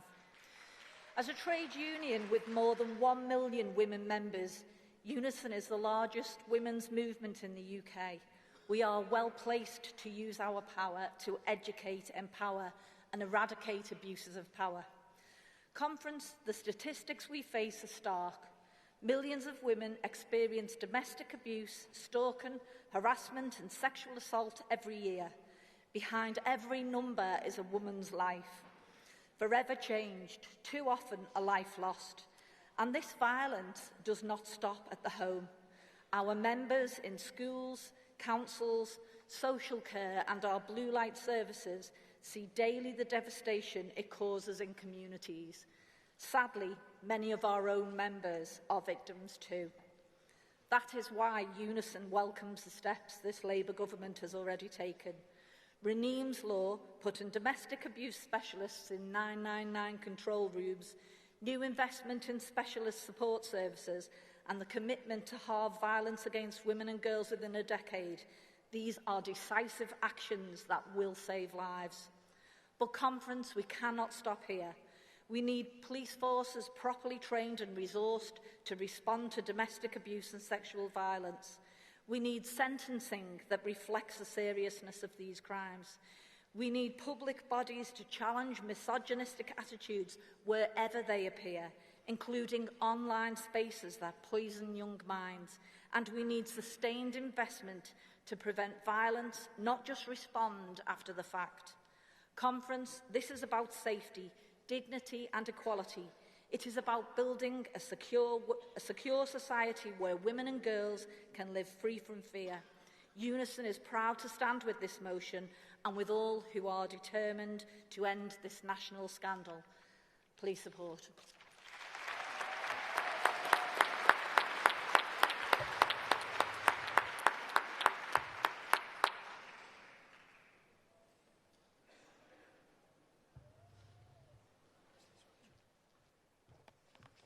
Hello, I'm Megan Murphy from Altrincham and Sale West CLP in Greater Manchester. It's my first time here at Conference, my first time as a delegate and my first time speaking. Thank you. I wanted to speak on the Violence Against Women and Girls motion today because it is something that affects us all, either directly or indirectly. I am 23 years old and far too many of my friends have been assaulted or been made victims of sexual violence in some way. Every time I hear that it has happened to another friend, it feels like a dagger to my heart. Not another one, I think to myself. Not another friend that is part of the statistics. On nights out, in the workplace, on public transport, at home with a partner they thought they could trust. It doesn't have to be this way. Violence against women and girls affects us all. In the plans we make for a night out, in the relationships we form, the route we take home, the people we feel able to trust, and the vigilance we must always display. VOG is so endemic that as women, we have been forced to develop a secret language of communication when it comes to our safety. It is a language that we are never taught, but somehow all learn, a club that no one wants to join, but one that is forged through shared experience, a need to protect others, and the knowledge of what can happen if we don't. It doesn't have to be this way. Halving VOG in a decade is an ambitious but necessary target. We don't have a blueprint for what we're aiming for, because there has never been a time when VOG wasn't an issue. A future without VOG is an unknown entity. But we must start somewhere. Every life lost is a tragedy, every life changed is unacceptable, and every woman living in fear is one too many. It is only through working together and fixing the institutions the previous government tore down and reduced to shreds that we can achieve our goals. Education, health services, police, the courts, social services, all of them and more are required to ensure that women can live without fear.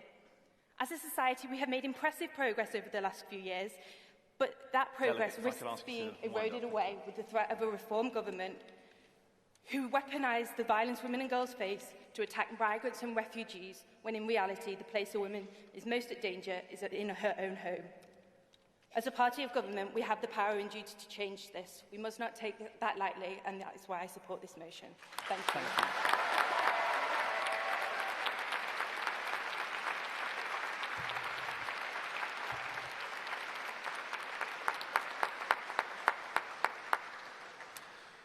Thank you, Delegate.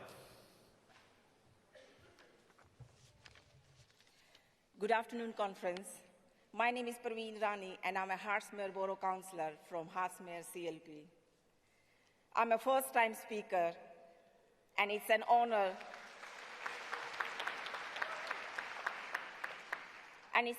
to stand here today to speak about something that is at the very core of our Labour values: ending violence against women and girls, and tackling misogyny and domestic abuse. The reality is stark. Every week in the UK, on average, 2 women are killed by a partner or ex-partner. Behind those numbers are lives cut short, families broken, and children left without mothers. Conference, this Labour government is already acting. We are strengthening domestic abuse laws, providing record funding to frontline services, and putting survivors at the heart of the justice system. That is what Labour in power looks like: listening, acting, and refusing to accept that abuse is inevitable. We must go further. We need prevention and education to challenge misogyny at its roots. And we need a justice system where women are believed and culprits face real consequences. This is not just a women's issue. It is a matter of justice, of safety, and of humanity. And when one group is denied safety and dignity, none of us are truly free. So let us leave this conference proud of the progress Labour is making, and determined to go further, to stand with survivors, to challenge misogyny wherever we see it, and to build a country where women or girls live not in fear, but in freedom. Conference, I urge you to support this vital motion. Thank you. Thank you very much, Delegate. And thank you to all delegates who've participated in that incredibly important debate. I know that there are a lot of delegates who wish to speak. Conference, please welcome as our next speaker to the stage our fantastic new Home Secretary, Shabana Mahmood.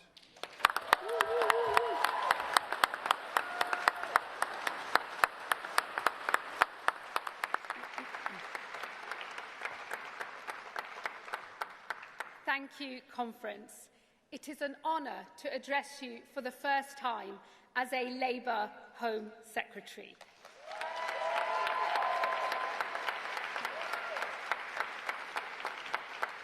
If I am honest, it is an honour I never expected, and it is one that would have been unthinkable to my parents when they first arrived here in the 1970s. But if this is a story of progress, it is a contested one. And I was reminded of that fact just days into this job. On the 13th of September, 150,000 people marched through London. They did so under the banner of a convicted criminal and a former BNP member. While not everyone was violent, some were. 26 police officers were injured as they tried to keep the peace. And while not everyone chanted racist slogans, some did. Clear that in their view of this country, I have no place. It would be easy to dismiss this as nothing but an angry minority. heirs to the skinheads and the packy bashers of old. And make no mistake, some were. But to dismiss what happened that day would be to ignore something bigger, something broader that is happening across this country. The story of who we are is contested. I am a patriot, proudly so. Mine is the patriotism of Orwell, pride in a country that is forever changing, while also, ineffably, always the same.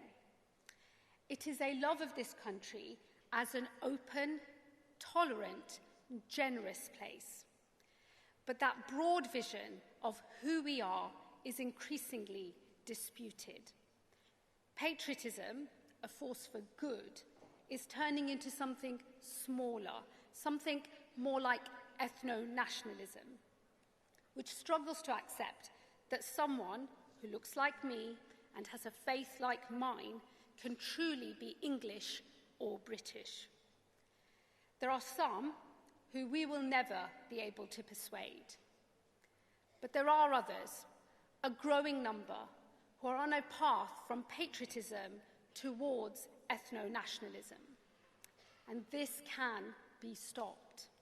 But to do so, we have to understand why so many people feel this country is not working for them. Because the truth is, across this country, people feel like things are spinning out of control. And without control, we simply do not have the conditions in which our country can be open, tolerant, and generous. When people see small boats arriving on our shores, they see a country that has lost control. When they hear of widespread illegal working, undercutting British workers, they feel the system is rigged. And when they see crime unchecked on unsafe streets, they feel fearful. This was the inheritance that the Conservatives left behind for us. And their current irrelevance is the price that they have paid. So it now falls to us to rise to this challenge. If we do not, our vision of an open, tolerant, and generous country will wither. And where we fail, others will succeed. Working-class communities will turn away from us, the party that for over 100 years has been their party, and seek solace in the false promises of Farage. They will turn towards something smaller, something narrower, something less welcoming, and the division within this country will grow. So the challenge we now face is this: not just to win the next election, but to keep the country together and to fight for our belief in a greater Britain, not a littler England.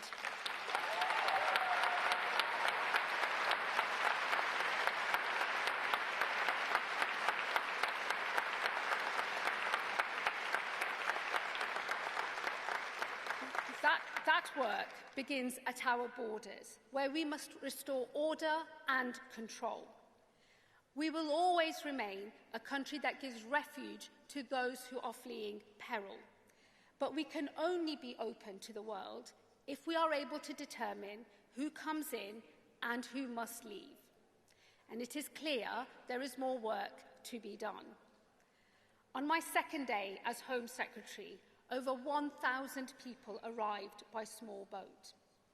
But the deal with the French, agreed by my predecessor, Yvette Cooper, marked a historic step forward. Yvette, we all owe you our thanks.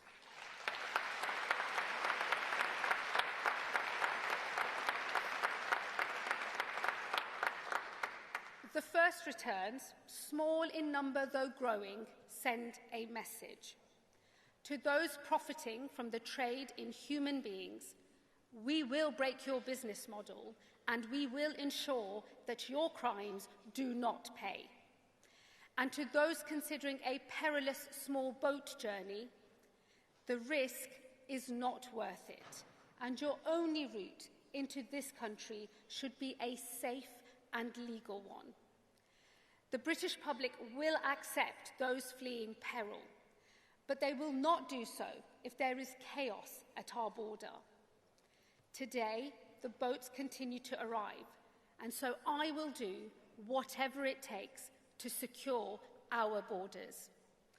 Cracking down on the criminal gangs behind the trade, discouraging those who are considering a small boat crossing, sending those home who have no right to be here, and ending the use of hotels, that totem of the Tory legacy that has done so much to divide our communities. In solving this crisis, you may not always like what I do. We will have to question some of the assumptions and legal constraints that have lasted for a generation and more. But unless we have control of our borders, and until we can decide who comes in and who must leave, we will never be the open, tolerant, and generous country that I know we all believe in.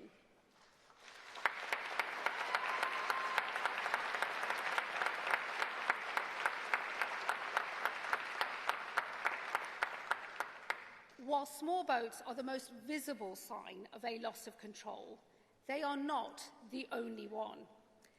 This country has always welcomed migrants, like my parents, who came here in pursuit of a better life, who worked hard, contributed to this country, and in time became a part of it. But in recent years, under the last Conservative government, the scale and the speed of change, as well as the nature of it, has frayed trust and eroded public confidence.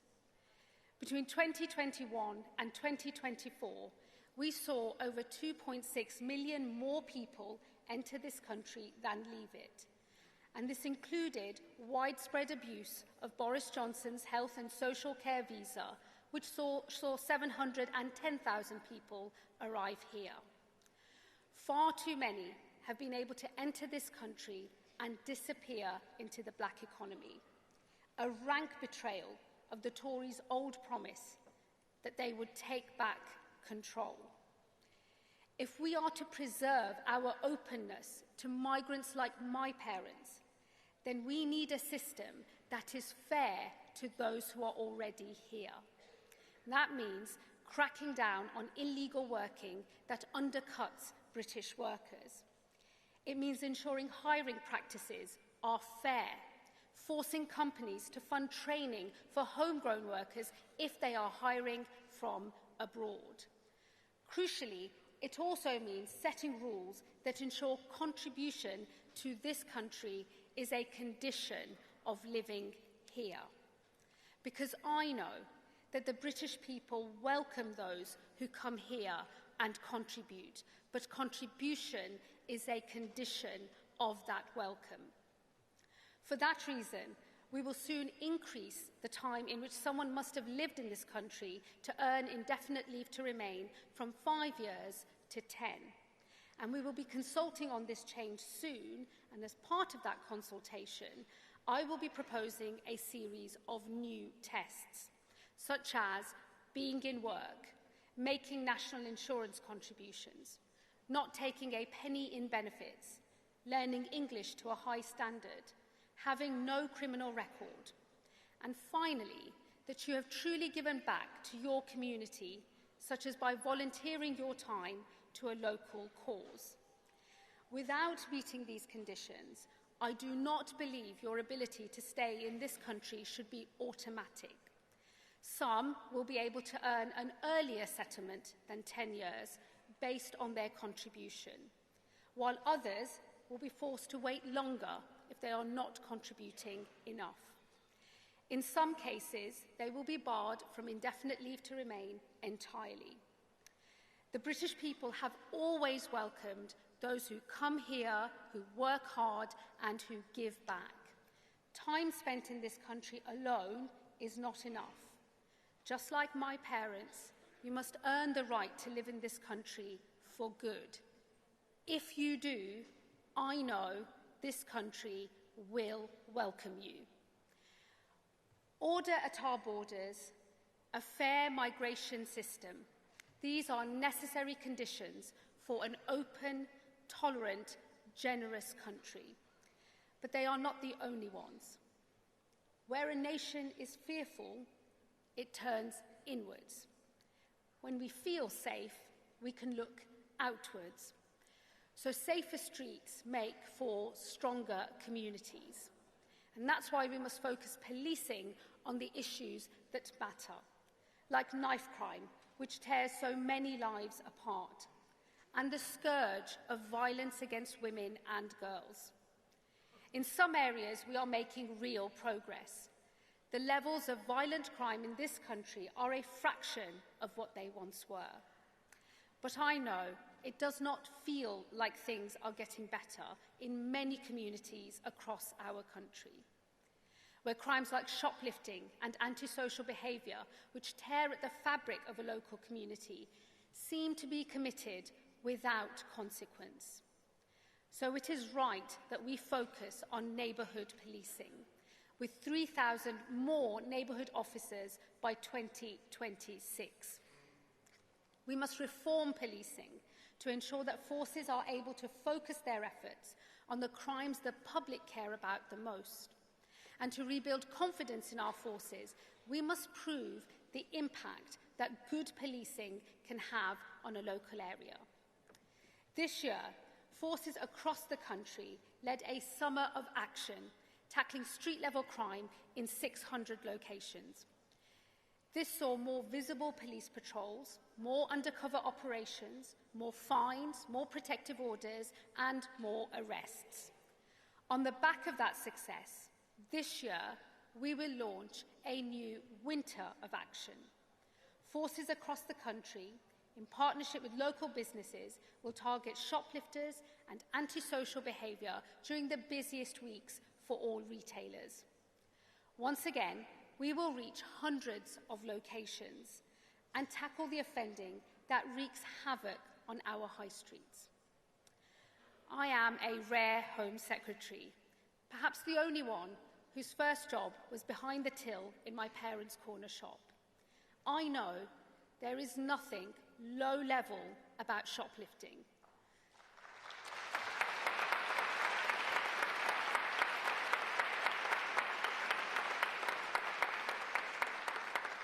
I know what it feels like to keep a cricket bat behind the counter just in case.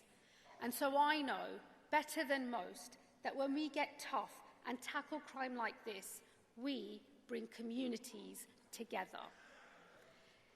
Safety is a precondition of the open, tolerant, generous country that we want to be. While that starts at our streets, it extends to the nation itself. Far from the public eye, threats against our country are constant from those who scorn our values and who seek to divide us. I will, as a Labour Home Secretary, always put the security of this nation above all else. And I pay tribute to those whose work keeps us safe.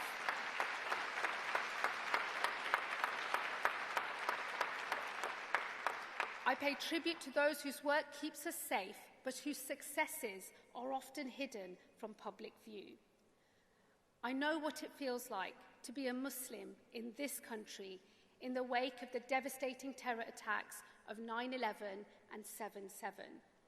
I know that we are a stronger and more united country when we tackle those who seek to destroy our way of life, no matter who they may be. Conference, I know we share a vision. It is of an open, tolerant, generous country. It is a patriotism that speaks but does not feel the need to shout. It is one that embraces those who trace their roots back in this country over 1,000 years, and also those who look like me. It is a patriotism that accepts that some things in this country will change, but that there is something essential that will always endure. I believe we are in a moment where a patriotism like this is at risk, turning instead towards a smaller, more divisive ethno-nationalism. Our challenge now is to fight for our vision of this country, and in doing so, to hold it together. That is what I will do as Home Secretary. With order at our borders, fair migration, safe streets, and a secure nation. Some may describe me in the coming months as a tough Home Secretary. Perhaps that is true. But let it never be forgotten that I will be a tough Labour Home Secretary.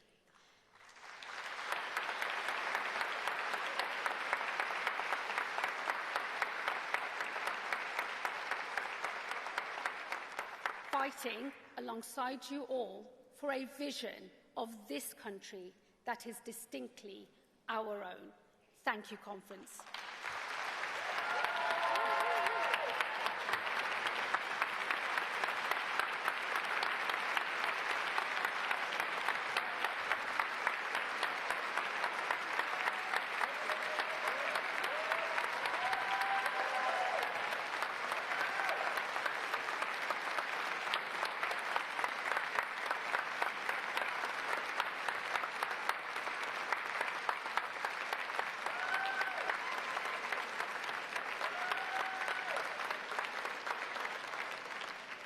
Conference, that now concludes the Safe Streets debate. I'm going to leave you now in the capable hands of Abdi Douale for the Breaking Down Barriers to Opportunity debate. Thank you very much.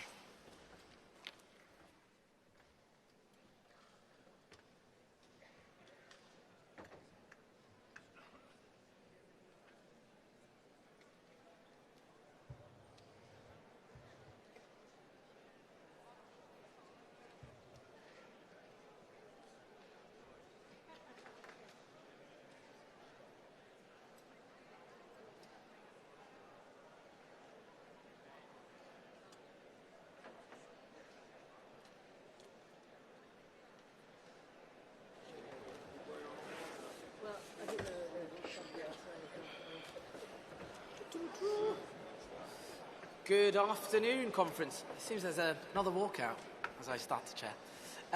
Good afternoon, Conference. We will now... Could the delegates leaving please leave quietly?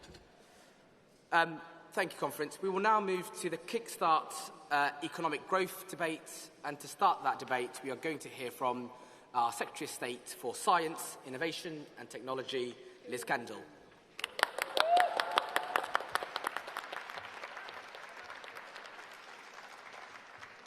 Conference, I'm here to talk about a great British success story. From Jenner's first vaccine and Fleming's penicillin to Hodgkin's biological breakthroughs and Crick and Franklin unlocking the genetic code, in science and technology, Great Britons have led the world, pushing the boundaries of human endeavour and knowledge, and creating the jobs and opportunities on which so many of us rely. History shows us that when we have the confidence to rise to the challenge of renewing our country, nothing is beyond our grasp. And this Labour government, like those that have gone before, will seize the opportunities of science, technology and innovation to shape a future that works for all.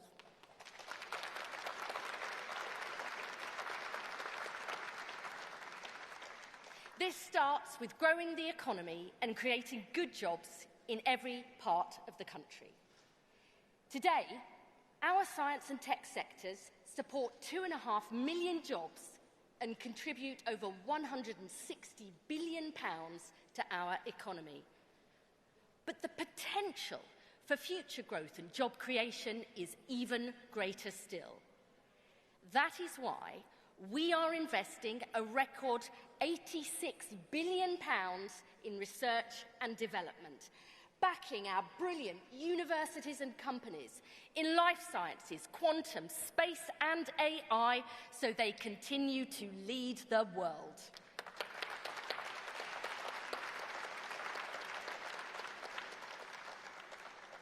Conference, the age of artificial intelligence is upon us. AI is helping discover new drugs and therapies, improving diagnosis as well as treatment, and in future will help us prevent and even cure diseases. It's helping us tackle climate change, improving our public services and transforming the world of work. Now, many people are already seeing the benefits of AI, but others are understandably worried. They're worried about their jobs, their kids, and what it will mean for the future. So our message is simple. This Labour government will harness the power of AI and make it work for all, ensuring no one is left behind as we win the race for the future.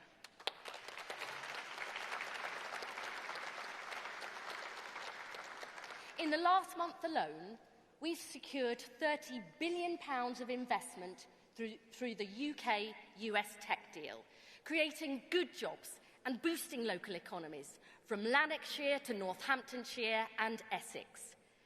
Our new AI growth zones, like the one I launched in the North East with our fantastic Mayor, Kim McGuinness, will not only build new data centres, but new economies too, bringing together businesses, universities, scientists and entrepreneurs, regenerating former industrial sites and creating more than 5,000 good quality jobs. So the region that led the Industrial Revolution will now lead the technological revolution.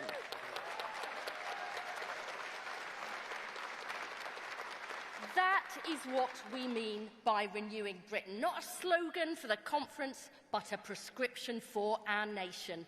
And conference, this is just the start.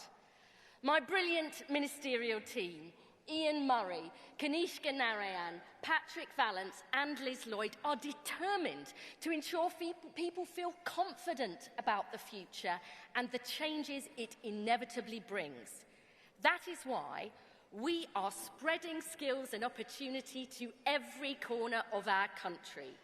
We're giving 1 million secondary school children new digital skills.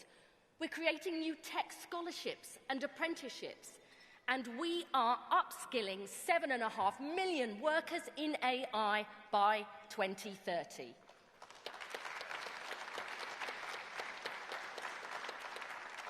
And because we know a more inclusive economy is better for people and better for growth, we will tear down the barriers to success so more women, more people of colour and more working class people can bring their talent and ambition to this exciting sector.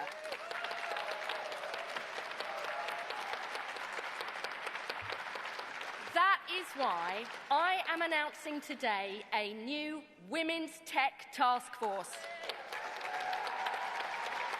with experts from across industry to smash those glass ceilings, because Britain's future shouldn't just be shaped by the tech bros in Silicon Valley, but our tech sisters right here in the UK.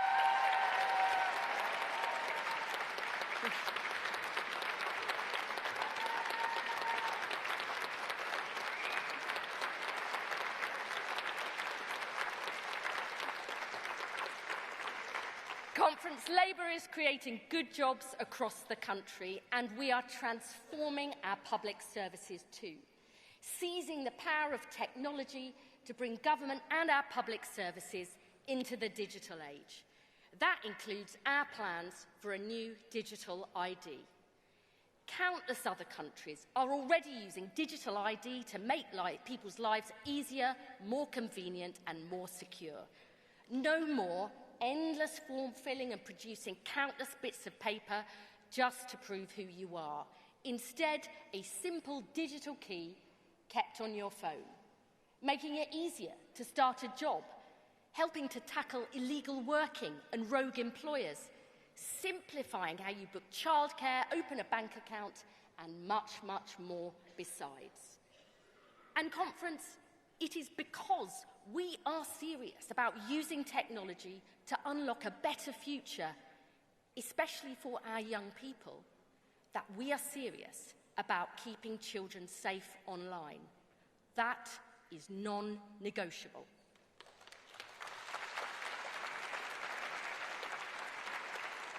It's why my first act as Secretary of State was to force social media companies to find and remove content that promotes suicide and self-harm.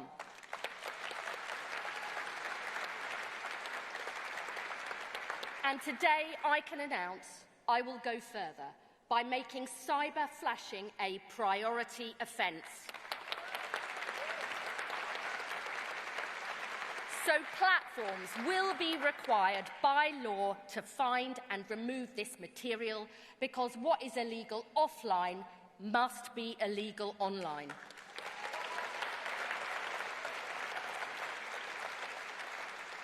When it comes to keeping children safe online, I will not hesitate to act. What a contrast to Mr. Farage and Reform, who claim they champion family values but want the Online Safety Act scrapped, allowing those who spread horrific images and vile abuse to go unchecked, with all the online stranger dangers this brings.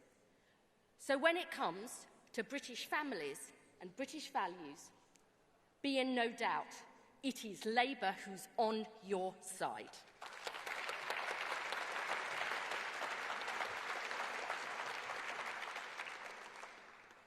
Conference, I just want to end by saying this. There is lots of talk about the problems in our country, all the challenges we face, and how hard it is to deliver change. But, you know, I am optimistic about the future. I've always been a glass half full kind of woman, because I know our country has never lacked talent, ambition, or ideas. Our great British scientists, innovators, creatives, and entrepreneurs have proved this time and again. What our country has always needed is a government that believes the strongest economies leave no one behind. The strongest societies give everyone the chance to thrive. A government that chooses to tear down the barriers to success and make the future work for all. That is Labour's mission. It is our DNA. To renew our country, built on fairness, and deliver a better future for all. Thank you.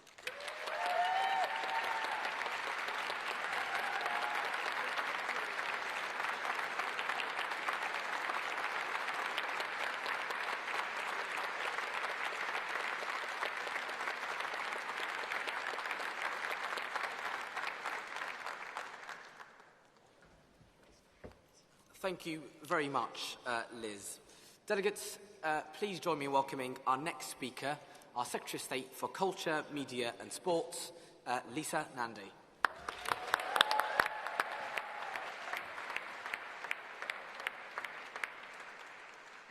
Conference.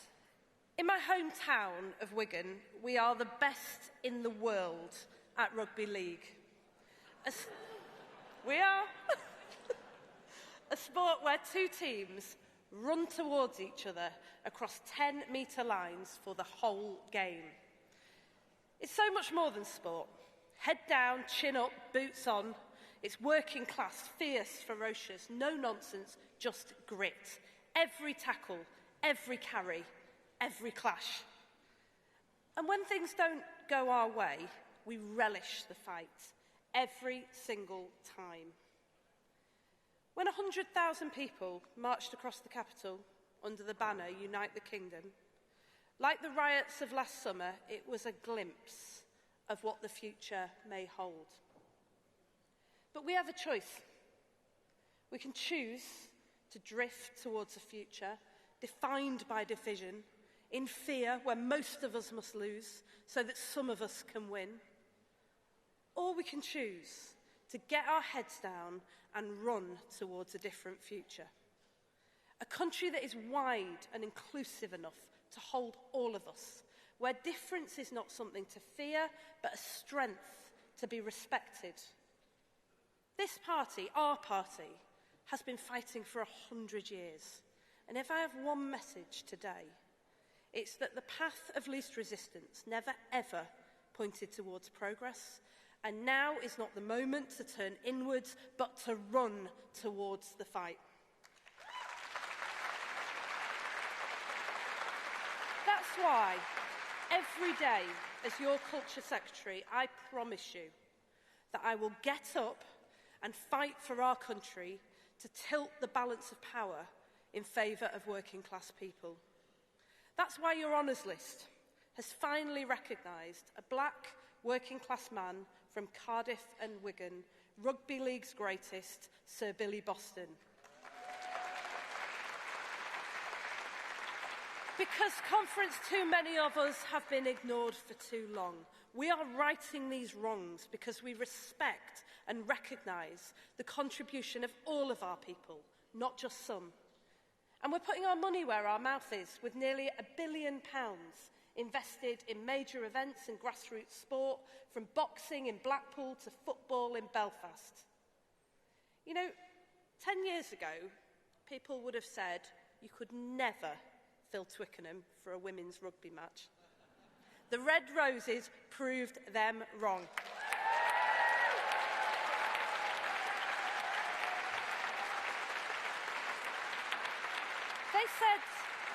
They said no one cared about women's football. The Lionesses proved them wrong. And these incredible women, they aren't just winning tournaments, they're changing the story of our country. And we are changing it with them by insisting that girls have equal access to any facility we fund, because girls belong on every pitch they choose to play on, and that, Conference, is non-negotiable.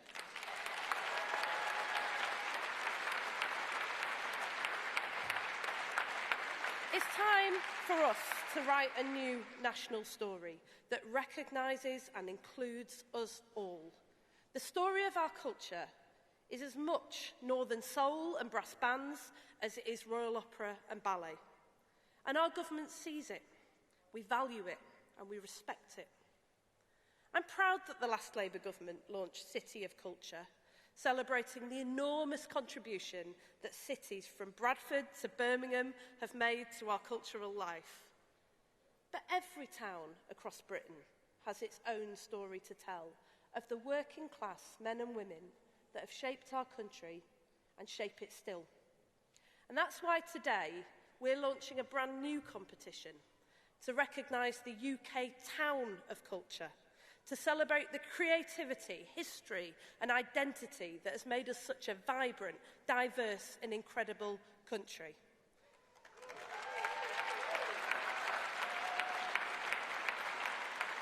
And Conference, while we know that talent and imagination is everywhere, opportunity is not. And that's why today I'm proud to announce that we're backing our regions and handing money and power back to our people, with a £150 million Creative Places Growth Fund to unleash the incredible potential of film, music, media, TV and fashion. That's £25 million for Greater Manchester, £25 million for the North East, £25 million for the West Midlands, £25 million for the West of England, £25 million for West Yorkshire and £25 million here in the Liverpool City region as well.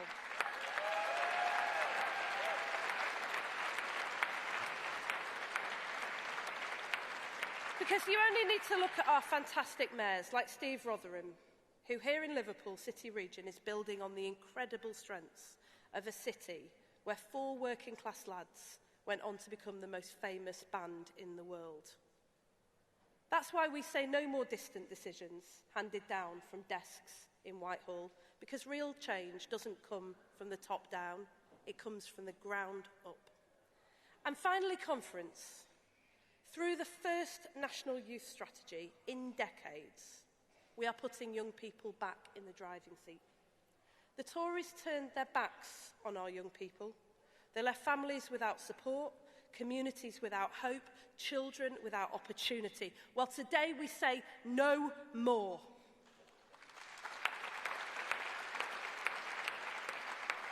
Our message today is that Labour is back in government and we are rebuilding what they broke, not just in bricks and mortar, but in belief.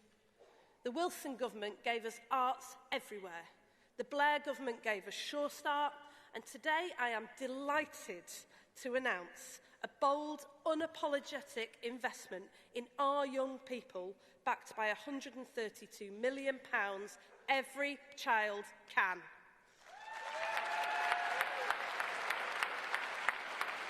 We are reversing years of decline by funding youth centres, grassroots sports, arts and music programmes in communities that need them most, because we believe that every child can.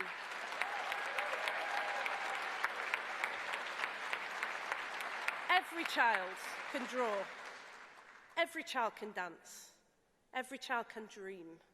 That is the difference a Labour government makes.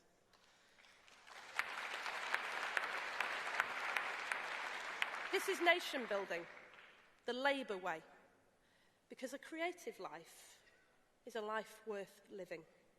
It's how self-belief is built, how confidence is formed, how futures are changed. We're talking about the dignity of every child in every community to live a full life. So today we say, no child shut out, no postcode written off, no potential untapped, because every child can, and under a Labour government, every child will.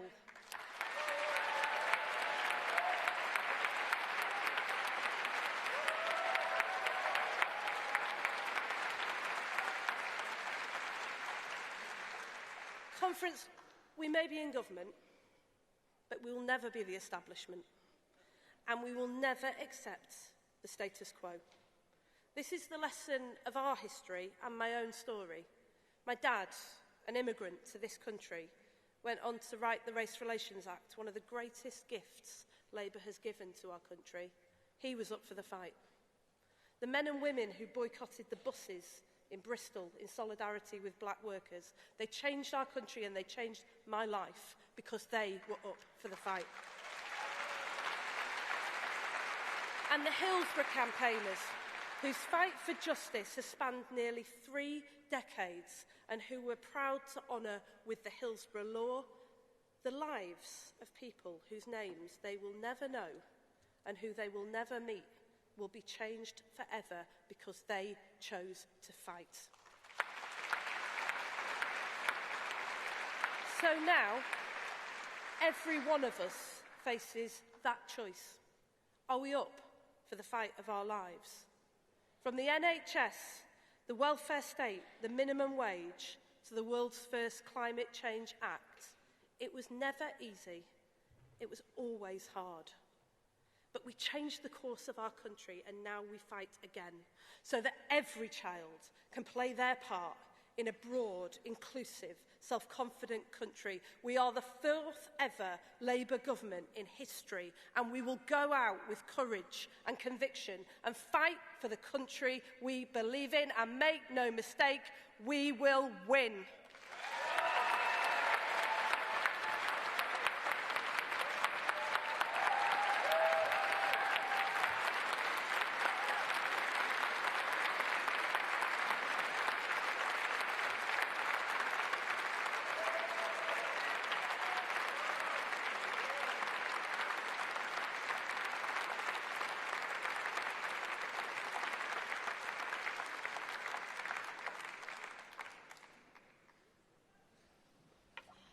Thank you very much, Lisa.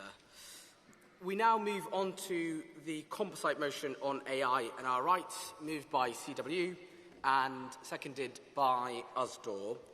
Can those delegates please come to the front and register with the desk? Can I also call on delegates from Unite and CW who will be moving and seconding the composite motion 14 on public spending, to also come to the front. And finally, composite motion 9, public sector workers, which will be moved by Unite and FBU.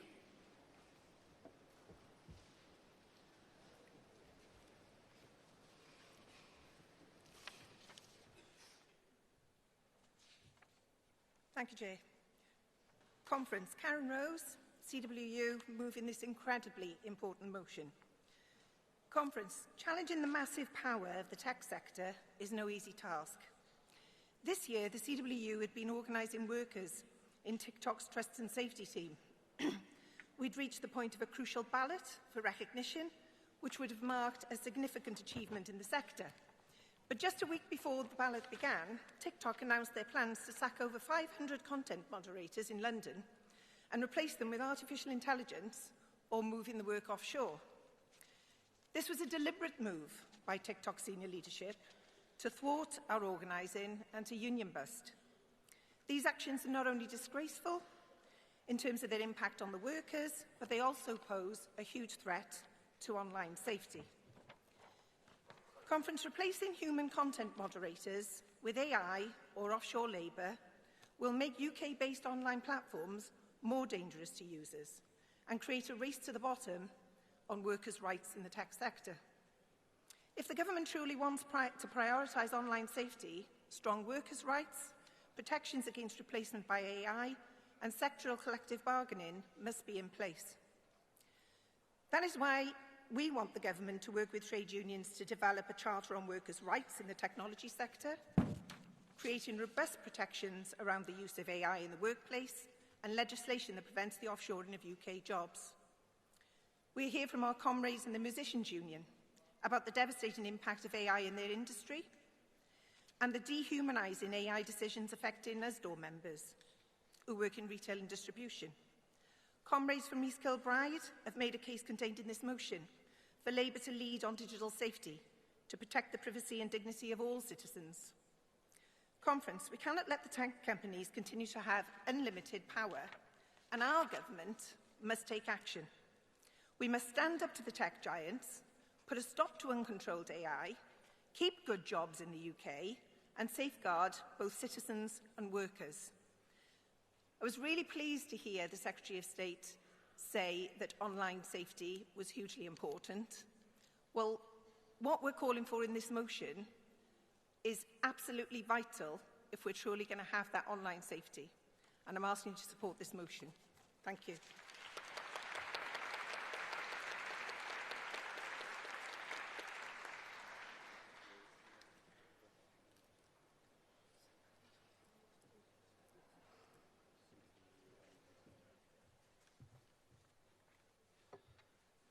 Chair, Conference, Rab Donnelly Osdaw, seconded in composite on AI and our rights. Conference, this motion sets out some genuine concerns about the risks of AI. But let me be clear, we are not saying that AI is a bad thing. Used properly, it can make work safer, more interesting and more rewarding. But let me also be clear about this. If AI is left to hurtle forwards, unchecked, unchallenged and unregulated, it will be the workers who pay the price. And this is happening now. In warehouses where workers face intense surveillance, every step counted, every pause noted, every tiny human error logged. In supermarkets where algorithms are scheduling shifts, affecting people's entire lives. In factories where AI is deciding how quickly people should work, even whether they should keep their job. And workers are already at a disadvantage after years of underinvestment in skills, a broken employment rights framework, and a lack of a voice at work. We can't leave these workers in the wilderness. We must protect them, and we don't need to look far, Conference. There is already a bill written by experts, coordinated by the TUC, which would mean that workers are supported and consulted. We also have a great opportunity with the introduction of Skills England, and with an industrial strategy that puts workers at its heart. But we can't just focus on a few specific industries. There are 3 million people working in the retail sector and millions more across the everyday economy who urgently need training to face the future world of work. We need a fully inclusive plan for skills, and we need it now. Conference, we are at a critical point. A choice needs to be made, and with Labour in government, we can choose a world where technology serves us instead of us serving technology, where workers are treated with dignity instead of thrown in the scrap heap, where we all share in the benefits of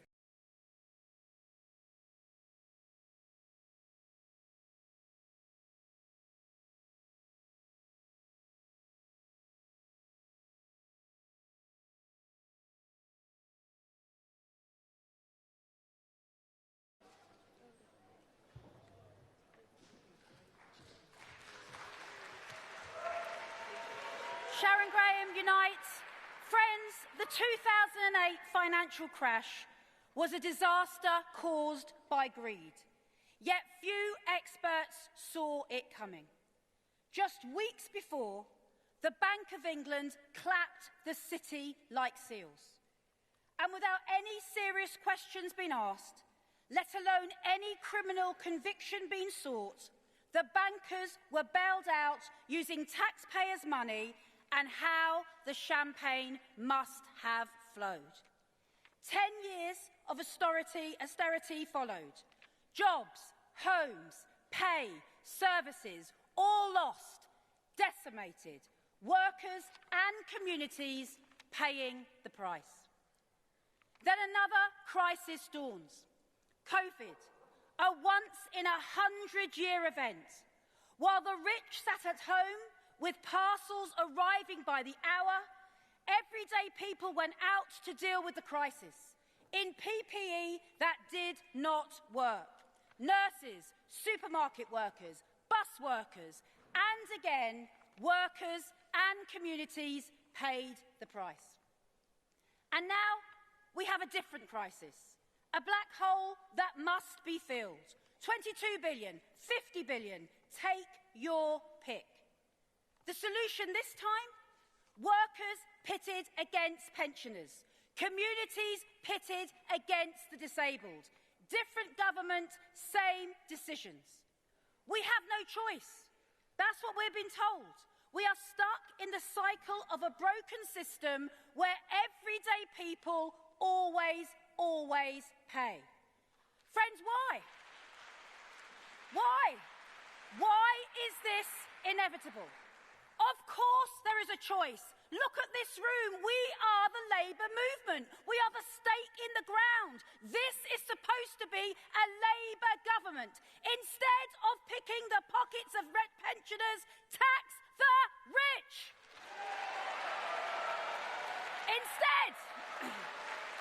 Instead of letting energy prices spiral out of control, renationalise our energy. Friends, what is wrong with these choices? Friends, look, I don't understand, and people do not understand what is going on here. Bankers given back their bonuses. Food prices are up by 38% and rising, while Tesco has profits in 1 year of £3.1 billion. It is obscene.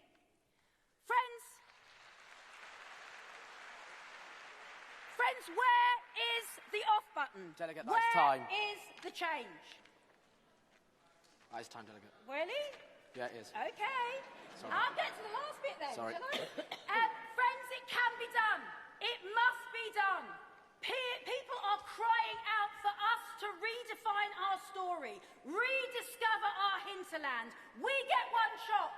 Let's put our arms around the working class. Okay, that's time, Delegate. Solidarity. That is time, Delegate.